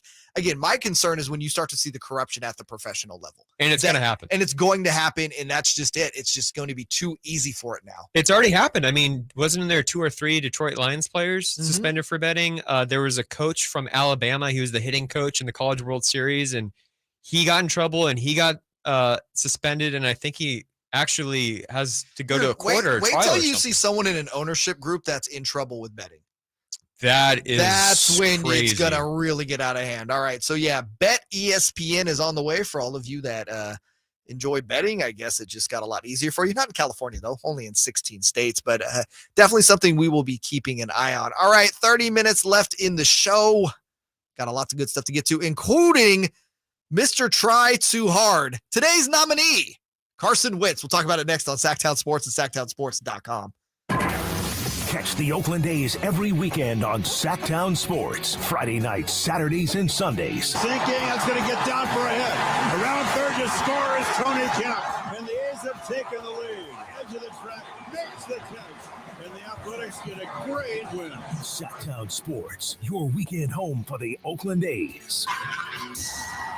Sactown Sports coverage of the Oakland A's is brought to you by Xfinity 10G, the next generation network. Folsom Lake Ford has trucks. The F-150s are here. Explorers, Expeditions, and a huge selection of Broncos and Bronco Sports. They're in stock now at Folsom Lake Ford. Shop Folsom Lake Ford, your truck headquarters, right here in Sacramento for your favorite Ford models at good, fair prices. Short on cash? Buy any new Ford with zero down. Save big with low interest finance rates. Plus, Folsom Lake Ford is paying top dollar for all trades. We want your vehicle regardless of mileage or condition. This could be the best time to buy a new Ford. Check out the huge inventory online at folsomlakeford.com or stop by the dealership and see the most recent arrivals. Looking for something special? Give them a call and tell them Doug Christie sent you. Folsom Lake Ford in the Folsom Auto Mall, your trusted dealer, my trusted dealer for over 30 years. FolsomLakeFord.com. 0 down with approved credit. That's Mike saying good morning. It's the best he can do right now. Yeah, not a cloud in the sky. What Mike could use is a fresh start. And Irish Spring Body Wash. The fresh scent of Irish Spring and those sensational Irish Spring suds are just the reset Mike needs. Now he's ready to go to work. It's Sunday. Irish Spring. When the spring hits you, you're ready. Pick up Irish Spring at Walmart today. My ride smells just right, just right, just right, just right. Y'all gotta try that Febreze car. Just right, just right, just right. Yeah. La la la la la. With up to 40 days of consistency, all over Febreze car clips right on your bed. You know my car's my happy place. Keep that smile on my face when it smells just right, just right, just right. Yeah. Breathe happy Febreze. La la la la la. Relive racing history with hundreds of historic race cars at the Rolex Monterey Motorsports Reunion, August 16 to 19. Hundreds of the best, from the high-revving Formula One Ferraris and Lotuses to the ground-pounding thunder of the Cobras and Corvettes. Meet legendary drivers, indulge in delicious food and refreshing beverages, and take a spin on the Ferris wheel or go-kart to add to the family experience. VIP hospitality passes to the Legends Club are still available. Buy your tickets now at WeatherTechRaceway.com. What's up? We're talking to Chad Hoblet of Hoblet Dodge, Chrysler, Jeep, Ram in Woodland. Chryslers make this the summer sales event going on right now. But Chad, why drive all the way to Hoblet? Because if you go somewhere else, you're paying too much. No one beats Hoblet when it comes to price and service. Right now, save up to $13,000 off MSRP on new 2023 Ram 1500 Laramie, Limited, and Longhorns. That means you can get a brand new truck starting at only $28,995. Wow, you really are going all out. We're not done yet. You can also save up to $6,500 off MSRP on new 2023 Ram 2500 Longhorns. No one in California has a savings this good on a selection this big. That's why we are consistently California's #1 Ram truck dealer. Stop by the Hoblet Ram Truck Center for a test drive today or see their entire inventory online at HobletDodge.com. Unbeatable prices, unbeatable selection. Nobody beats Hoblet, period. 14,000 total net savings after 9,000 factory rebates and 5,000 dealer discounts. Rebates include 10% off MSRP average of $8,000 plus $1,000 case construction cash. Must have purchased qualifying case equipment after January 1st, 2021. $28,995 net price on 2023 Ram 1500 regular cab after 3,400 factory rebates. Sample VIN 550880. 6,500 total net savings on Ram 2500 Longhorn after 6,500 dealer discount. 5 net savings. See dealer for details. Sactown Sports Headlines. Happy Wednesday. I'm Simone, and these are your Sactown Sports headlines. Sacramento Kings announced earlier today that they have signed center Neemias Queta to a standard NBA contract. The shot-blocking big man will compete against returning center Alex Len and recently signed veteran Nerlens Noel for backup center spot behind all-NBA talent Domantas Sabonis. For more on this and all things Beam Team 24/7, head to SactownSports.com or pull up that Sactown Sports app. Angels outpaced the Giants last night 7-5 to snap their 7-game skid. Tonight, the Giants plan to send Ryan Walker to the mound against the soon-to-be two-time MVP Shohei Ohtani in the last meeting between these two California teams this season. First pitch going out at 6:48. If you missed any of our interviews from the show today, as always, head to SactownSports.com or pull up that Sactown Sports app. I'm Simone. Those are your headlines. Now back to more Sactown Sports.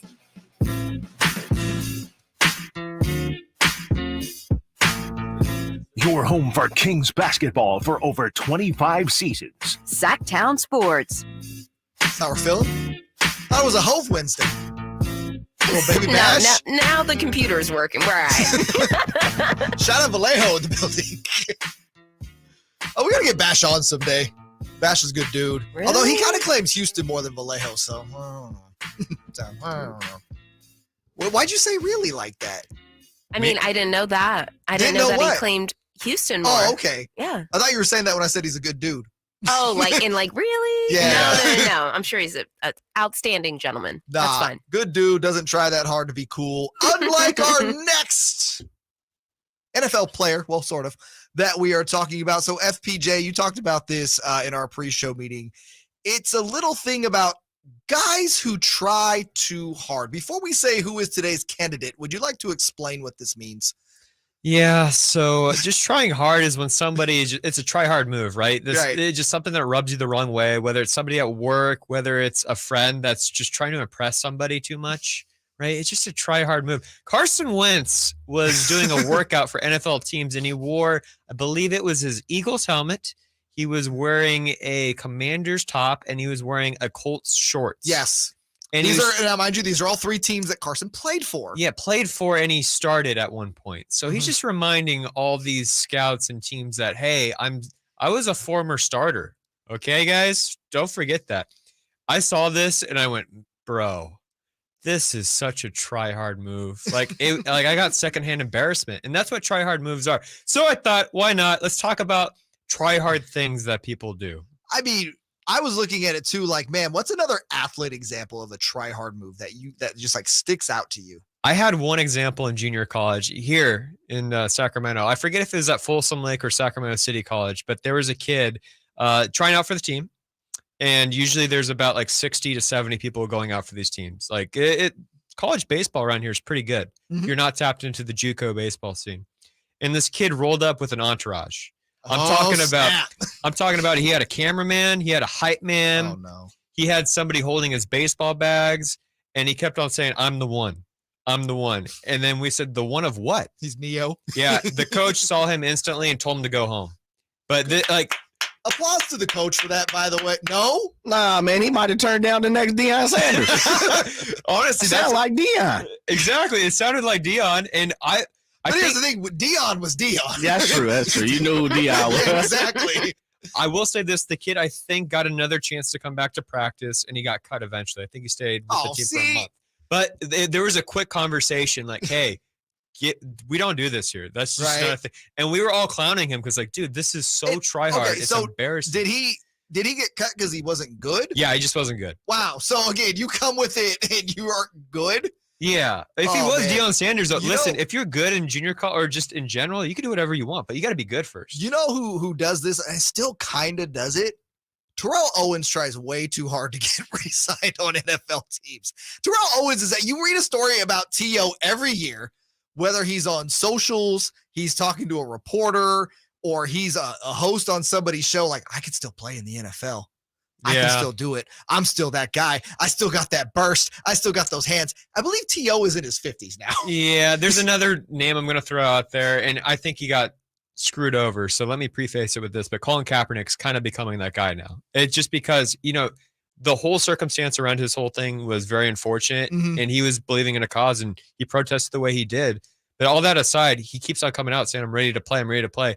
It's like, dude, at this point, it sucks what happened to you, but it's been like 7 or 8 years now. There's just no way. Yeah, I don't think there's a job.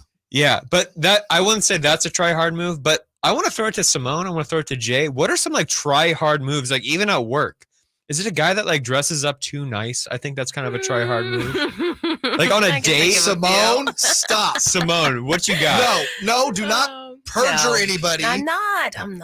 Hey. No, I was still thinking of athletes, and instantly my mind was transported to Dwight Howard. Do we have him as a candidate? Oh, yes. Dwight Howard out there currently in the Chinese Basketball Association. Although, I don't know, did he get cut from the CBA? I think he did. No, I think he was like going out of control, like balling out of control. Wait a minute. What was the try hard thing that he did though? No. Going and basically like saying, I would like to lead and help the Sacramento Kings. Right. Oh, yes. Like auditioning. Pick me. I can still play. Yes, I remember this story now. It is a very pick me situation, and that's kind of a try hard move. Is to like The pick me situation is so bad. Yeah. There's I will also say I go putt quite often at our local municipalities and You get do a lot what? of get a lot Wait, no, of what you putt like golf? Yes, I putt, I golf. I did not know this about you. She's on the green. Yes.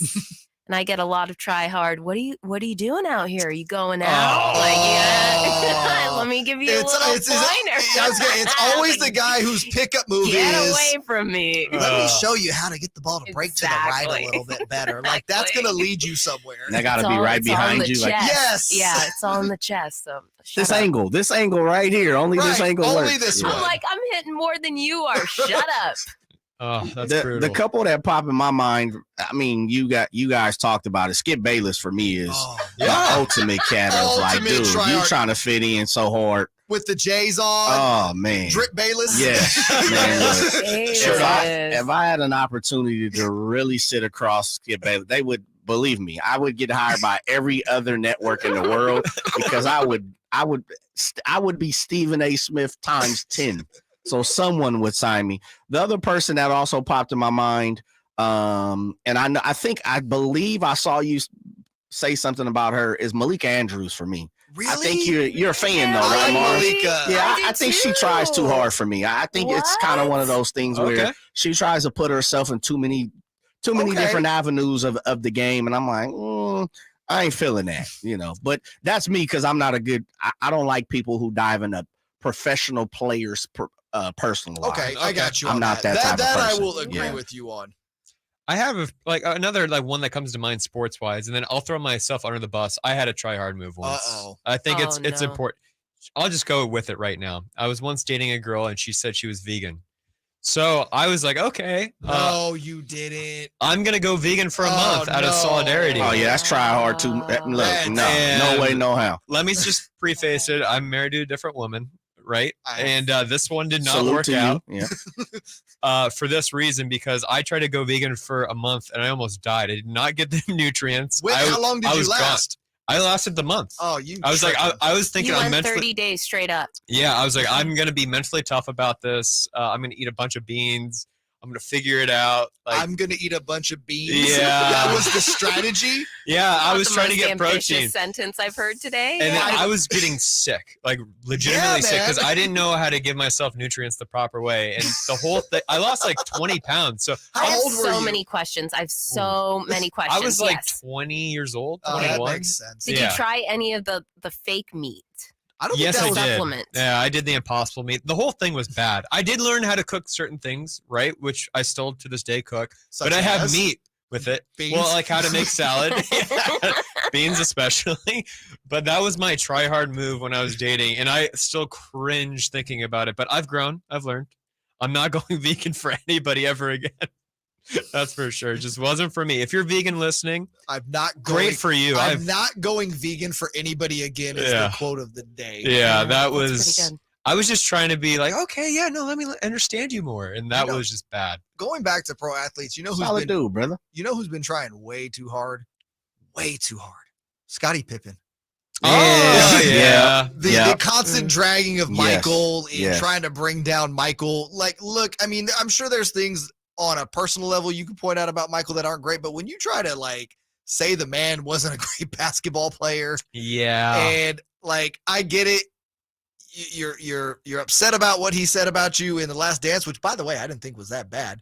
I didn't think Michael told any tales out of school. No. Now your ex-wife dating his son, I could see why I that was might just gonna irritate you. I was just gonna nominate Larsa. Oh, Larsa's She is been the trying tryhard. too hard. Do you Larsa might get the trophy. Do you think if she were to marry him, would she hyphenate the last name? Oh, Oh, of course. of course. She would. Of course. That is kind of like greatest of all time, Pippen though. Jordan. Pippen Oh my Jordan God. would be tough. Larsa, I'd get that Pippen, jersey. Jordan.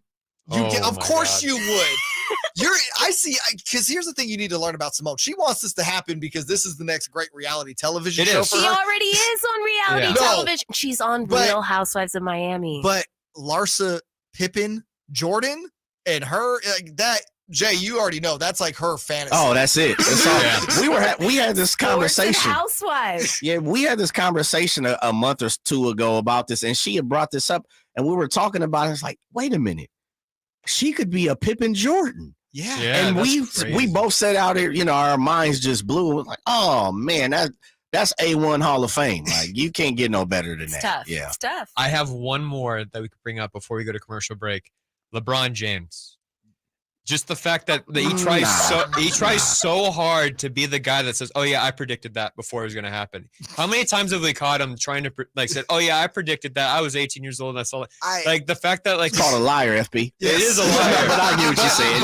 But why is he trying so hard to convince people that he's a sports He's savant? trying hard to be a prophet. Is that what we're saying? You don't have to do that. That's true. That's not the one that bothers me. If I'm going to pull out anything that's tried too hard with LeBron, it's the Taco Tuesday stuff. Putting a lot on it. Tuesday. Just doing the most. It's obnoxious. He was trying to get that phrase at one point in time. Yeah, he was trying to trademark it. Yeah, that one more too, and it's not so much for me, but I get why a lot of people, and it's a great conversation. I think a lot of people talked about John Morant. That's kind of the whole situation with him trying hard this past year. It's like, dude, you're not built like that, 100%. Yes. Too hard. Yeah. Poor John. I think our champions on the female side is Larsa for Pippen sure. Jordan. Yes, for sure. I think on the male side, it might be Hard Jaw Morant.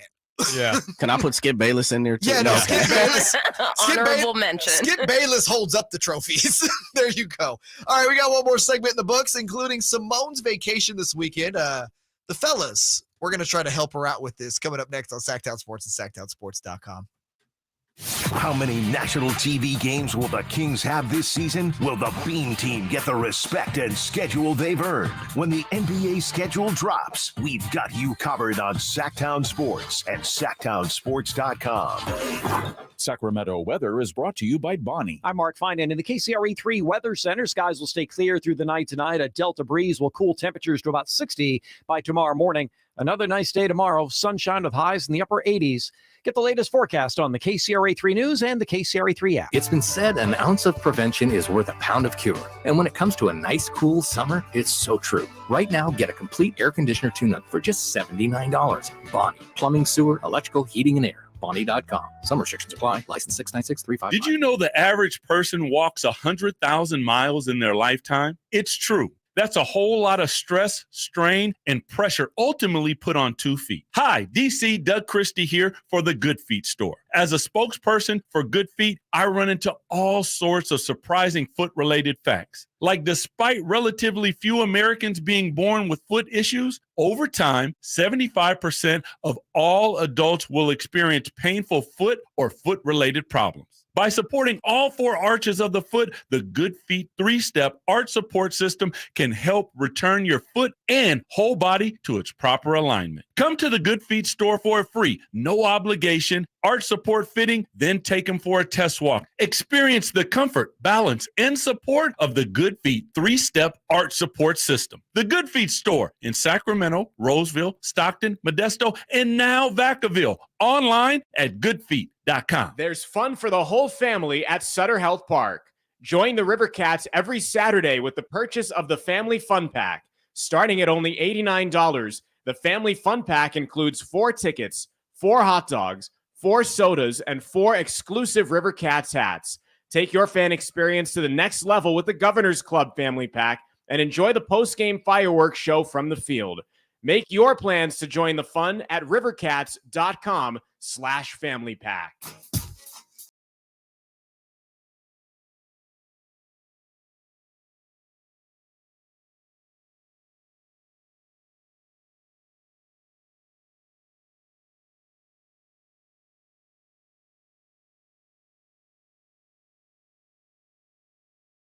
Radio days.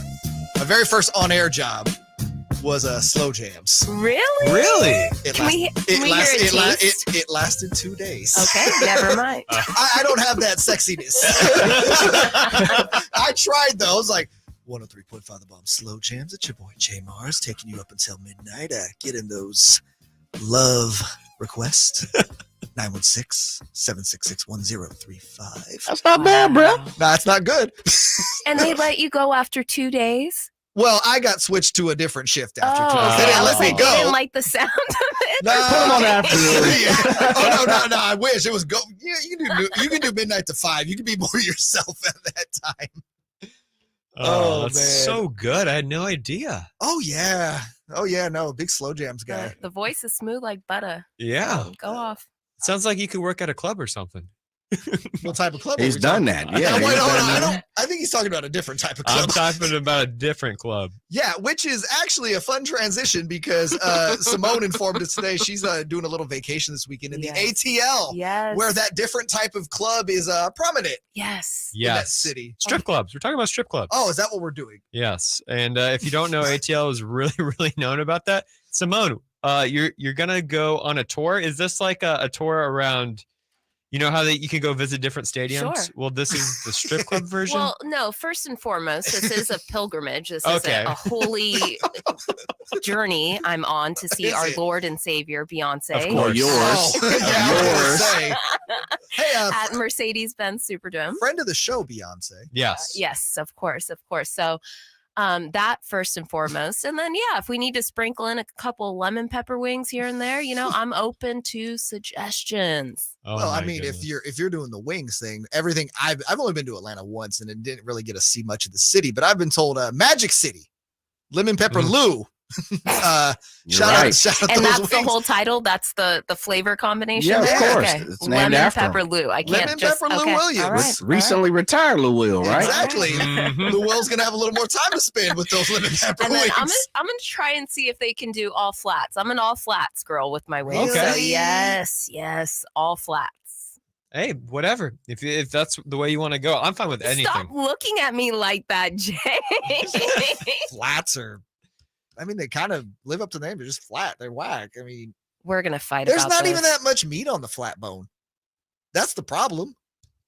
That delicious little innard part I right love between it. the But, like, two it's splits of the little, bone. like, It's so I need more meat. delicious. Oh my god. Oh my god. Flats. It's really funny that we bring up these strip clubs, though, because once upon a time I was in See, production. you're still on this. We've brought up like 3 or 4 different things with Atlanta. And you keep going back to strip clubs. Well, I mean, she's the one that wanted to talk about this in our pre-show meeting. Oh my goodness. And I now was we're once- taking it to the radio. Of course we are. Well, it was really funny. I was working on the production side, and I was on the 49ers pre and post game show, and they were playing the Atlanta Falcons at the time, and it was the funniest thing of all time to listen to them talk about their war stories in the strip clubs of ATL. War stories. Yeah, I had no idea that Atlanta was really known for this. I'm so innocent, I guess. But just listening to them, and then they the talk kind of spilt on air. Hold on, real quick. And it was just crazy. I was gonna say, I feel like more of Atlanta, it's a lot desensitized. You can go to a strip club and you can have like a nice meal, or you can meet someone there. It's not really this over sexualized place. I'm not going to describe it as church like you're doing. I want to go back to. I want to go back to what you're saying about being, Mr. I guess I was more innocent. I didn't know. You were playing GTA at 5 with Jason Giambi, and you're trying to claim innocent. That's true. That's absolutely true. And there were women's magazines around the clubhouse. Oh, I bet. That's how it was. I like to think of strip clubs more as community spaces. That's just me, though. Okay, it's complete. Hey, it's not hurting anybody. It's completely funding fine. college education. Yes, and other people. It's supporting people. It's completely fine. But I didn't really know that the ATL got down like that. Are you serious? I really did not Wow. until about 3 or 4 years ago when I was on that pre and post game show for the Niners, and the players who will remain nameless were just going at it. Just dude, you got to go here. No, you got to go here. The best dancers are here. And I was just giggling in the back. And then our producer, the talk ended up going on air a little bit too. And my producer's face just had all the blood drained out of their face. Of course, on radio, we could talk about more of these risque things, but NBC, that they don't play like that. It's a family-friendly network. So it was one of my. I like to say Bonneville is very family friendly. Yeah. Well, people got to learn some things sometimes. So this is an educational program, and we're just educating people. Don't send your kids to ATL if they're trying to go out in the nightlife, I guess, and you're about that. I don't know. I'm trying to save myself here. Somebody help me. Somebody help me. Really poor job. I'm paddling. I'm going to throw you a lifeboat here real Thank quick. Hold on. Simone, why'd you pick Atlanta to go see Beyonce? Because of the new stadium. That's it? And it's, actually. And my brother lives there. Oh, well, okay. Where's the big Hey, is it, bearing the lead. Mercedes-Benz Stadium's the one with the Chick-fil-A, right? And Yes. the cheap concessions? Yes. They're affordable. It's affordable food there. But remember the whole thing, and this was I don't know. I think we're going to the same place yes. here. Oh, go ahead. Then you do it. Well, we'll see. Why are you going to put a Chick-fil-A in a stadium that features Sunday football when Correct. Chick-fil-A is closed on Sundays? That was the argument that a lot of people talked about is during Falcons games, which was the main hub, the main that's what it's there yes, for. Absolutely at the stadium. Wait, time out. So you're saying the Chick-fil-A's are there in the stadium, but they are closed on Sundays still? Like it's not even, I thought that they would still be operational in the stadium. No. Yeah. Oh I had heard that there were certain stipulations that allowed it to be open on certain days. Really? Yeah. So I'm not 100% sure that someone we got to tap in with, our ATL people. I'll find out when I go. Yeah, and I was going to say, Simone, they're known in that stadium, to the best of my knowledge, was having like cheap concessions. I mean, cheap is relatively speaking, obviously. But yeah, that was one thing they really sold on. Them and the Masters. Mm-hmm. Yeah. But I'm going to go ahead and eat the ATL cheap concessions versus some nasty cheese sandwich from Buck at Augusta. Straight up. Because anything that's made at Augusta is made with no love. You know what? Let me also say I want this. to go and try something there. You know who they are on the list of trying hard. They are a try hard. They are definitely a try hard tournament. Their lottery system. Oh my goodness, man. I gotta check and see if I won. Wait. You put in for the Masters? Yeah, I did. I'm learning more and more about Simone. We may need to go over the history of the Masters. I understand the title of it, but shouldn't I reclaim it? I mean, if you're going to go with that narrative, sure. Thank you. Enjoy that busted cheese sandwich while you're at it, I guess. The grilled cheese sandwich. Yeah. No, it's not even grilled cheese. Oh, the pimento cheese. That's what you're talking about. Well, that's like a Southern thing. I just reject that entirely. But again, if it's made at Augusta, there's no way you're making that with any love, right? I feel like food concessions in Atlanta are at least going to be made with some love. Agreed, for sure. Okay. We've learned a lot in this segment. We have. FPJ, you look like a deer in headlights. Any thoughts? Well, I'm just seeing the breaking news right now. It looks like Michael Lorenzen of the Phillies threw a no-hitter against the Nationals. So they traded him at the deadline. I would have really liked to see him in San Francisco. Did not happen. He was acquired from the Tigers. So the Phillies got a guy, and he throws a no-hitter right away. So that's pretty cool. Yeah, that's what they call a good bang for your buck. Yeah, and no-hitters don't really have a bang anymore, I think. No, people don't really care anymore. No, it's like basically it's like really cool if it happens to your team. Doesn't matter anywhere else. Chris Watkins on the midday show, he hates no-hitters. Yeah, he rejects them. He literally he rejects. He says he never wants to be at a game where there's a no-hitter thrown. Ooh, I don't know about that. If it was my home team and my favorite team, if it's the A's or the Giants, and I'm at a no-hitter and they're throwing I'm about it. He's there for dangers. Okay. He is not there for pitching. He's there for dangers. That's totally like his opinion. Yeah, and it's a really poor opinion. I just want to point that out to the listening audience. It's an awful opinion. I'm with you. I want to see history made any way, shape, or form. All right, that's going to do it for us. Man, fun time. We had a shout out again to the control room going through all the technical difficulties with the system. Thank you again to Frankie Cartoscelli. Thank you to Laura Britt. Thank you to Republic GM Todd Dunovit joining us today. If you missed any of those interviews, Sactownsports.com. That is it. I am JayMarZZ. That's FPJ. Thank you, Jay Johnson. Simone, we are out. Enjoy the rest of your evening with Sactown Sports. It's Whitey and Watkins on Sactown Sports. Speaking of Winnie the Pooh, would you say that on Wednesdays you have a little Eeyore in you? Oh, absolutely. Yeah. Big Eeyore energy for sure. That guy's sad. That guy's really sad. He's a little sad, but